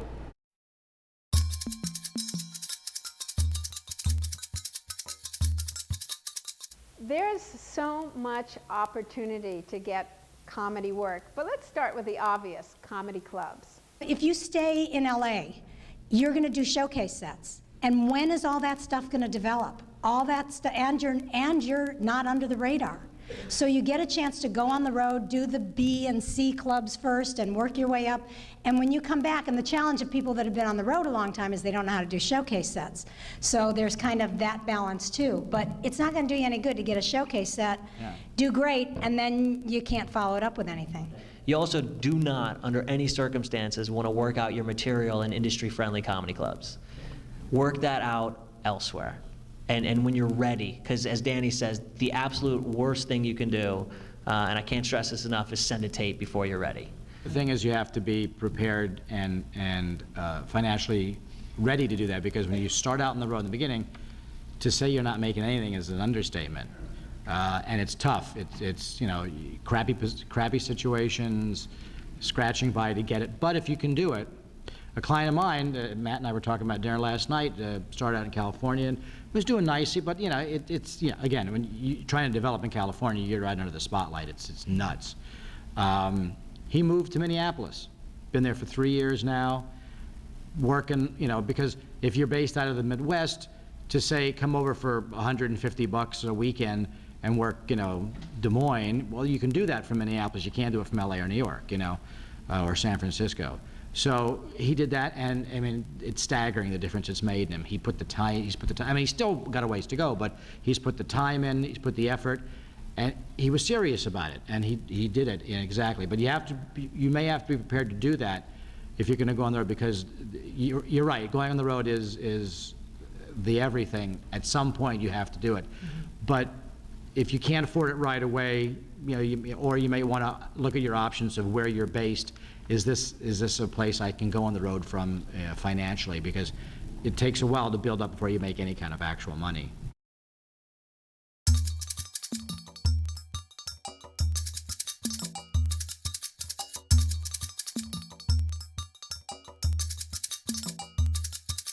There's going to be a time in your career where you're going to have an industry showcase. That means showcasing for agents or managers or casting director, and it's going to be a nerve-wracking experience because they don't laugh. This is how they laugh. They go, "That's funny."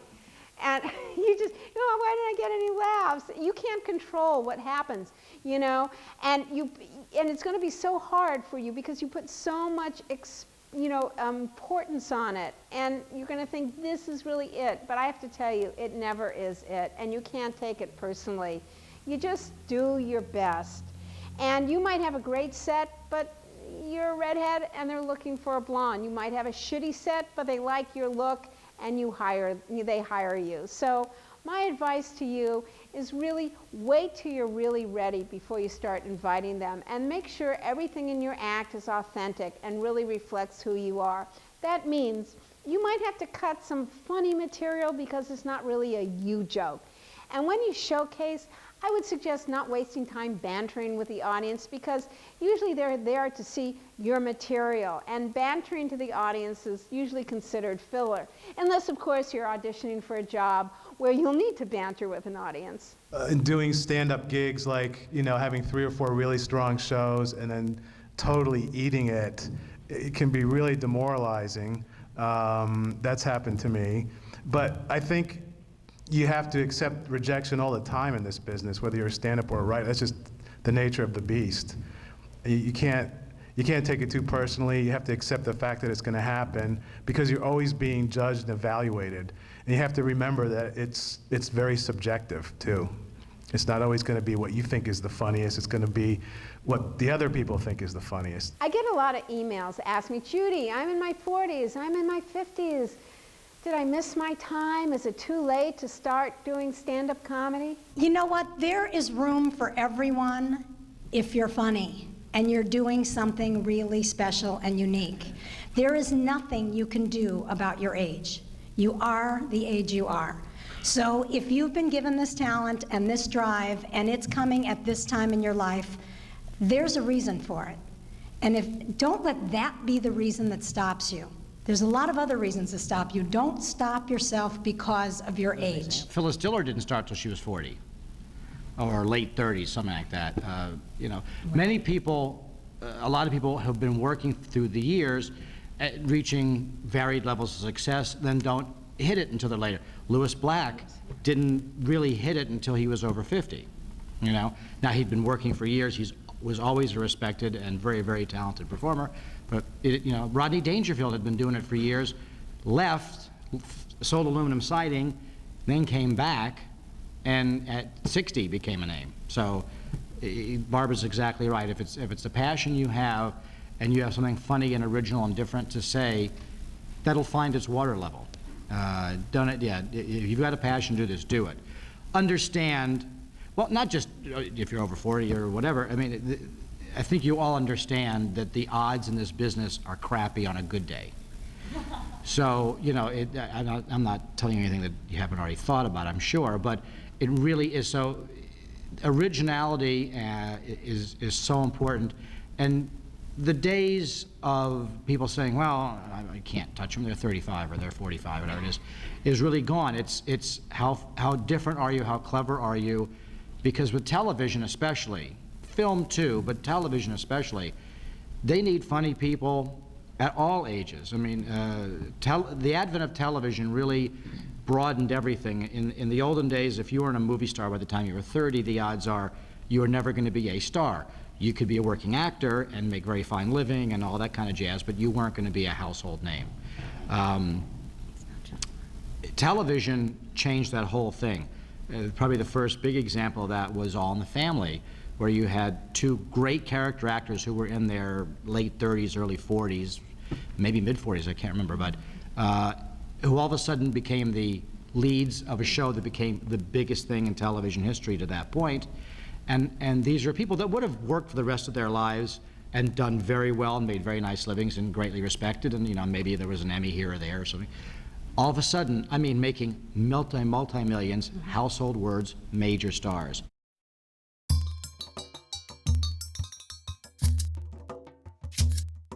From a package standpoint, I like to see a tape and contact information on the spine and on the tape itself. Let the material speak for itself. Now, this differs, you know, from wherever you're sending it to, but as a booker, we want to see the material. The headshot really doesn't mean anything to us. Reviews sometimes are good, but if it gets too bulky, there's the booking offices are very small. Back when I was working at the Improv, and again, it just goes, the volume of tapes that would come in was enormous. But, you know, I think it's a personal thing as well, that it's also good to ask the assistant, or, you know, calling ahead of time and say, what do they prefer, VHS or DVD? When you're sending it to an agency or manager, I think that sending a headshot, sending a packet is good, because they see you as a piece of business, not just a stand-up. They can see if you're doing other things. Whereas if I'm, you know, just as a booker, I really honestly would just want a piece of tape, because I don't need a headshot. Unless you're doing corporate stuff, I wouldn't send reviews. It should be really simple and quick and to the point. It should, you know, your picture should look like you. Your tape should be of a high enough quality that I can watch it and get a feel for what you are, who you are at this point in your career. Anything that distracts from that, in the long run, works against you. If you send the tape, it just killed me that no contact information was on the tape. Yes.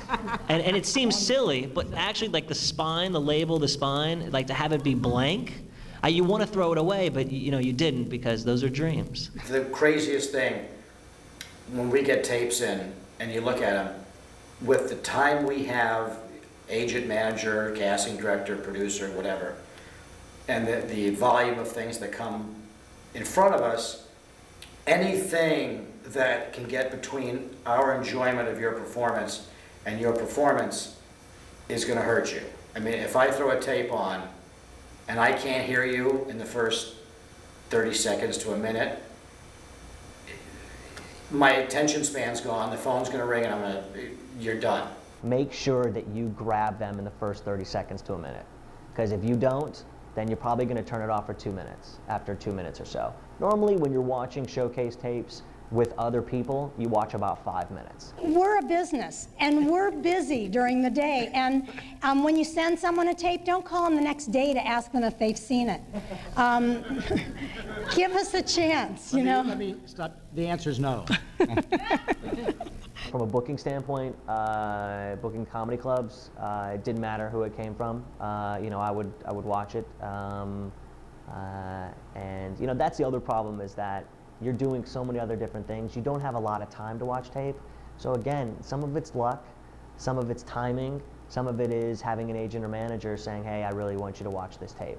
As far as tapes go, I look at all submissions. I look at every tape that comes into my office. It's important because you don't know where the next star is going to come from, the next big host, because there's no ground rules, there's no real training ground. You can't go to the Uta Hagen School of Hosting.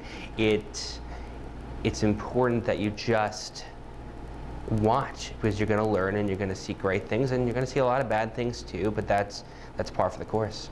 The worst tapes are the tapes of somebody sitting down at their desk at home in their home office with a little lamp on and just, you know, doing comedy to the camera.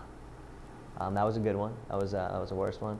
Casting agents, when they're looking at comedic talent, want to see who you are. So what you do comedically has to really ring true for who you are. A voice, a point of view. Material, yes, is important, but it has to come from yourself. And comedically, what's your comedic character? Where can they put you? So if they know exactly who you are, then they can slot you in where it makes sense. You have to, you know, find who your audience is. If you are sending it to a comedy club booker, I think that you have to be original and crowd-pleasing at the same time. If you're sending it to a corporate booker, you have to be clean. So, you know, again, you have to figure out who you are sending that tape to, and you'll probably have to make 5 or 6 different tapes. Unless it's a tape that's being sent specifically like to a club owner who says, I want to see your 30 minutes, your 40 minutes, whatever it might be. Make it quick. 4 to 7 minutes is all it needs to be. I can't tell you how many times people have said to me, wow, boy, if you could see me do 30 minutes, I really build up and I'm really great at 30. And I go, the way 99% of the world is going to see you first is on television. And on television, until you become a name, you get 4.5 to 6 minutes. You have 4.5 to 6 minutes to impress America. If you can't impress me in 4 to 6 minutes, you're never going to have a chance to impress America. Before a comic ever sends their material to a booker or anybody, it has to be a home run. Because the worst thing that you can do, and I'll state this again, the worst thing you can do is send a tape before you're ready, or a bad tape. I remember early on, I sent a reel when I didn't have anything. I just had sketches from the Groundlings, and I sent it to like 3 or 4 different managers, and only one of them responded, and she told me that it was inappropriate for me to send that. And then when I picked it up, I realized that she didn't even get halfway through the first sketch. The next year when you send me a new tape and you are ready, you're going to have to work that much harder to win me back. And literally, that is one of the probably most important things I can stress is do not showcase or send a tape in before you're ready. And that's another thing. Don't work out your material in industry-friendly comedy clubs or you know, anywhere. You need to work it out in coffee shops and anywhere else. It doesn't matter if there's 3 people or 300 people. Work it out where industry is not going to see you, so that when you finally are ready and you come up and kill with that 7 minutes, people are going to be like, where did this person come from? And that's how you're going to build momentum and heat and a feeding frenzy in terms of agents and managers, etc. And now some people say, well, you know, embellish your resume. I don't think that's necessary in the long run. If you're a young performer that hasn't done a lot, that's fine. I don't expect an 18-year-old to have a 2-page resume, you know. Be as honest as you can. Honesty and hard work in the long run is always going to be your best bet. You know, you want to start out using whatever it is that you have, make it sound, you know, good, and don't worry about it. Nobody, even after you have lots of credits, nobody is pleased with their resume. You always want somebody else's jobs and resume. At least that's my experience. My experience is that I always look at it and think, oh man, I wish I had more, dramas, or I wish I had more of this. And it was kind of always like that. But you kind of just have to be okay with where you are right now and know that everybody starts somewhere. And this is going to sound pretty simplistic, but I can't tell you how many times I get pictures of people that don't look like them. I don't want a glamour shot, I don't want a clever, half face. Let me see what you look like, It should be a nice picture, obviously, but a picture is strictly, here's what I look like, here's who I am. It should have some personality to reflect your persona on stage, but I basically want to know what you look like. That's what the casting director's going to want to do, that's what the producer's going to want to see, a network, whatever. I think the best kind of headshot to have is something that really looks like you. Not you as a big glamour puss, but you how you will walk into a room.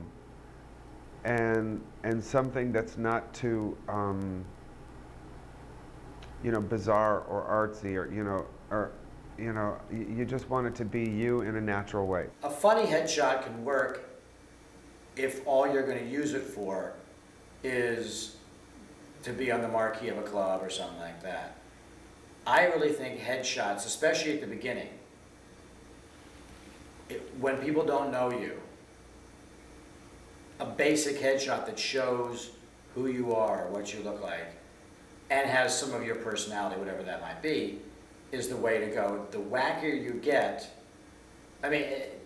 when you go to a comedy club, and if you see a headshot of a person in the window, well, you already know they're a comedian, they're working at a comedy club.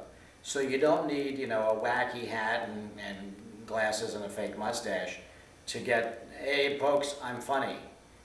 They assume if you're working at the comedy club, you're going to be funny. Comedic headshots can grab your attention if they're comedic headshots instead of those goofy, over-the-top headshots. They may grab my attention and not interest me. The most important thing about headshots is that they look like you. That's the first and foremost thing. And then there are different kinds of headshots. You might need one headshot for commercial, one headshot for theatrical, another one for comedic. Realizing that for a stand-up, your headshot often goes into the press. So it should represent who you are on stage. It's very frustrating from a casting place if your picture doesn't look like you. I remember once casting something and having like 10 pictures laid out in front of me and 10 people standing in front of me, and I couldn't figure out which one was whom based on their picture. So it's really important it looked like you. It's gotten so color's really important. It's not any different price than black and white. So your headshot is your first call, particularly with acting. That's what they see first. So make sure it looks like you, make sure it's current, make sure it's not terribly goofy. One more thing about headshots. I find for comedians it's really effective to do your act while they're taking the pictures, because then you're in who you are comedically. If you're just doing your act for some of the pictures and the photographer is shooting some pictures, that's going to capture what you do.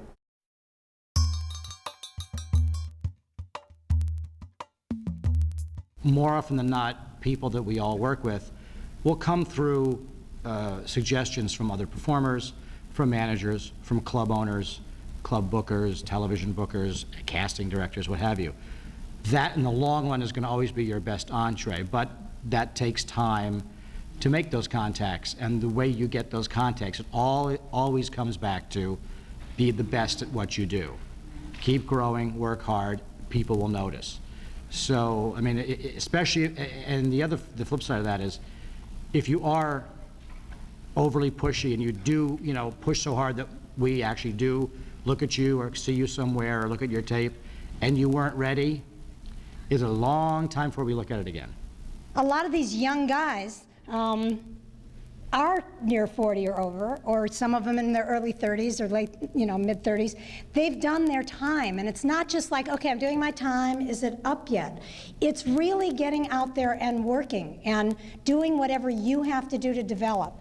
Some people, it helps them to develop if they have workshops or coaching. Some people just being on stage. A combination works nicely, but you gotta be out there doing what you do and getting better at it. And this concept of being ready. I mean, as a manager, I have that argument with my clients all the time. I'm ready, submit me for this. And it's like, they're ready in that they have representation, they have a manager, sometimes they have an agent, but they're not ready for a certain thing yet. Because you don't realize the pressure that comes in. When you see a new faces at a festival, and you realize that someone showcased really well twice or 3 times for that festival and got through, but the pressure of being in another country, another city, and having industry staring at you affects how you do your performance. So with our clients, we really like them to do little festivals that are under the radar, so that they at least have the experience of what a festival is like and what it's like to have 4 industry people in the audience before they have 100 industry people in the audience. All those things, it's not gonna hurt you to wait. It will never hurt you to wait. You're only gonna get better. If you get a chance to do a Tonight Show, or any show, any premium blend, doesn't matter what it is. The first one's always the easiest because that's probably the stuff you've been working on the longest, the one that's getting your best reaction. I wouldn't even attempt going on until you have at least 3 sets in your pocket, because it's like dating. First dates are always great. It's the second one that makes the difference. That, the second one makes you want to get to the third one. And I have had friends and clients through the years that have gotten, as high as the Tonight Show back in the days when Johnny Carson was hosting it, when doing a Tonight Show shot was the career maker or breaker, and kicked ass. I mean, cheers, and they got this from Johnny and the whole 9 yards, and you don't get any higher than that as a comedian.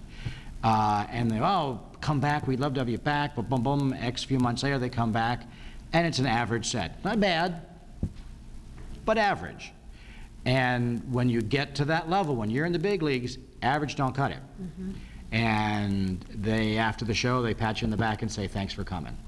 And it's a long time before they call you again. So learning to do interviews, acting, preparing, making your life be sane, having yourself have a together enough and sane enough life that it can sustain that kind of pressure, because that stuff comes in and it can tear apart everything.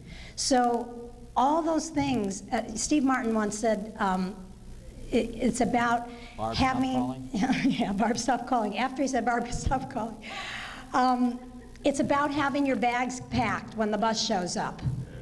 Because you're all waiting for your break, and it's not about waiting for your break, it's about packing your bags. It's about putting more and more tools into your toolbox so that when your time comes, you know that one.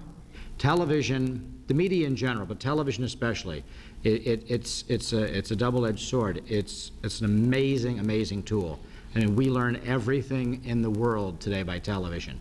News, politics, sports, everything under the sun. That's the good news. The bad news is, with 1 billion channels and 1 million networks and all that stuff, there's a lot of time they need to fill on television. And if you have something that works for them, they will take it. And they will use it, and they don't care that you don't have that second Tonight Show shot, or that second Kilborn shot, or not Kilborn, he's not there anymore, but Ferguson. So they really don't care about your second. Kilborn does, oddly enough. Yeah. But that doesn't concern them. Their concern is, you work, we have a slot to fill, this is what's going to fill it. And if in the long run you can't back that up, they'll feel bad about it, but they don't care because they're not looking for the guy for the next 5 minutes. Right. Some people are very good at marketing, but they aren't very good yet at comedy. I was just going to say that. So when you're developing your brand and setting up a website and doing all this amazing stuff, if you do that and you don't have anything to back that up, it's the same as what you were saying about DAT. You get that one shot and the audiences are disappointed, the industry is disappointed. So with some of my clients that are really strong at that, I find myself saying, I know, but the website is not that important now that you're on your 14th website, and focusing on that. Could we focus a little more on the act? So there has to be a balance in that. When you do get that chance to be the lead person in a film or a television show, this is the stuff that nobody really thinks about, and nor should you, because you're trying to learn your craft and trying to better yourself and your writing and your performing. But it's so funny when you work your ass off and you get to a point and you finally found your voice and you finally got an act, and you get a manager and an agent, and the bookers are now making outgoing calls to you. It's, you know, you go, okay, this is what I've been working for, this is great. You're a tenth of the way through, because it actually gets harder after that. And when you do get that break, I mean, so many times you'll say, oh, I saw this guy, I used to work with him, and he was great, or she was wonderful, and I heard they got a deal with CBS, and you know, they were going to do a pilot around him, and whatever happened with him. Well, when you do get that, it would be nice if all you had to do was worry about being good and being funny. But there's so much more that goes into it at that point. There are the pressures of, you have to realize, if you are the lead of a show, there is an entire staff of people in an office, there's an entire crew of people on a stage, there are publicists, there are studios, there are affiliates, there are sponsors that are all being affected by how you lead that show. Are you strong enough to carry that show?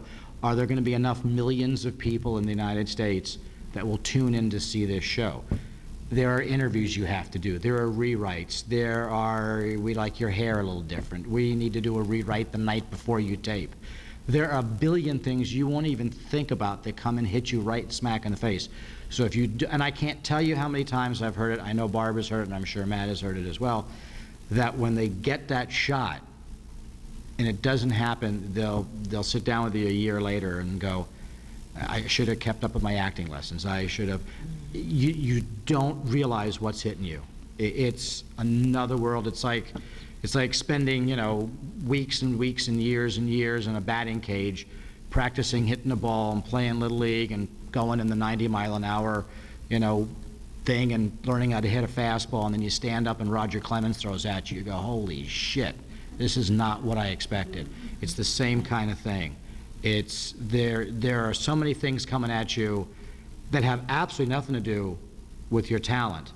But the one thing you can control, and the one thing you can always control, and the one thing nobody can take from you, is your talent and your hard work and being prepared. I think managers could either be the best or the worst investment for a performer. You really need a manager in the beginning, because you need a manager to introduce you to an agent, get you out into the community, really get you out there. And then I think you need a manager when you have a lot of success. The managers that really work hard for their clients, that's the best investment. They really, because they're the ones that are going to talk to you about how you should style your hair, what kind of clothes you want to wear, what people you want to go out and meet. Agents are the deal makers. We'll get you into the rooms, we'll fight, we'll make a good deal for you. But you know, an agent is not going to concern itself with the frill things. We have much more clients than managers do. So in the beginning, yeah, I think it's really important that you get a manager, especially a good one. The difference between a manager and an agent is that a manager works with a small group and very closely with the entire career and career direction of a performer, and an agent procures work for the performer in a specific area that they're agenting. And sometimes it's very complicated for people to understand the differences. A manager is the person that you work with rather intimately, and not to say that you may not have a very close relationship with your agent as well, but a manager helps you with your entire career and career direction all the time. Because Steve and I have a background in performing and writing, we're very involved with the content of our performers' acts as well. Some managers are, some managers aren't. But a manager heads up your team. What attracts me is being funny, obviously. And that's kind of simplistic, but it really is the truth.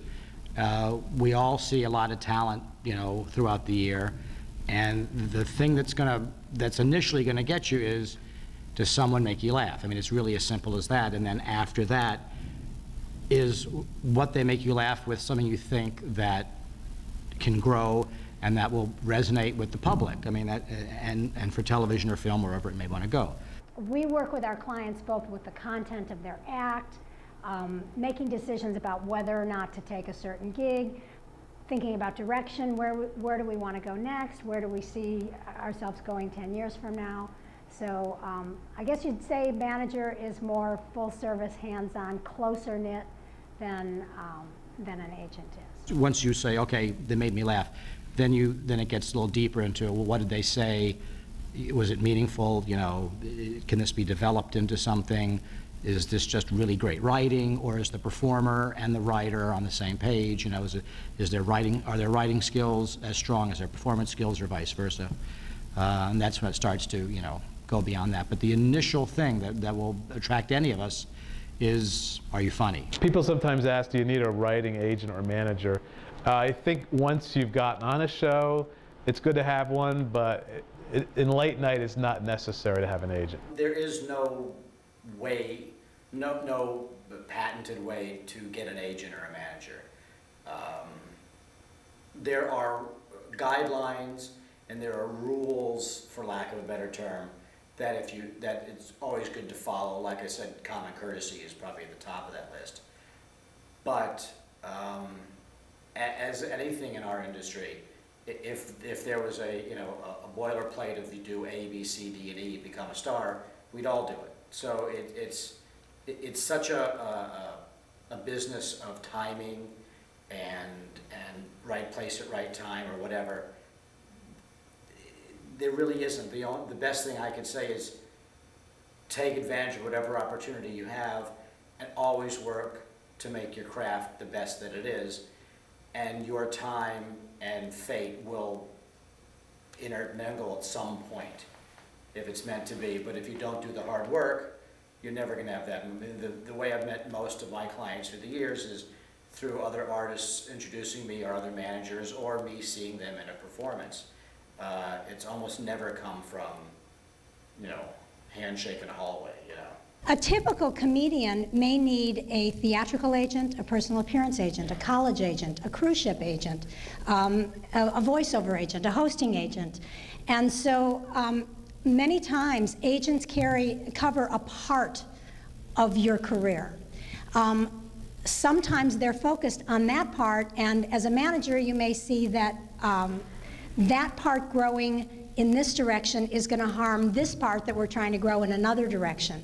So it's kind of like when you go to your one doctor and you tell them all the medications you're on, if you tell them.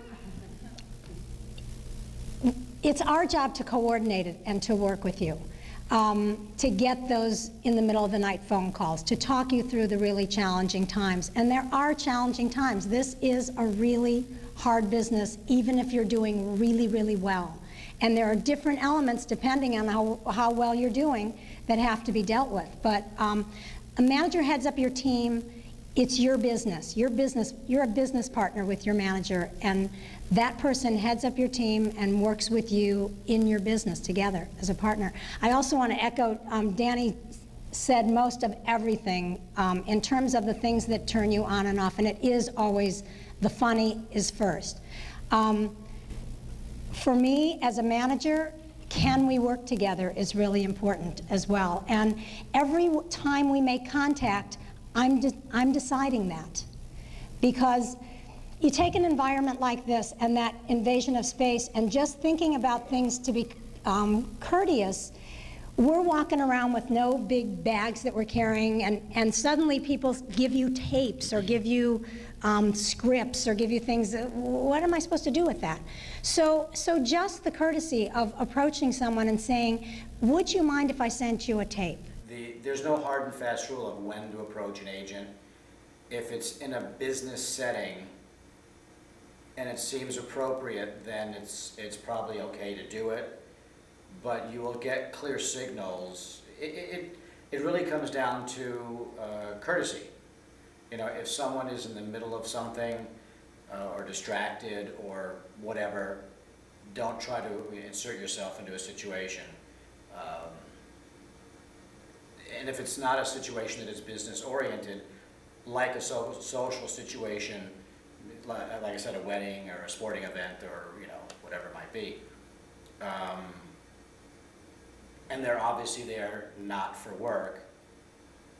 If it becomes appropriate where someone says, oh, this is so and so, and he's a performer and you're an agent, and if the agent says to you, oh, what do you do, and engages you in that kind of conversation, then you go right ahead with it. But again, if they don't sort of take that initiative and you push it, that'll turn people off. Everybody likes someone who is confident. Everybody likes someone who is determined, and if you just use common sense and common courtesy, that's all anybody really asks for. Sending in tapes is good, meeting people at situations like this or in a club or whatever it is fine. But you can also get a feel from someone if you approach them and say, I do this, I've got a showcase coming up, I've got a tape, whatever it might be. And they go, oh, great, I'd love to be there, whatever, fine. I'll leave it at that. I mean, don't pull up a chair, sit down at the table with them, don't say what's your email. You will get a feel from the person you're speaking to how far they want to take that conversation at that moment. And the only thing that ever really turns, I think, definitely me, and I imagine be the same for everybody, is when they sort of, to use a term that's become very big recently, is invade your space.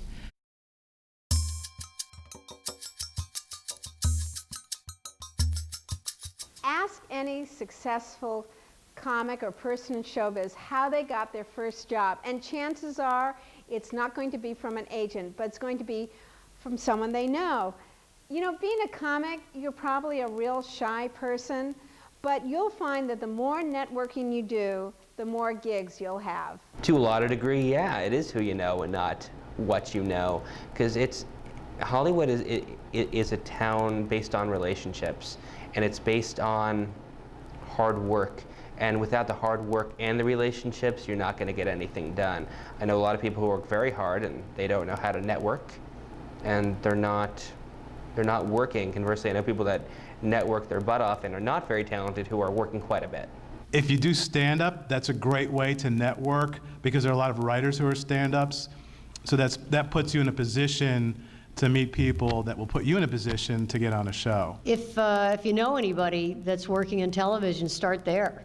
Even no matter what their job is, start there. Just say, hey, anybody looking for a writer's assistant? Make friends with our assistants. They are the next managers, agents, casting directors, and they piss off fairly, if you piss them off, you've actually done worse than pissing us off, because they really remember that you weren't treating them respectfully, and they tell us what they see. So that's another opportunity you have.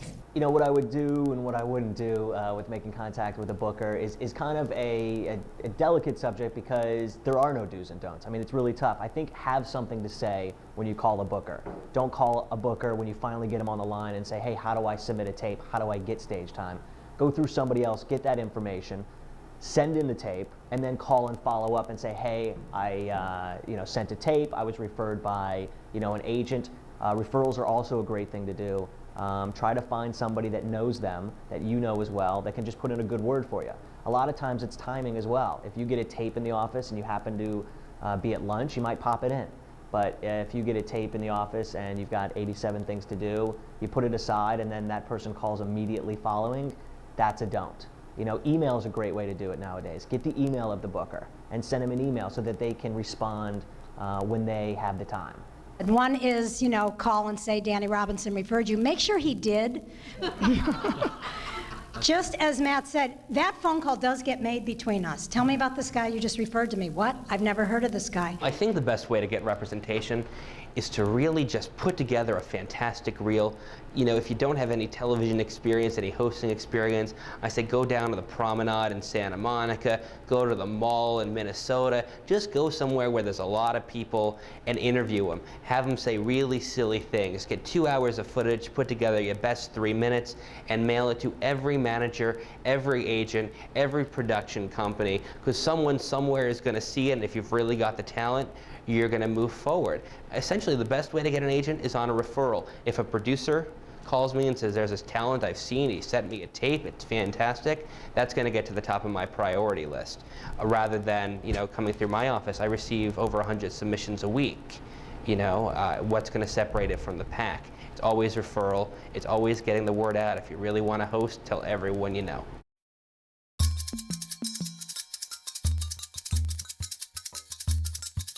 There are so many ways for you to make money from being funny. Another one of them is cruise ships. I work cruise ships. Actually, I'm going on one in 2 days. When you work a cruise ship, imagine your grandmother, okay? And you have to have material that's going to be clean for her. Imagine what her taste is like in comedy. You have to have a lot of material, because usually you're on the ship for a week or sometimes 2 weeks, and you have to do at least 4 different 20-minute sets. So cruise ship bookers are listed on our website, and you might want to go there if you have that kind of material and that's the life you want to have. Another great way to make a living is by doing colleges. Here, Alex House and Steve Hofstetter give you some tips on how you can get your foot in the door of the college market. I actually want to start by saying something that might upset some people in this room, because that's fun for me. None of you in this room are ready to headline a college. None of you. Yet. That's an important part, yet. But there are many of you that are ready to get on the college circuit, and there are other ways to do that than marketing yourself as a headliner. How many people in this room have 45 minutes of material? Now, how many people in this room have 45 minutes of material if the entire room hates you? And the reason I say that is because when you start, they will put you out there in a cafeteria at noon with a crowd that doesn't know they're supposed to be a comedian. Yep. No lighting, no microphone, no stage. It's fun. TV on.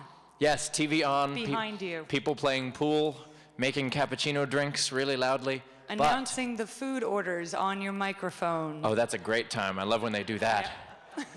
But eventually, you'll get to a point where you're making a couple of grand per show playing theaters.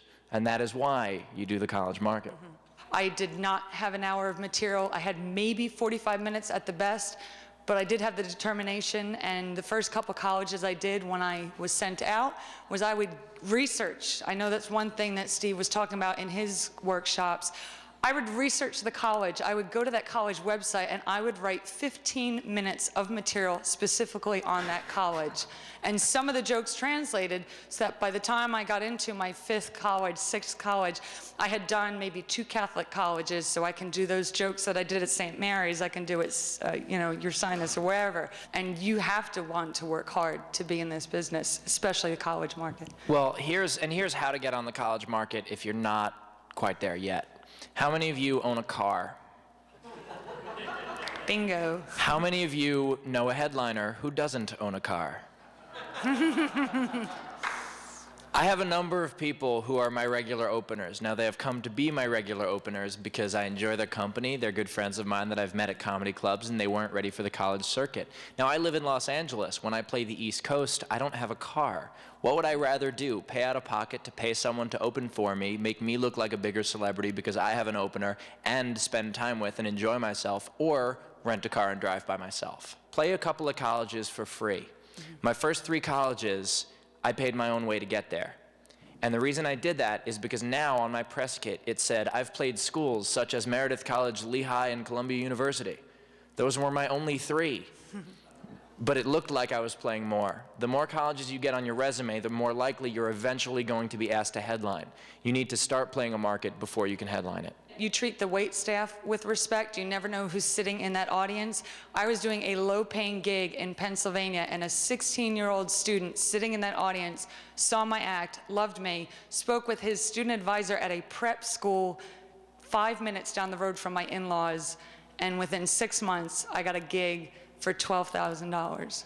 $1,200. Still, it's good. It's good. I'm like, wait, holy shit, I'm not worth that much. I was like, wow, and you're impressed? No, but This is a 16-year-old kid in the audience who just loved me so much that he went back to his student advisor. So you never know who is sitting there and who can get you work. It was mind-boggling to me that this kid was so passionate about getting me to his prep school. And that was a prep school, mind you, so I was performing for students that were 13 to 17 years old. And that's a fantastic piece of advice. The first real tour that I had at colleges were put together by students.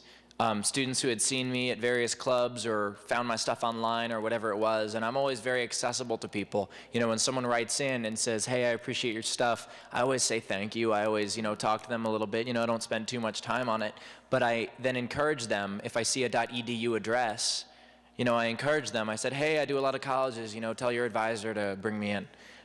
Which brings me to the structure of the college market. There are 3 groups of people you need to know about. The student activities directors, the student activities boards, and other. Student activities directors are people who are paid administrators from the college. They are not students. They make the final decision. The student activities boards are who they listen to. Those are students. They change every year. You could be really in at a specific college, but the advisor didn't like you. Once those kids graduate, you're not in there anymore. So you have 2 bits of politics to play. You've got to get along with both groups, because the student activities boards are the ones that really, the student activities directors just say yes or no. Student activities boards are the ones who present them names, but the directors are the ones who are there year after year. So once kids graduate, they can say, oh, well, we had such and such here last year. You kids should look at them too. I'm doing a college next Thursday night, and I've already spoken with the student activities director, and she said, just to let you know, as a reminder, we're a religious affiliated university. So they will let you know. So the cleaner your act is, it's probably to your advantage. Also, I'm gonna be brutally honest, age is, if you're young, they want people they can relate to. That's really, I think, what it's about. They want people that they can relate to, or that just people, you never want to go up there and say, you kids. Oh God, They no, will turn you off so fast. And Never separate yourself in any way. They just want to see that you're cool. I dress differently when I do colleges. I would not wear what I'm wearing right now. I would wear jeans and a t-shirt. That's a personal choice. that's completely personal, but it breaks the barrier between me and them. And I talk about, how I was raised, and they can relate to things like that, as opposed to me talking about paying the mortgage. Just to give you an idea of how sensitive people are, I did a showcase where 3 separate schools complained to my agent because in doing a joke about positive body image and eating well and being healthy, I used the word fat. And they said I should have said big boned. Yeah. And I wanted to say a couple other words at that moment, but I understand who signs the checks, and I figured it'd be better off biting my tongue. But that's the market you're dealing with. Now, once you're at the show, it's a different story. At the showcase, though, you have to be clean, you have to be PC. Now, my act is known for not being PC. So what do? Well, I choose which jokes work there, and I choose which jokes don't. And you never do anything that makes you feel like you're selling out, but you choose the parts of your act that will work. And then once I get to the school, I ask, okay, is there any censorship? And most administrators don't like to censor. So just using that word alone, they'll say, no, go ahead, and then I'm free to do what I want. When I started out, I was doing jokes about college life, but I've actually found now that I do the same act at colleges that I do at clubs, because I'm trying to, and that's a personal choice for me, I'm trying to kind of bulletproof my set to work for any crowd. And so, you don't have to go in there and say, how about that dining hall? That's a choice you can make, but you don't have to. These college students are adults. They're 18 to 22. Some schools you play, they're 18 to 50. It depends on the school.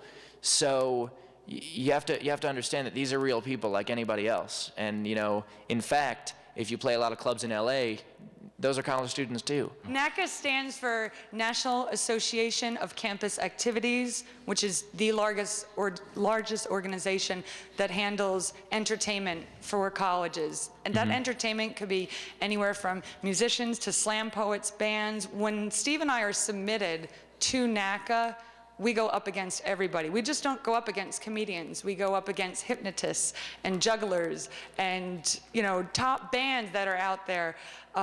Yeah, we had one year, the headlining act was the Yin Yang Twins, and I'm not talking about a long time ago. I'm talking about like when they had a hit single on the charts.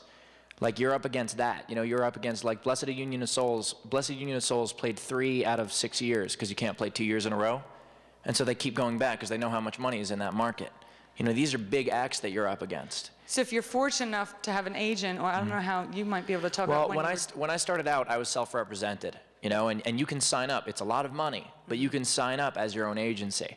And, you know, the investment to do that, to go to a national conference or even a regional and, you know, and get a membership and everything and get your promo together and all that stuff is probably about $2 grand. Now, keep in mind, you get a couple of colleges, and obviously that works out. But it's hard to get colleges unless you're showcasing and at a NACA. But you don't have to go through NACA. I've done 2 NACA showcases, and of those, and I probably get about 30 schools out of the 2 showcases. You know, and I've done a few hundred schools, and it's because I contact the schools individually. I create hype on my own. You know, college students, I make sure that the students themselves know who I am, because you know, it's rare that anyone over 30 has found, you know, has heard of me. So I try to target the college students because then I'll get the college gigs. Right now I'm getting 1,000 plus travel. That's after my agent's cut, so it's worth it. They're a racket. They're an absolute racket. NACA is, it's not even a monopoly, but it basically is because, you know, there's APCA also, there's another organization, but NACA has such a foothold on the schools with money. And when you think about how much money they have, Indiana University, as an example, has a $500,000 entertainment budget every year. Every year. And they're throwing that away. You know, they're spending thousands of dollars on getting a writer for some hip hop guy, you know, who wants like some, you know, purple unicorn carved in his dressing room or whatever the hell they want. I wasn't talking about anyone specific. You know, and they have a lot of money, and it is our job to take it from them. And also, if you're an alum of a school, contact them. Start there. You know, they love local people, and even if they won't pay you much, organize a show at your school where, you know, where you're hosting it because you're an alum and you bring in other comics and get a couple $100 a piece and give them a good show, and then that's one college on your resume.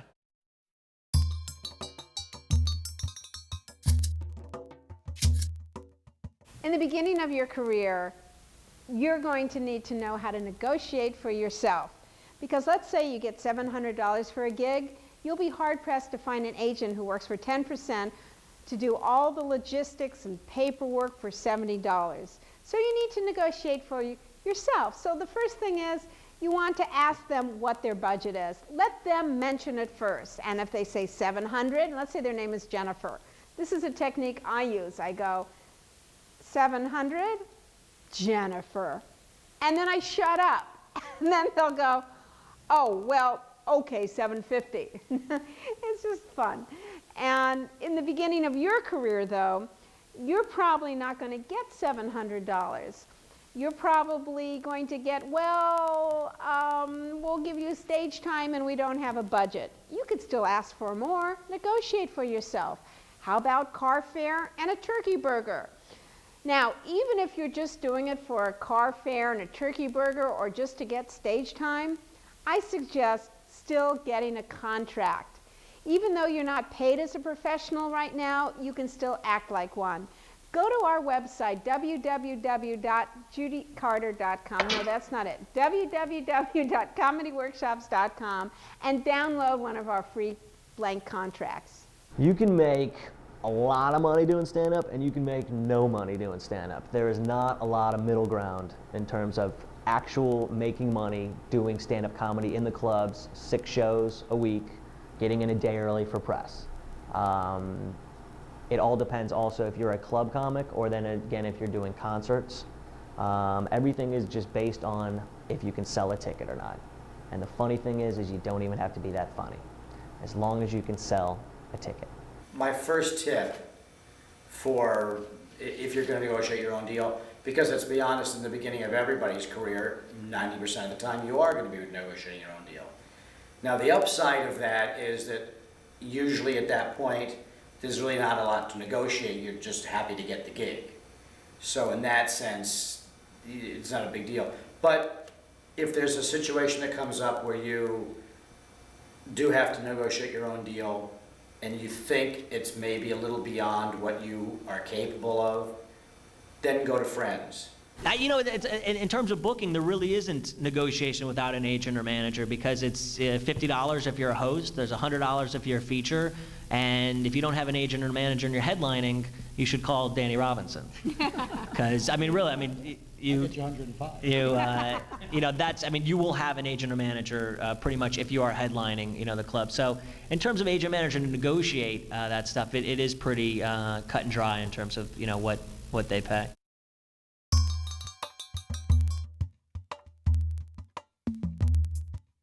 Sitcoms, ooh, the wet dream of every stand-up comic. You know, the route from stand-up comedy to sitcom used to be a straight line. You got discovered in a club, you got on the Tonight Show, you got a development deal, and bingo, you got your own sitcom. That's the story for stand-up comics, for like from Ellen DeGeneres to Jerry Seinfeld. It's what happened to Tim Allen, Ray Romano, Bill Cosby, Paul Reiser, Roseanne Barr, Kevin James, Chris Rock, and others. It used to be a no-brainer. A comic would create their act, acting out the people in their life, and that would directly translate into sitcom. And now, with so few sitcoms on the air, that route is getting more and more difficult. But here's the good news. If you think your life is not only a joke, but a sitcom, you could present it as such, and you could do a one-person show. And that's the story of My Big Fat Greek Wedding. Or you can put what you do on YouTube. Many stand-ups are scattered all throughout television, not only acting on comedy shows, but are regulars in serious dramas, such as Richard Belzer in Law and Order SUV. He's a very funny comic, and he got cast in a very serious role. If you want to be an actor, stand-up is a great place to get noticed. But you have to be able to have the same dynamic energy that you put into your act, and you have to put that into someone else's script. And that means taking cold reading classes and acting classes.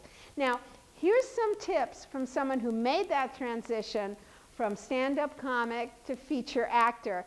And his name is Rick Overton. And here is also comedy actor and improviser from the Groundlings, Tim Bagley. I got my break in comedy writing just from doing stand-up. Everyone knows you're funny and they see you do your act. You probably can be funny writing something else. Especially if you put character and acting stuff in, or political things in. The kind of person that needs that kind of writing from you will get it from you when they see what you do on stage. If you want to be an actor when you get out of this game, or when you've gone further into the game, then you want to be discovered because they saw that you snuck acting into your act on stage. That's a secret trick. And good one, it always works if you did it right. You really do have to have an agent to get an audition, but you have to have jobs under your belt before you get an agent. And there's no real easy answer to that, right? Improv, because they need you more. They need you more than you need them now, because they're broke and they pay you once to do two things, write and act, all in one check. And a lot of shows are popping up that way because it's the next cheapest thing to reality TV to make is one of those Reno 911's, pseudo reality cam shows. And you have to improvise because they can't afford to pay a WGA staff to write out anything but a beat sheet. And so be the thing they need. It's like the Battle of Britain. They got more Spitfires than 14-year-olds to stuff in them, you know? So be the improver, and you switch categories to a much smaller talent pool they need. They'll skip a lot of stuff. They'll let a bald 51-year-old play, if he knows how to do it. Also, I think that like I have a lot of friends that are starting out and they do those actor showcases, and I think that those can really work because it's a way to get up in front of casting people. The way to get cast into something is to be seen. Being a comic really helps you get noticed in Hollywood because you're on stage all the time. If you're an actor but you're not performing a lot, it's really hard for casting people to see you. Auditioning is learning to play nice with others when you're kind of used to being all up there on your own. That's why what Tim has done for a great many years is worked with a wonderful improv and sketch team too, to make you play well with others. A lot of actors go in there to learn to be funny, and they can jump. It seems like a bridge between acting and stand-up is improv. It helps actors become stand-ups, and it helps stand-ups become actors, is to improv in between. At every audition, you have to feel loose and spontaneous and open, and I think that improv helps with that. I think that being able to walk into a room and feel like you're okay in that gray area, and like you don't have to, you know, there's no rigidity about you. The audition process now is, what you do on stage is you reach out to that cheap seat with your act, but when you're auditioning, you got to bring it in, and you got to reverse the psychology of it. So it's mountain comes to Mohammed, and it's like paying a farmer not to grow crops. They pay you not to overact. If you just talk, and I swear to you, trust me on this, if you just simply talk, your brain will refuse to give a flat performance there. It will understand the words and put them in, but it'll just look like talking. If you watch David Duchovny from 5 feet away, you think, what are they paying this jag off for? He's not doing a goddamn thing. And then you watch him on screen, and it's hypnotic. And it's just comfort in your own skin. And we're a bunch of jitterbugs. We're all neurotic. We cash in on our neuroses. And you think you have to be someone else completely when you're acting. No. Let your glitches out of the box while you act. Don't be perfect, because you don't know anybody like that. No one's perfect. It's not good acting. It's like a robot. Be imperfect in your acting. And that's it. And if that sneaks back on the stage, that's good too, because that's showcasing you can act during your act. And what's the harm in that? Feature film work is a logical extension, if you put performing in any way, shape, or form in your act. The stand-up business is such right now that there's not as many regular club gigs as there used to be, because you stay home and go click, or babysitter, parking, cover, dinner, drinks, or free cable, click. So a lot of clubs went away because you don't have to go out to do it.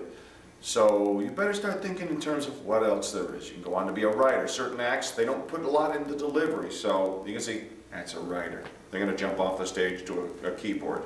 Someone who's performing a lot, don't be an actor. You'll jump from standoff to be an actor. Some people go to be motivational speakers. Lots of message in there, so they'll be a motivational speaker. It starts you here, and it doesn't mean you don't come back to stand-up. I don't care who said they quit stand-up. I don't care who you are, how big your career is. Short of Steve Martin, he's the only one that stayed away. Everybody else was like a prison movie, and they're going, he'll be back. They all come back. Cold reading class is DSL scene study. You don't have 6 weeks with a back rub, shoulder rub partner. It's not a theater scene. You got a curly piece of fax paper on your steering wheel as you swerve through traffic, and you better make fucking choices, man. You better know where characters go, know what the writer kind of wants, and stuff yourself in between the spaces, you know? I always think that, like, when I look at a script, to really look at, because you guys write, so you know what it's like to write and create and all that. So look at the script and think in terms of, what does this scene require, and what can I bring to this scene to make this, you know, real and stuff, rather than thinking, what can I do to stick out, and you know, what can I do to make this, to not go with what the writer's doing, you know, I won't be like everybody else. I'll take that, you know, I'm going to choose to make my character, you know, Russian or something. You know, rather than thinking in terms of what you can do to stick out, look at what the writer's given you and really try to, you know, see how you can fit into that. That's exactly it.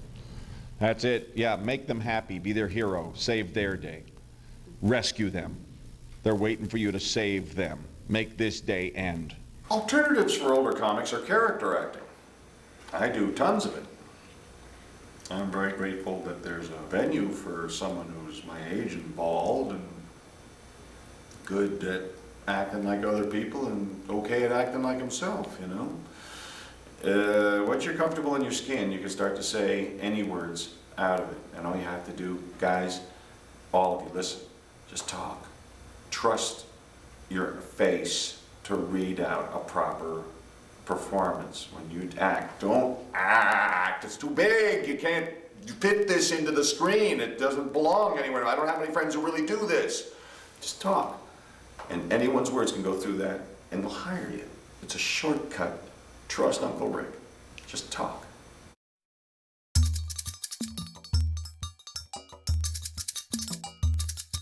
Stand-up is a great way to start your career as a comedy writer, or even a TV producer, or even a director.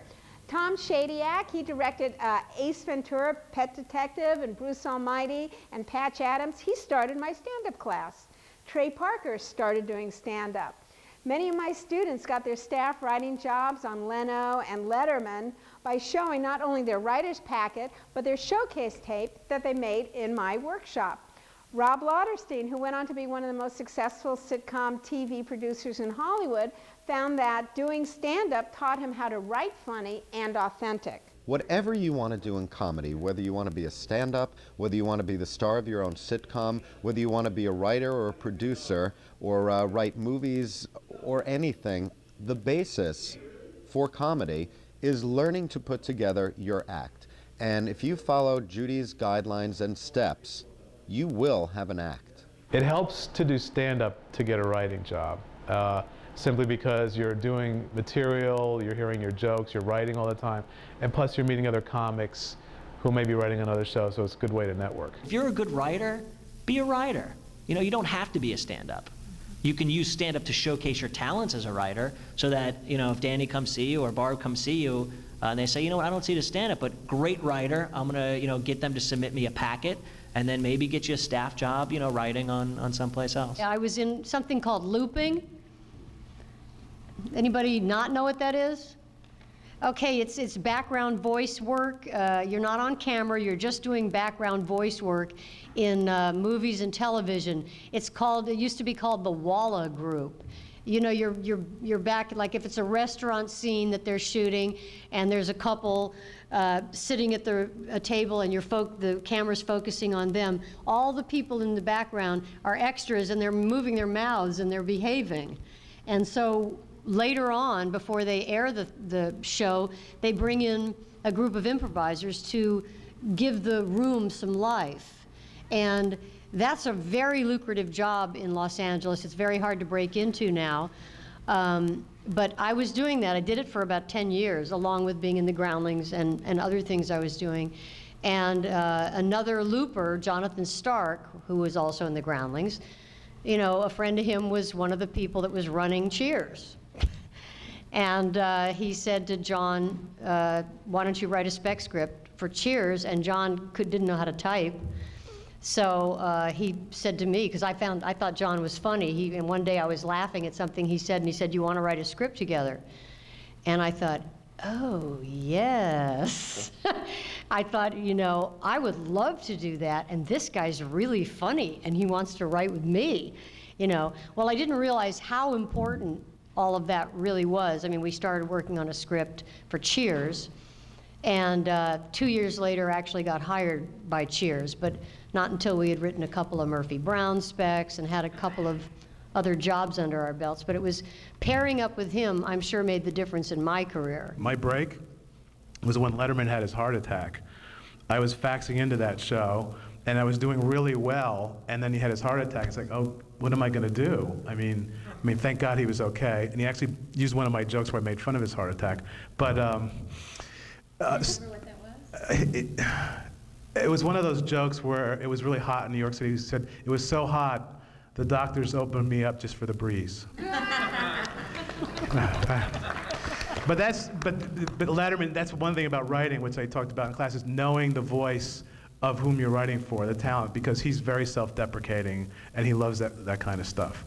But anyway, so when he had his heart attack, who am I going to fax to? And someone said, well, Craig Kilborn is accepting material. Okay, so I'll fax to him. And I had the confidence from Letterman to send jokes into them, and I got lucky and they bought, and they hired me after a while. Get a PA job if you can. They're the worst jobs in the world. You're the most overworked and underpaid people that there are. What? What a PA is a production assistant, and it's really, I mean, they do everything. I don't know, maybe there's somebody here that can answer that better. Being a creator and a showrunner, I just ordered them around. I don't really know what they do. No, I just remember this one guy, Chad. I just remember he was so wiped out all the time. He never got any sleep. He was the person, if somebody had to get a walk on or a pass onto the lot, he was the person that was like in charge of that. He was dealing with stars all the time, and they were horrible to him.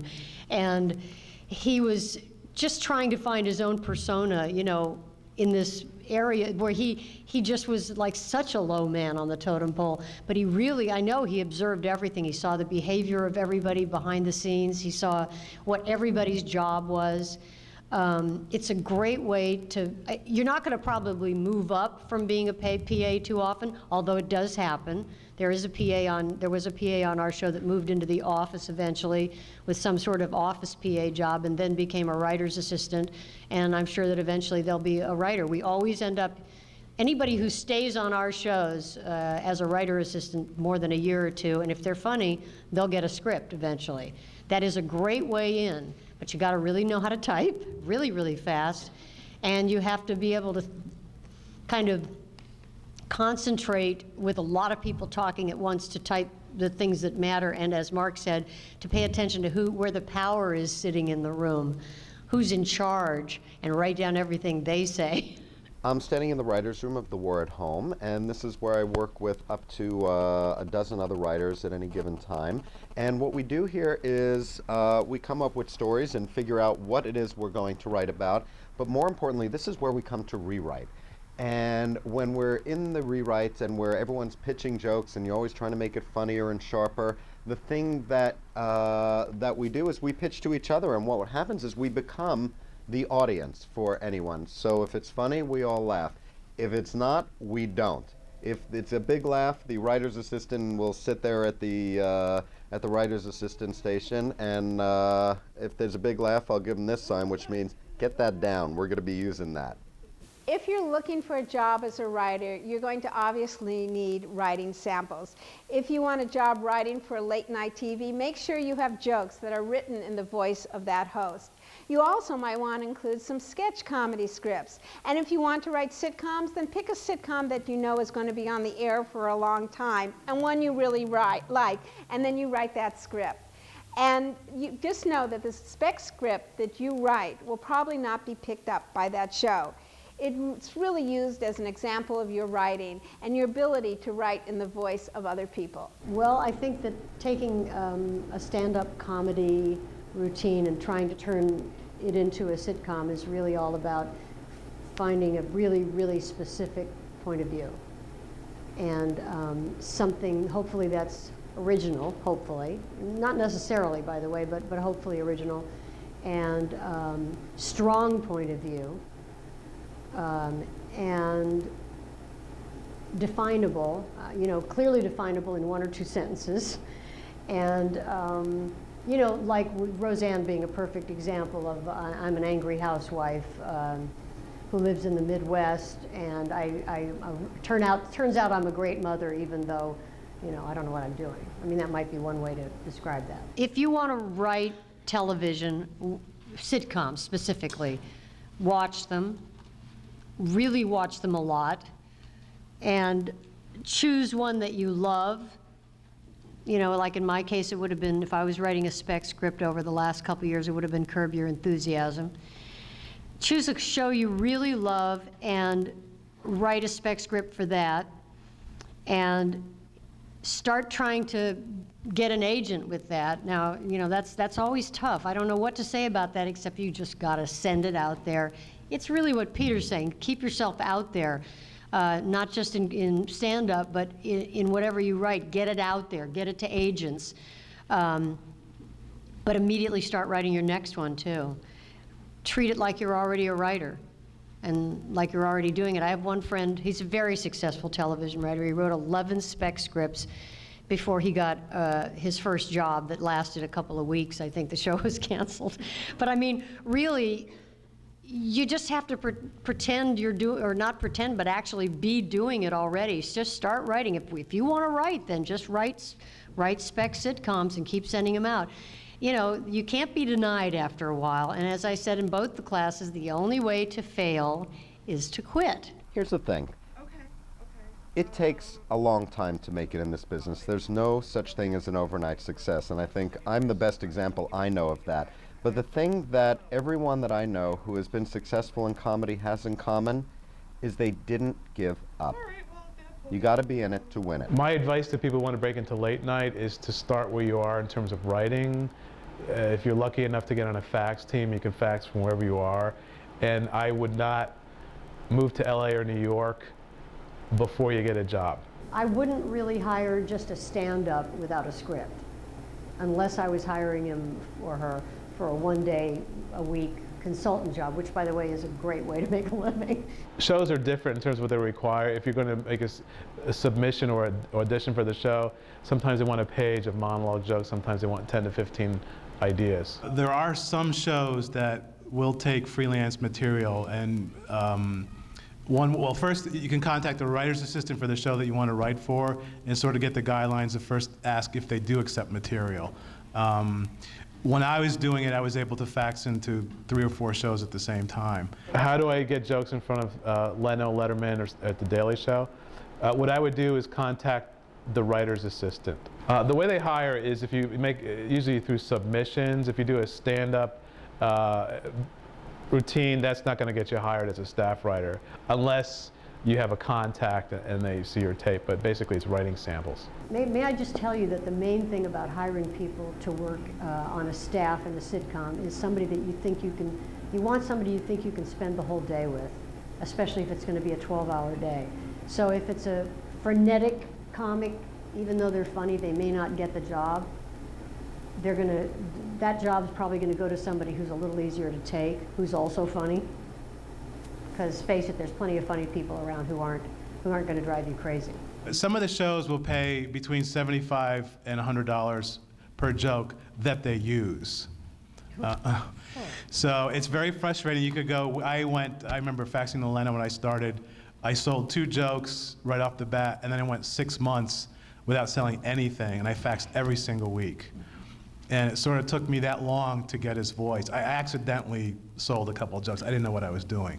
But by watching him all the time, I sort of, okay, that's his nuance. These are the topics. This is his style. Then I sort of got his voice. So if you want to write for a show, I suggest taping and TiVoing all the shows so you get what they do, because they are a little bit different. I have 2 pieces of advice. One is that if you quit doing it, you will fail. And you should behave as if you're already doing it. So that means start to write spec scripts as if you're already writing on a show, and keep turning them out and sending them out. In the writing field, rewriting is probably the main thing you need to learn. Not only how to rewrite and to have the heart for it, be able to rewrite yourself, but also to take your ego out of it when you're given notes by somebody who could be a boss. And you know, like if you write a spec script and they say, I like this, but change this, which is rare, they don't usually do that. But I mean, if you give, for instance, if you send it to somebody you know who can't get you a job, but you're asking for advice, like that happens with me a lot. Somebody will send me a spec script and say, what do you think of this? And I'll give them notes. And how they address those notes is like a huge thing. How they react to them and how they address them. Because if it's your boss, you have to address them. And you have to do it kind of willingly, and you have to find a way to make it work so that you can tolerate it too. You know, so that you think that the end product is good, and you'll find that most of the time it's actually better. There are a few women writers, female writers on, I think, Conan, and there are a few shows. Why there are so few, I would assume, I mean, I'm sort of new to this. I did it for 3 or 4 years. A long time ago, it was a fraternal organization, I guess, sort of. It was all male writers, and it just is really hard for women to break in, I think. I mean, It's really hard. Yeah, you probably could talk to this more. I don't ever feel that I've been discriminated against. I said this in classes too yesterday, I think. Being a woman, I think age is actually a worse problem. But most of the rooms I've been in will have 2 women. You know, I'm one of them. and maybe the writer's assistant is a woman. It is a really, really raunchy place, a sitcom writing room. It's filthy. It's filthy beyond anything you can imagine, really. I don't know how to be more clear about that. If you can handle that, if you're comfortable with it, which frankly I was, you know, I was working with men that I thought were so funny, and I was a great appreciator of their humor, and I think that they liked having me in the room. Now, you can translate that into whatever you want, but I mean, I've always dated comics, and those are the people I like hanging around with comics. So for me, it was a good place, and I have several friends, women that would probably say the same thing. I think the most important thing about being on a staff is to be easy to take for 8 hours, and then what if you're there for 12 hours? You have to be someone who's easy to be around. I've always been someone, I think, who was easy to be around, and I accepted whatever they did in the room. I didn't walk out if they were, got too rude. I think that some women have a higher threshold, is that the way you would put that, of what they can tolerate, and can get defensive. I don't remember ever getting defensive in one of those rooms. I just have a real high tolerance level. I don't pay attention very well. That might be why. A lot of the times my mind is wandering. I'm not listening. So I think that has helped me. Because I have my own life, and I'm thinking about that. So I don't know. Other than that, I don't know why. I think that's why I'm saying, if you're a woman and you're funny and you find a guy who's funnier and you like to hang around with him, write with him, because then they hire you, they not only get their quota woman, but they get this great guy too. And so that's just a smart way to do it, I think.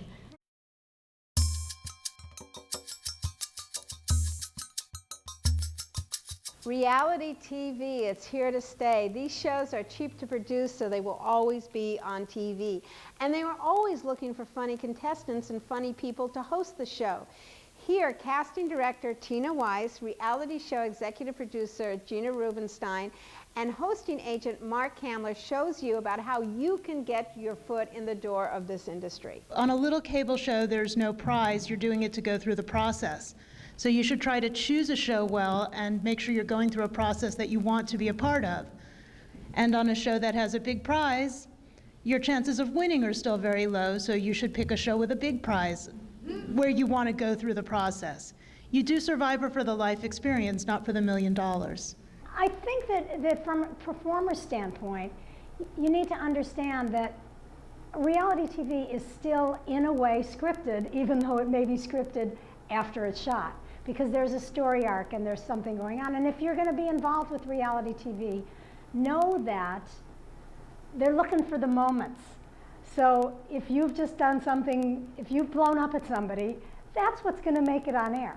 So if as a performer you choose to be involved with a reality show, it can be fantastic exposure. But recognize that you may not have control over exactly how you're going to come across. And if that's cool with you, listen, Last Comic Standing made a career for quite a few comedians, so it's not a bad thing. If it's a show that's already on the air, you need to watch the show and see what kind of people are being chosen. And I'd say the big difference in reality casting from scripted casting is we are usually not trying to screen people out.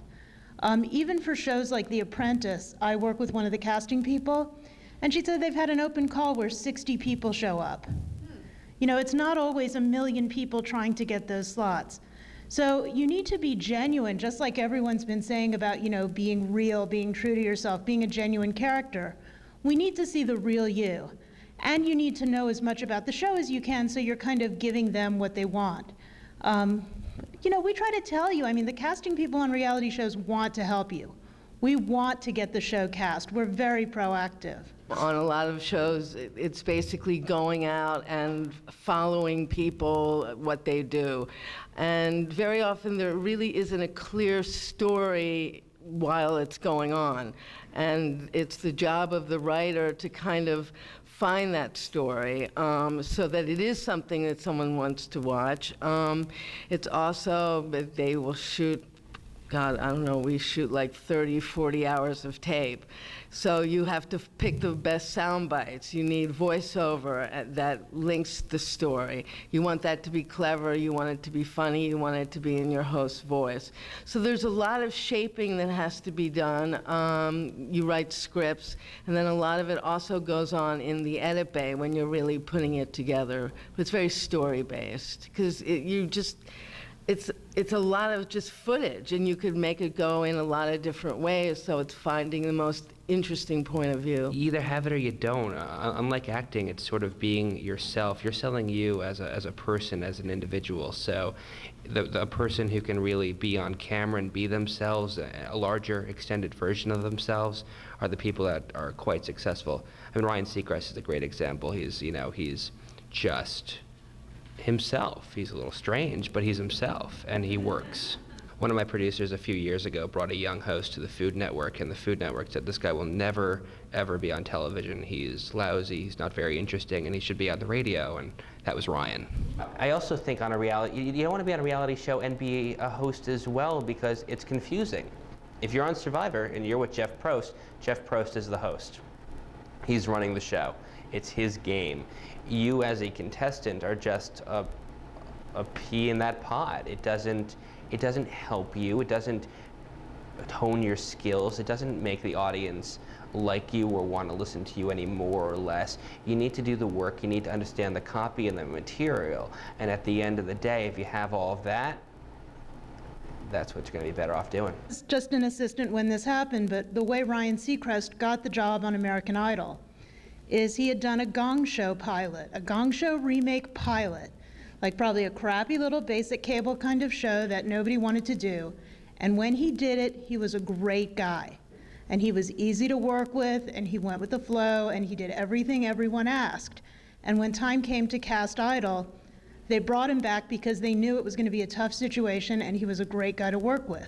Being able to ad-lib with them, play with them, be very quick on the uptake as to where things are going, and not just being stuck in your own little world thinking of what you want to say or some cute joke that you have so that you miss the whole point of it. You're doing a little bit of directing there too, because you as that person kind of know where you want things to go and what kind of things you want to elicit from the people. So it's being able to do that with my group. It's also working as an ensemble, getting the chemistry going, and just, keeping it funny, basically. Usually in my case, on the contestant side of things, or if we were looking for a host, I would probably do an open call. If you see an open call for comics or improv people and you go, just realize that we're going to give you material to work from. Like I would give a comic who came in for a host job 6 bullet points that I had prepared with my boss. And we expect you to be able to work with those bullet points and say like, okay, improv off this material. And not, I don't really want to see you do your own set. Every time a reality show sells, I have 20 clients that call me and told me that they were ripped off because the network stole their show. And I wish I was kidding, but lawsuits will really start every single time. You need to come in, first of all, at an agency like mine, you need to come in through a referral. It's the only way, we'll hear you. But the truth of the matter is, if you're going to get a reality show off the ground, you can't come in with an idea that you need it to be a talent-driven show. So that's an advantage to you guys, especially if you have some sort of a skill set. If you're interior designer, a carpenter, a juggler, whatever it is that you do, if you can incorporate and find a show in that area, that'd be great, because when you pitch that show out, no one can take that idea from you. They can't take you, they can't take your personality, but they certainly can take 10 guys on an island and let's put them through another bag of tricks. It's all been pitched out there, because as you know, or will know soon once you pursue this, everybody will pitch you a reality show idea that knows you're in the business, and you've got to separate yourself from that lot. Actually, Judy, whenever I have an open call, I always send it to Judy. And when I'm just looking for people in general. So I would say Judy's website is a great place. There's a couple of reality casting websites. There's one, sirlinksalot.net, Craigslist, if there's a Craigslist for your city. There'll almost always be reality show postings there.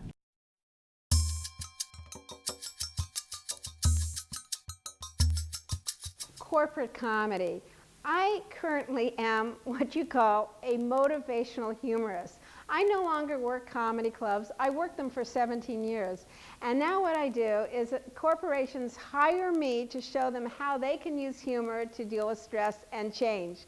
It is a fantastic venue for me. You just do 1 hour and they pay you an awful lot. And I've arranged for Speaker Bureau agent Jonathan Wygant to give you some tips on getting into the corporate market. So Judy is one of the people that we have in the area of women's issues, transformational, dealing with stress. You find out you didn't get that promotion right, and then you go to slam the door to your office and you realize, I don't even have a door, I work in a cubicle. Our main focus in our company at this point is on leadership and helping leaders in corporations develop themselves and develop their teams and help organizations shift the culture. We get 10 to 15 people probably every week who call us, who want us to represent them. What you need is a great video. If you can write a book, that is a fabulous thing to do. Tell your story, get it into writing, get it published. Have a great video, have a great bio, be very clear about what the topics are. And what I mean by have a good video is develop your content. And just being a comic is not going to get you into the corporate world. What will get you into the corporate world is having a great message of something that you've overcome, a transformation that's occurred in your life.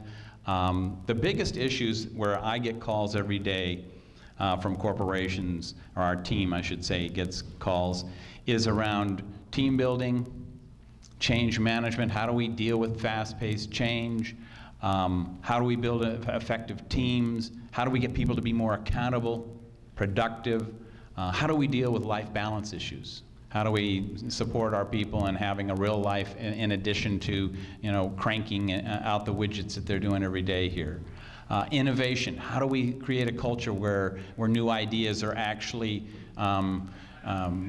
brought forward and don't just die in the cradle because, hey, we want new ideas, but our whole culture is about stifling once somebody's come up with an idea. How do we actually create that trust in our corporation? So come up with whatever your talk's going to be, and if you need to craft it by going to Rotary clubs or their business people who will actually give you some feedback. You won't get paid for it, but you can do your shtick. You can bring in a camera person, 1 or 2 cameras, and film it. Craft your message. And then once you've got that, then take it to and have it ready to give to various speakers bureaus. There are many speakers bureaus who are out there. A keynote is where you are carrying the energy. It's like what you were looking for up here with somebody who's a comic. Somebody, as we were rating things, one of the things that was in there was like presence. If you want to be a keynoter, you better have a lot of presence. I mean, be able to hold a room and have something really articulate to say, and you're holding the energy and you are the focus. A workshop is something that's much more interactive. I prefer workshops myself because that's where you've got material, but you're interacting with people. There's feedback, there's give and take, and it's actually where I think the real learnings take place. Keynotes are great. I always like to say that keynotes are where you hear a message and you go, oh, that would be nice, I could do that, or I should be doing that. But how many of us actually do any of that? Well, we don't. It's what in our business we call the knowing-doing gap. From knowing I could do something to actually doing it. And that's where a workshop comes together. We actually have that opportunity to experientially work some material, and instead of, oh yeah, I see somebody riding a bike, in the workshop you actually learn how to ride the bike, but then you actually need to keep riding that bike to get that skill. And that's where ongoing trainings go on. Now, breakout session is essentially, I would just call that pretty much like a workshop as well. And then there's consulting. That's another thing altogether, is where in our business, there's the keynotes, There's the workshops and trainings, and then there's consulting, and consulting is more or less going in and helping an organization figure out, what their problems are and what are we going to do about it. Well, I think, there's clearly, if you're just going to be funny, there's the after dinner slot at conferences. That's pretty much a place where it's accepted. You want to, hey, we've had these different subjects during the day. We've worked hard. We've talked about where we're going as a company. The company presidents come in. We've had an expert on innovation. We've had somebody talk about how the industry's changing. Okay, now we just want to lighten it up after dinner and have some fun, and somebody comes in and does a great job with, whether it's a juggler, or it's a comic, or it's a, something along those lines. That's probably the place where it's most seen, but where we're probably going to go is like, how do we work that comic material into something else other than just straight comedy? One of the things that a good meeting planner is always going to be looking for is like, well, they'll have in their own mind what they want the folks who attend that conference to walk away with. So I think that's one of the things when you're writing up your materials is don't be talking about what you're doing. Talk about what is going to be the result that an audience who experiences you is going to have as how are they going to be transformed? How are they going to be moved? How are they going to be further along based on what their interaction with you was? So I think you need to come up, as I may have said to this group, with a story, something that's been great that's happened in your life, something that you've overcome, something that you've accomplished, some specific skill that you have that you can share that will, and have stories around, and then layer in the more fun you can make it, the greater the number of stories, the more laughter there is. That's when people really let down their guards. I think when there's love present and when there's humor present, and people are in a place where they can actually move inside themselves. Lance Armstrong is one of those $175,000 speakers. It's all based on fame. You have a lot of fame, you charge a shit pot of money. You have a little fame, people aren't going to pay you bupkis. So that's why I say, write something. As soon as you've written something, whoa, they must be an expert. That's how our society is. Whether you've written anything cogent or not, most people don't have the time to even read it, to even know. We don't represent anybody who charges anything less than $4,000, because frankly, we're professionals and we need to make money and we get a percentage. And so we kind of have our starting level at 4. And we don't really like to book people who are any less than 10. Because we find that the clients that are booking people who don't charge very much don't have much money. They're trying to weasel you down. They don't pay on time. They don't really know what they're doing. So we're looking to shift more toward the bigger companies, financial companies, et cetera, that have deep pockets and multiple needs. I would just say if you're starting out, charge what the market will bear. Find out what company, I'd say that one rule of thumb is that companies that have some sort of a training wherewithal, now let's say a company that has 500 or more employees, they'll be used to bringing in somebody who's going to be a consultant or a trainer, probably $1,500 to $2,500. That's kind of a baseline for training in a lot of those kinds of companies. So that's probably a place, $1,000 to $2,500 is a good place to start out as a speaker, because a small company, which is probably the only company, at least initially, is going to be interested in you, will have that kind of budget, and they'll go, all right, I can pay $500 or $1,000 in your backyard. $500 is better than a poke in the eye. That's a good statement we use around our company a lot. So, start out, and if you've got a book that's actually done well, then you're going to probably be talking $7,500, $10,000. If you've published a lot of books, if you're hot, you're going to be $10,000, $15,000, $20,000. If you're going to be like a Ken Blanchard, who's done a lot of books and is very well known, he's a $60,000 speaker. I'd say the average speaker that we book is probably around $15,000 in our firm, 10 to 15, somewhere in that range. You're probably going to need an agent to get to that 15,000. How are you going to get there? Who's going to be out marketing you? That, you see, that's the thing. You say, oh, 25%. What we're basically doing is marketing you. You know, we're putting ads up. We're getting the word out so that people even know that you exist. But you're saying you don't represent people until they reach that certain mark. Who's representing them when they haven't reached that mark?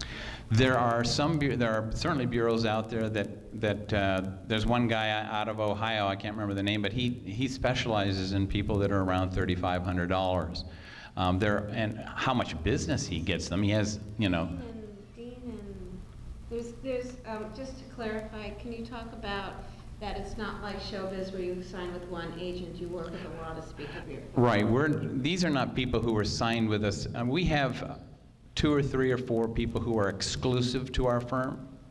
Jonathan Winters is somebody who's exclusive with our firm. Dave Winfield is exclusive with our firm. There's a few people that we have. But when you can go out and get literally dozens of speakers bureaus to represent you. And there are a lot of them out. You just look up Speakers Bureau on Google, and you'll see, you know, hundreds of them. So to answer your question, how do you get there, is basically doing the hard work. Anybody who, you know, if you know about publishing books, don't ever rely on your publisher to market your book. That's one of the first things they tell you these days. You're going to have to market your book. I mean, Chicken Soup for the Soul, you know, it's like 100 publishers that turned them down before they finally found a group down in Florida. Like 2 years, they went to every show. People said, oh, this is sappy, soupy little stories. Nobody's going to read these. That's the publishing phenomena of the 90s. So you're going to have to market yourself. You know, just do the work. That's all I can say is it's all about work.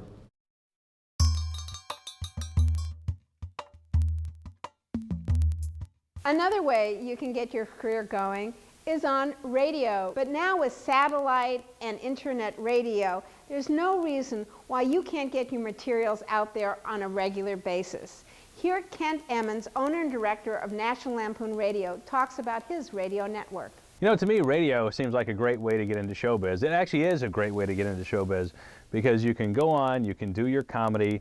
It's not a tough medium to get on. In other words, radio shows like myself, we're always looking for great guests. And if you're a comic, you know, some of the unknown comics are every bit as funny as some of the big name comics. So that's one reason I love radio. It can actually get you out there. And, you know, you have the 5 o'clock funnies, you've got a lot of the morning shows like Bob and Tom, and of course our network is 24/7 comedy. It's a great way to get out there, and we love having you on too. You know, if you're looking to get things on the radio, get things heard, you want to send your material to show producers, but you want to make sure that you've got a great sounding, really good quality CD. So you can't have one of those where you've got room noises in the background and things like that. What's interesting, you know, about comedy CDs is that it doesn't cost a lot to produce them. As a matter of fact, as a service we offer, we'll produce your comedy CD for you for free. And it, you know, typically would cost you $1,000 or $2,000. We'll produce it and master it for you for free. That's one service we do as a comedy network. And so make sure that when you do send them to radio show producers, they're good quality sound. Matter of fact, great quality sound. Well, radio is a great way for talent to get discovered. It's, you know, it's easier to get on than television. And, you know, whether it's your material being played on a morning show or on a network like ours or whatever it is, it's a great way to be there. It's also a great way to develop yourself as a personality. And of course, if you look at most of the talk shows, all the greats came out of comedy. You've got Jay Leno, Letterman, you've got, I don't know, Conan, they're all comics. They're all funny. They're comedy writers. So it's a great way to learn to be a host as well. You know, you've got a lot of great comics out there, big comics that got discovered on local radio. Larry the Cable Guy, of course, got discovered on local radio and eventually became national. Jeff Foxworthy, Craig Shoemaker, who's one of the greats, got discovered really on the 5 o'clock funnies. That's what put his career over the top. So radio is one of those places you can get your name out there and be heard. That's the big thing too, comics. Don't forget, when your stuff is being played on the radio, you know, you don't get paid for it being played on the radio, but you do get your name out there. So make sure they always put your name out there. Also, if you got a website, make sure they mention that. That's one thing we drill into our hosts, is you have to make sure the comics that are on here, you get their name, you get their website, any other information that's pertinent. That way, it's our job to make you a star. You know, there are other ways too, besides your stand-up material, to become known on the radio. And you know, it could be anything from, you know, doing parody songs, current parody songs, like if Paris Hilton's going to jail or whatever it may be that's happening out there. A funny parody song is great. Get it out there to the morning show producers. The other thing a lot of people do that make a ton of money is they'll be up late at night, they'll write jokes that are current for the next morning, and they'll call in morning shows live, and they can actually do that from their home. They can do, you know, 20 or 30 phone calls a day for morning shows, afternoon shows, and evening drive, where they're calling in just giving a report. And they may charge $20 or $50 or $100 a piece for that or whatever, but it's a great way to do it. Again, your name becomes known out there. Bob Zaney is one of those guys that makes a fortune doing that, and he's also very, very funny. And we, as radio folks, we need you guys. So if you're funny, call us, please. Well, I hope this DVD has given you a lot of great ideas and tips on how you can start making money from being funny. But basically, I want to tell you the truth. If you have talent, if you can make a group of strangers laugh, then there is no stopping you. Well, we have a lot of outtakes. So we have me going shit crap. That sucked. How do you run through outtakes? This is where we're going to show you how not to suck, how to really rock. Oh, I'm depressed. So how was that? Do you think that was okay? Was that? No, that sucked. Nice black hole. Haven't seen anything this big and black since the 90s. Comics tend to make pretty good interviewers. Actually, let me cut that, because comics suck as interviewers. Let me try that again. Have you seen the size of a horse's penis? Sitting on my couch watching videos like this. Let me do that again. It's going to be edited, right? Yeah.